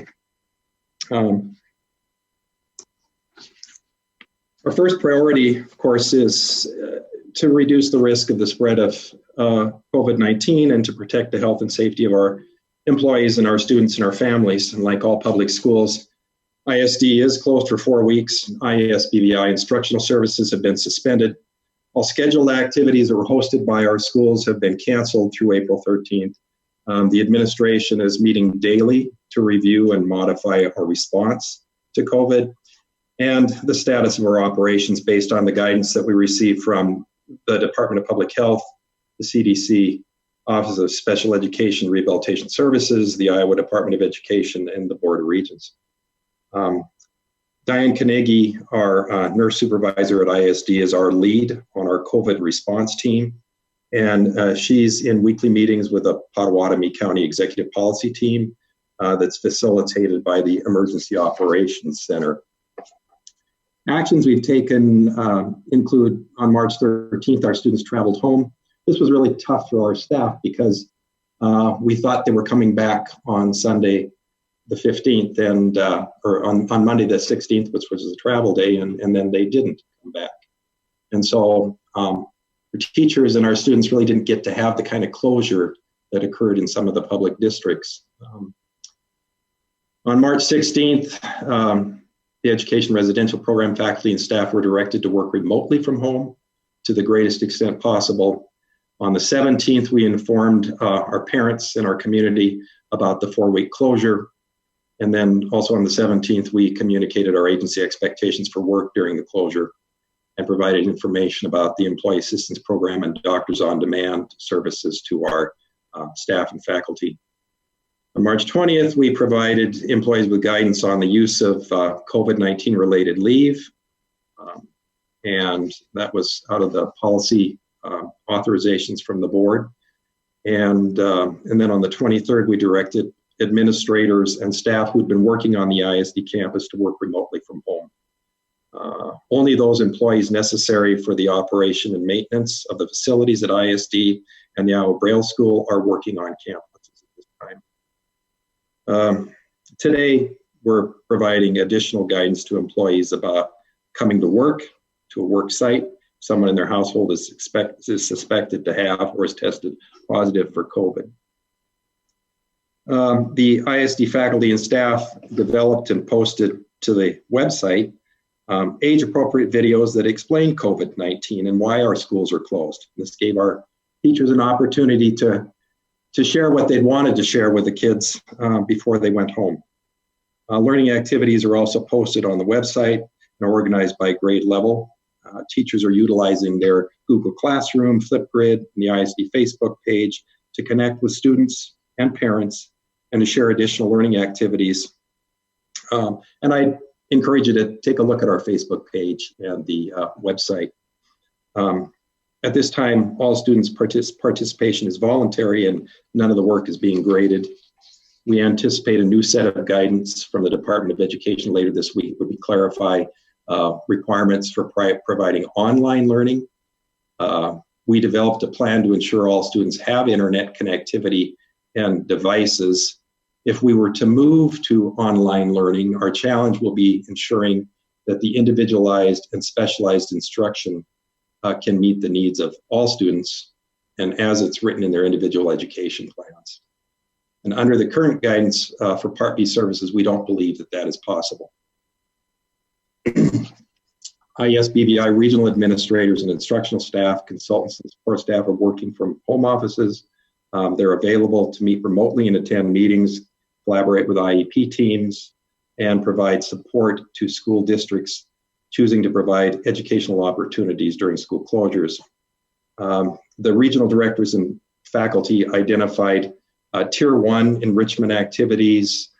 This is really parallels what public schools are doing right now, for the most part, with their students through remote access or through delivery of activities through the mail. And then Tier 2, consultation services and coaching that can be provided to school districts and parents.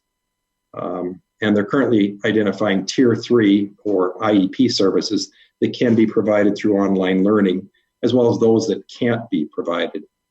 We anticipate some school districts will move to online learning, and they will need support to provide instructional services for the students who are blind or visually impaired.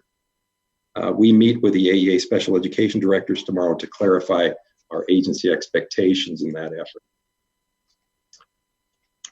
The next slide. Here's some good news. We couldn't be more proud of all our students who entered the Gallaudet Youth Program Phi Kappa Zeta American Sign Language Literacy Competition. The results were announced in late winter, and the Iowa School for the Deaf had first, second, and honorable mention winners. This national event is open to deaf and hard of hearing students in grades 2 through 12. The contest is split into written and ASL divisions, with winners in the elementary, middle school, and high school age groups. American Sign Language poetry and English poetry are different. While English poetry might include a discernible meter or rhyme within a stanza, ASL poetry often uses repetitive movements or hand shapes. The for National Poetry Contest poets were limited to just using 3 hand shapes.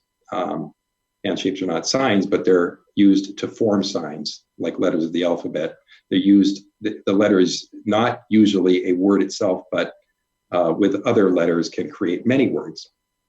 Our students earning honors included Damian Holste, first place in the National High School ASL Poetry for 9th graders. Holly Schroeder tied for 2nd place for high school poetry. And 4 other ISD students earned honorable mention for their work in written poetry, creative writing, storytelling, and presentation categories. And you can view their work on the ISD website under the Bobcat Prowler News section. Next slide. Bobcats made a statement this winter at the Gallaudet's Midwest Academic Bowl. This is a regional competition. Schools and programs for deaf are divided into 4 regional bowl tournaments, and ISDs was held in Minnesota at the Minnesota State Academy for the Deaf back in March. The 4-person team competed with 18 other schools, eventually earning 4th place, and a trip to from the regional tournament to the national competition in Washington, D.C., which is scheduled for April 16th through the 20th. We're still waiting on word that the competition is not going to be hosted there, but that they may provide some sort of video or televideo way of conducting the tournament offsite. We haven't been invited to the nationals for about a decade, so we were just really thrilled that these kids were able to earn that spot, and of course with them we're disappointed that they won't be able to meet in Washington, D.C. with the other regional winners. And then the last slide. Thank you. We're still planning our Summer Institute. This is scheduled for August. This is the Summer Institute where we provide instruction or professional development for teachers and paraprofessionals, many of whom for the first time will have blind or visually impaired students in their classroom. This year's theme is educational excellence for blind, visually impaired, and the goal is to provide professional development to teachers to better meet the needs of those students that they're serving. We'll have 38 breakout sessions planned, and there are many offerings where they're going to be able to earn renewal credits. And I just want to finish by saying we've got a communication going out to parents and staff probably tomorrow.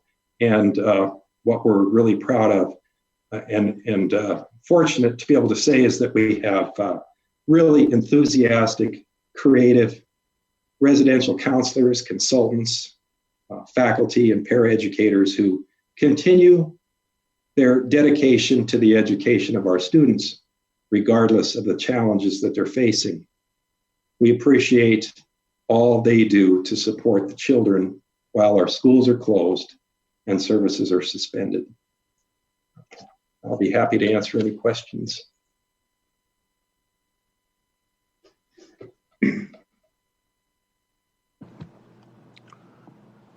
Congratulations on your success in the competitions. It was really great to have some good news to share this week. Thank you. Thank you, Superintendent Gettel. President Nook. Thank you. President Richards, members of the Board of Regents and colleagues from across the state, members of the media and the public, thank you for allowing me to again share with you some of what is happening at the University of Northern Iowa. I believe it's important that we pause and really consider the enormity of what the faculty, staff, and students of the Iowa Regent universities and special schools have accomplished in the last 3 weeks. It was just 3 weeks ago today, on March 11th, that our 3 universities announced moving from our normal operating procedures to delivering all courses and most of our supporting activities in online formats. In less than 2 weeks, you and I moved from 90% face-to-face instruction to 100% online, transitioned more than 3,000 students out of on-campus housing, and transitioned healthcare, mental health counseling to a telehealth model, and our library to telepresence as well. The faculty and staff have met an incredible challenge in a very short amount of time. In this work, we see their tremendous commitment to their students and assuring that their students' success. None of us could have imagined doing what has been done in the past 3 weeks. I've spoken to several students and faculty, and there have been a few bumps, but most are talking about how well it is working. To all of our students, faculty, and staff who rolled up their sleeves and made this work, thank you. What has been done and continues to be done was unimaginable and a result of your hard work, your dedication, your commitment, and most of all, your compassion for each other. But thank you again for that dedication. Next slide, please. I want to talk a little bit about our planning and response to the COVID pandemic. In late January and early February, UNI converted its coronavirus task force to an incident command system model. The incident command group has been led by UNI Senior Vice President Michael Hager, Provost and Executive Vice President Jim Walpart, our Director of Risk Management, Environmental Health and Safety, Joseph Razor, and Executive Director of Student Health and Wellbeing Services, Shelley O'Connell. They have had 4 standing committees that they established, including a planning committee, operations, logistics, and finance and administration. The group meets every morning at 7:30, and I receive an update immediately following. You know, from quickly setting up a website to establishing a series of email and social media communications to our faculty, staff, and students, the university has moved quickly to make decisions. It hasn't always been easy, and although 90% of our courses had been offered face-to-face, we quickly moved them to online in less than 2 weeks. It's an amazing accomplishment and a huge credit to our faculty and staff who worked to make that happen. We requested that all of our students who were studying abroad return, and all of them have done so. We encouraged social distancing on campus and ultimately advised all employees to telework as much as possible. Out of more than 3,000 students living on our campus, approximately 150 have asked to stay in our residence halls. The rest have moved home or to other facilities. An additional 115 students have asked us to provide storage for their belongings. Those students who remain on campus, we have moved to apartment-style living so that they can each have access to their own kitchen and private bathroom facilities. We continue to operate dining facilities on a takeout basis for them. We're also providing prorated credits and refunds for room and board and certain other fees. And those credits and refunds will be processed this next week. Next slide, please. The University of Northern Iowa is known for our focus on the success of our students and for our one-on-one interaction with our students. As we move to online delivery of coursework, it was important for us to continue this personal connection with our students. A few of the ways that this has manifested itself. Supporting our students, the Rod Library now offers curbside pickup for books. This past week on a given day, more than 24 books were checked out and picked up curbside. The library also created live chat that's available from 7 in the morning to 7 in the evening to answer questions and direct students and faculty to resources that are available to them. Our academic learning center, our tutoring center, has moved completely online and is incredibly busy and active, and has all of their student workers working and busy at that facility. As I mentioned before, Student Health Center and our Counseling Center have moved to telehealth models and continue to support our students. IT, our Information Technology Center, made 500 laptops available for students, faculty, and staff. We knew that many of our students worked solely off their cell phones, and that wouldn't be appropriate for them to continue their work without having access to a laptop. About 117 of those have actually been checked out. One of the major problems that we saw students face was with internships, and one of those internships in particular is student teaching. There are approximately 1,000 of our students who were placed in K-12, pre-K to 12 schools when the pandemic occurred and schools were closed. About 270 of these were fourth-year student teachers. They need approximately 14 weeks of student teaching at the senior level to meet the state of Iowa requirements. The state of Iowa has relaxed those requirements. Our students had reached week 9 in their preparation moving through student teaching. Our College of Education, and in particular our teacher development program, is working with these students to identify other things that they can do to enhance their experiences and to look at ways they may be able to support these students as they move into teaching this fall. Many of these soon-to-be graduates already have jobs lined up for this fall and will be meeting a critical need in Iowa's pre-K to 12 schools, where there's a teacher shortage at the moment. We continue to look at several other aspects of the university. One of the big challenges for our graduating students was the loss of commencement. We've heard from many students about how important that ceremony is to them to cap off or highlight their time here at the university and to sort of do final goodbyes to faculty and staff and other students. We're currently looking at ways to provide commencement opportunities for our students, whether that's an online program and opportunities, of course, to come back and join our fall and next spring's commencement. We're also starting to work through new student orientation, our ability to transition the next generation of students, the next class, into the university, and having to change that format as we deal with this current pandemic. Also impacted will be our recruitment of prospective students. What that's going to mean is we're not allowed to travel to area schools and school districts as we recruit students. Next slide, please.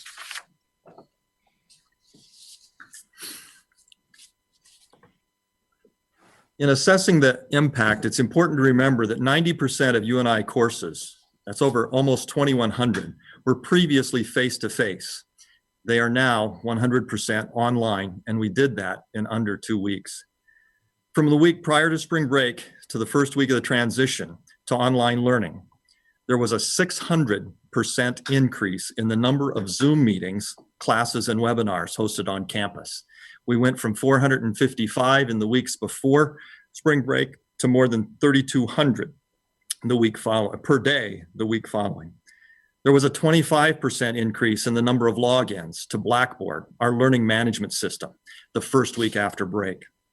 The number of unique VPN users has almost doubled from February to March. The VPN allows off-campus users to have a secured access to our network. The number of views and downloads of Panopto, the university's resource to capture video recorded lectures, jumped by 600% as well, from 700 views to 5,000 views. And it jumped in true users from 300 to more than 1,700. Of those 500 laptops that were made available, more than 171 were checked out to students, faculty, and staff as of March 24th. one of the things that I think all of us realize on our campus is the tremendous lift that especially information technology has had on our campuses in converting and helping our faculty convert their courses to online formats, to learning to use Panopto, to becoming comfortable with Zoom meetings and handling all of the class assignments totally online. We really do owe everyone in information technology a huge debt of gratitude, as well as nearly every other unit on our campus. I do want to point out, in talking with students and faculty in the during this last week as we've moved completely online, students have been really impressed and surprised at how smoothly it has gone. One of the students I was talking to yesterday in the class that I work with indicated that it's gone very well in almost all of his classes. The one that there's been the biggest difficulty with was actually the course that was online from the beginning of the semester, which seemed a little bit strange. But for the most part, the students were very comfortable with where things have gone. They're getting used to a completely different rhythm and greatly miss the social interaction of other students. Faculty's comments were very similar. One of the faculty that we talked to just a week ago indicated that he'd never worked online before, and he was really surprised and impressed with how easy it was to move into the online environment and continue to stay connected with the students of his class. They are all missing the connection with their colleagues, especially the personal interactions that happen on a day-to-day basis that aren't as easy just connecting through Zoom meetings. One of the things that has happened on campus that I'm very happy to report is one of the biggest losses on any college campus when you go completely online is live music and live theater. We're so, at our university in particular, we have an extremely strong music program, and going and hearing those performers and the music students have lost the ability to get together and to perform together. They can still practice their instrument or their voice, but they no longer have the opportunity to work together to produce music, to play together. And I'm happy to report that live music is still on campus at UNI. We have a group of students, the UNI Carolineers, who are offering music performances almost daily on the campanile. And so our carillon is ringing the bells across our campus and into the community that surrounds our campus as well. So live music is alive and well at UNI on the largest instrument on our campus, our carillon and the campanile. So I also had the opportunity just before break to meet with many of our student athletes, from the women's basketball team to the wrestling team and others. And all of them were really upset and disappointed that their seasons had been canceled by this pandemic. But they were also very understanding and thankful that people were thinking about their health and understanding what this situation really meant. And it was good to hear from them and hear that the way that they were thinking about this. And many of them had just learned about it. But as they talked, it was very clear that as student athletes in particular, this wasn't really new to them. They had all worked through major challenges as they had worked through their athletic careers. Starting out, you'll learn of the adversity that comes, whether that's through injury or a loss that you shouldn't have had. And they recognize and learn very early on to, worry about the things that you can control and let the other things go. And so it was really a remarkably mature attitude that they were presenting, and they were helping coaches and many of us on campus really rethink how we were reacting to this particular situation. And some of them had lost the opportunity to compete on the national stage in national tournaments. So it was really touching to me to hear them speak about, stepping back and taking control of the things that they could control and moving on with their studies, with their athletics as well. Last slide, please. Before I close, I'd like to share a few of the other things that our campus faculty and staff are doing outside of the university. UNI's Institute for Decision Making and Strategic Marketing Services conducted a survey of more than 13,000 Iowa businesses to assess the impact of COVID-19 on Iowa industry. and they created a mapping tool to show where various impacts were felt across the state. The survey was conducted at the request of the Iowa Economic Development Authority, which is using the survey results to do critical work of supporting Iowa businesses during this time. The University of Northern Iowa bookstore was able to source 5,000 lab goggles from a vendor and made them available to local hospitals in the Cedar Valley. Theater UNI is producing face masks made from leftover fabric from the theater productions that will be sent to a local retirement community for their staff. The Additive Manufacturing Center is 3D printing face shields for the healthcare providers of our local hospitals.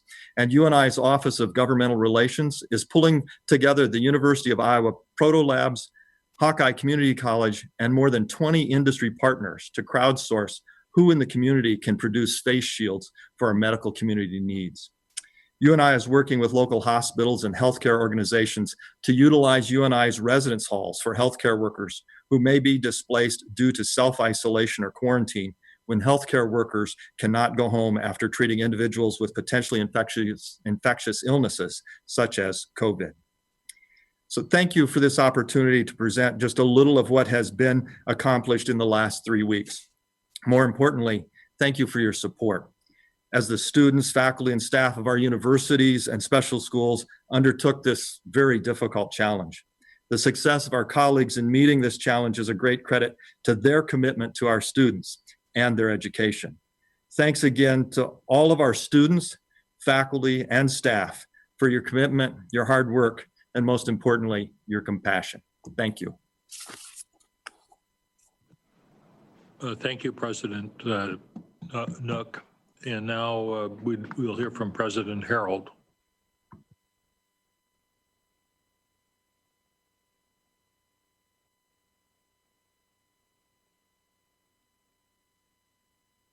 Can you hear me now? Yes, we can hear you. Good, thank you. While the first slide's coming up, let me echo my colleagues in thanking so many people on our campus.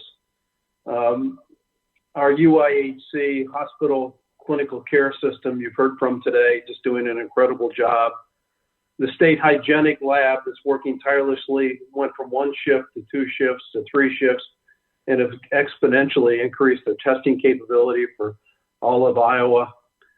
To our deans, the student life team, our facilities team, a procurement team that's just been stretched in so many different ways, trying to get all sorts of private protective equipment from anywhere in the world.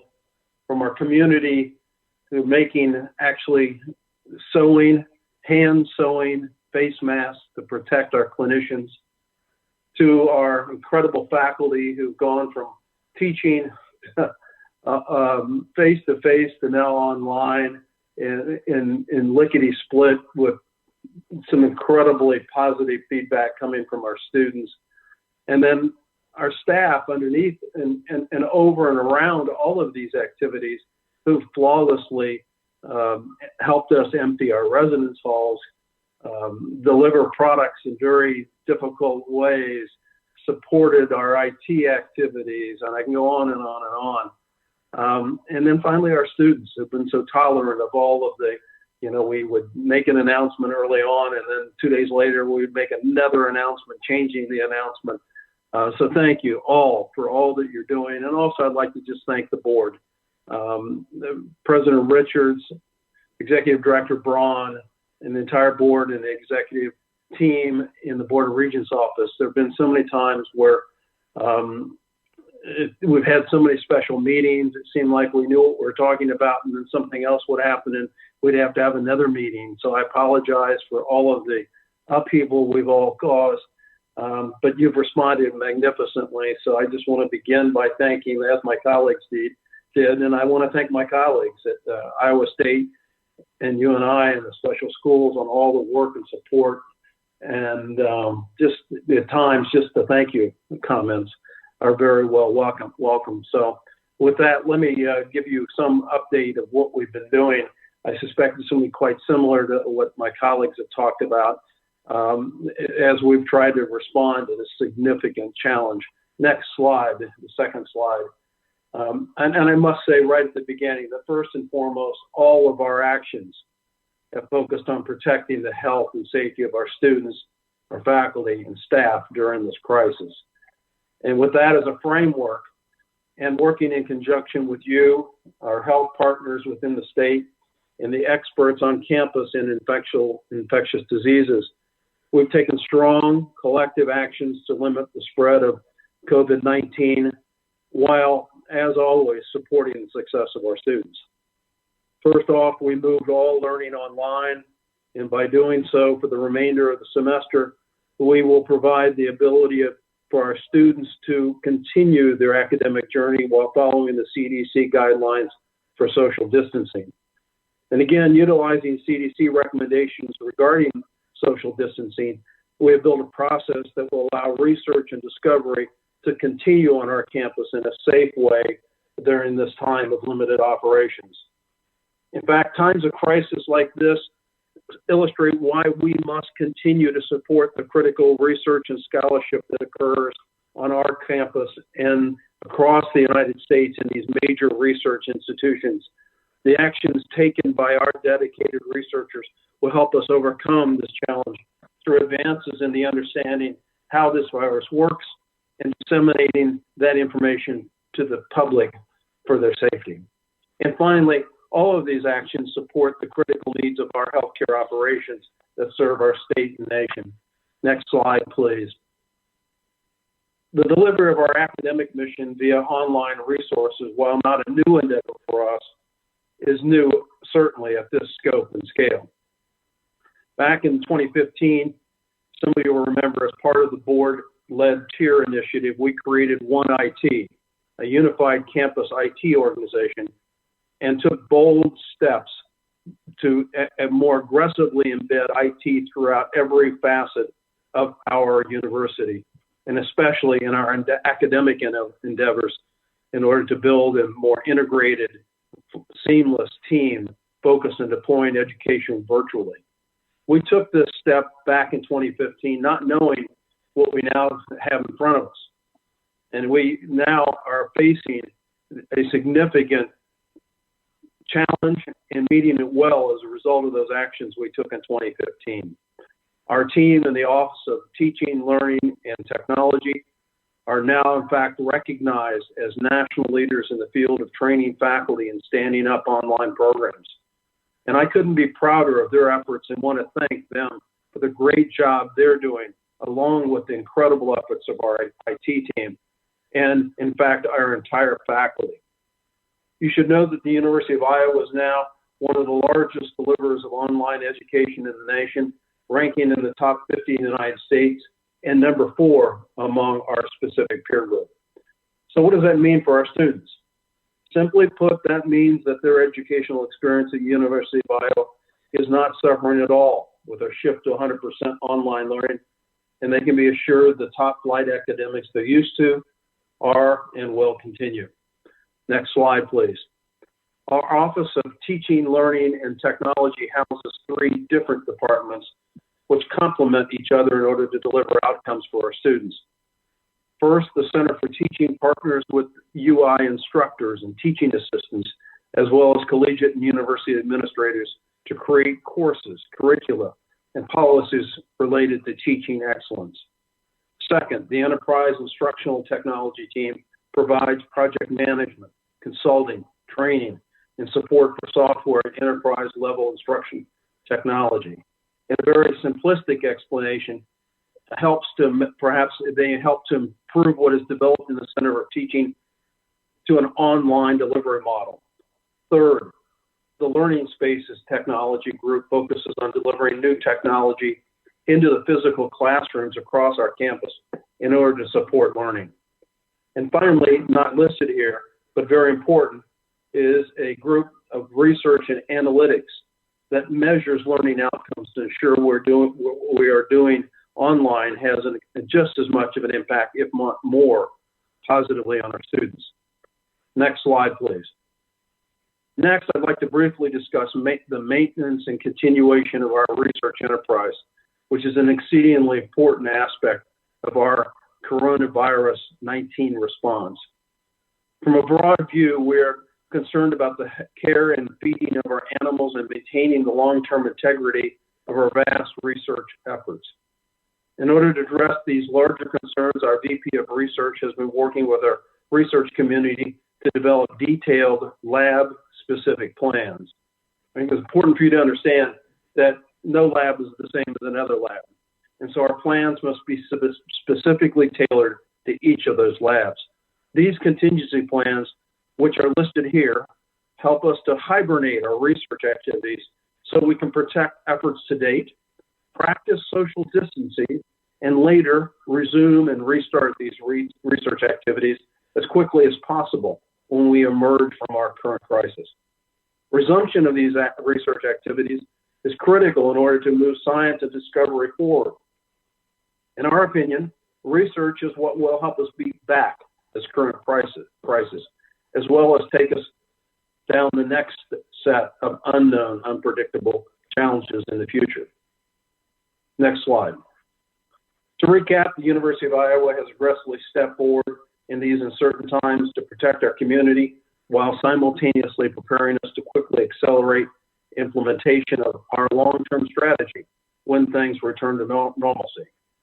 So as we lead through this crisis in the short term, we do so focused on our values of first and foremost protecting our community's health and safety, while continuing to focus on our three core missions of student success, research, and clinical care. Simultaneously, we also have asked our key leaders to explore the longer term implications of this crisis on these three core missions. Thus, we're implementing our short-term actions with an eye on protecting our people, our key processes, and strong collaborative culture, which will all be vital in successfully executing our longer-term strategy, supporting student success, research, and clinical care. Final slide. Next slide, please. I'd like to just end with this notion that we have, over the last several decades, faced multiple viruses.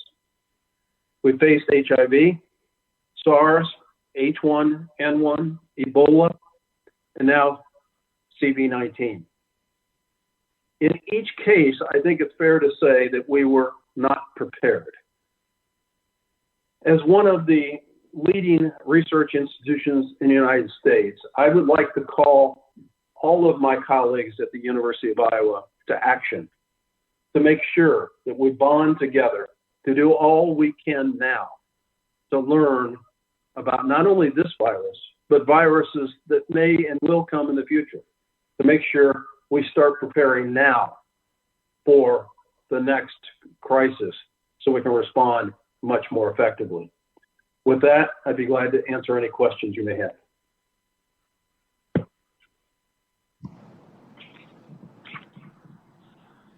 This is Nancy Butker. I just wanted to say to all of you, we are so impressed with how you handled this.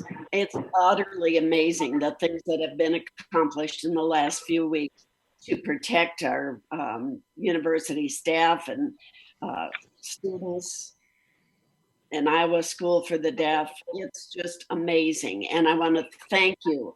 And I would ask that you would express to our student government leaders our regret for not being able to be with them this time. We miss them, and we won't be able to tell them congratulations and like we normally would at the end of the school year. So if you would express our appreciation to them, that would be great.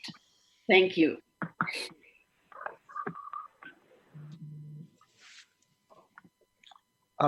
Are there any further questions? Regent Barker. Yeah, I had a question for President Wintersteen. I was just wondering if your new systems, Workday and improved service delivery, have had any effect on your ability to implement some of these dramatic changes that you're doing. Without Workday, we really would have been in a pickle. With Workday, we've been able to understand so much more about our financial situation and about our employees, faculty, staff, and students that are employed by the university.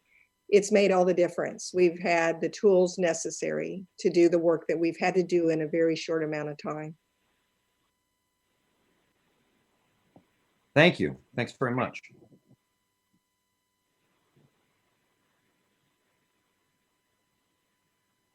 Any other questions for anyone?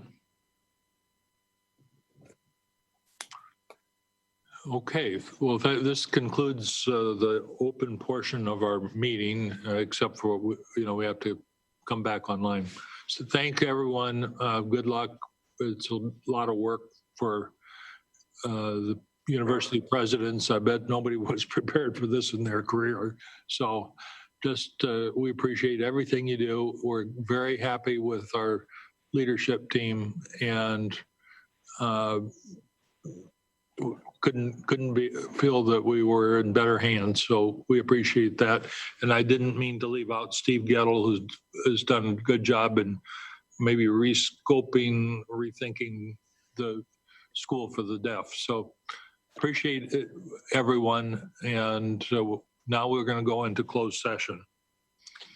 I have to read something. And would the people that, after we do this, would everyone that's not in the closed session, would you please drop off? Okay, but for the regents, we'll stay on. I do have a question.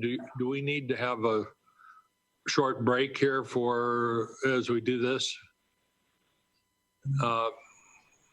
Not hearing anything, so I think we'll keep going.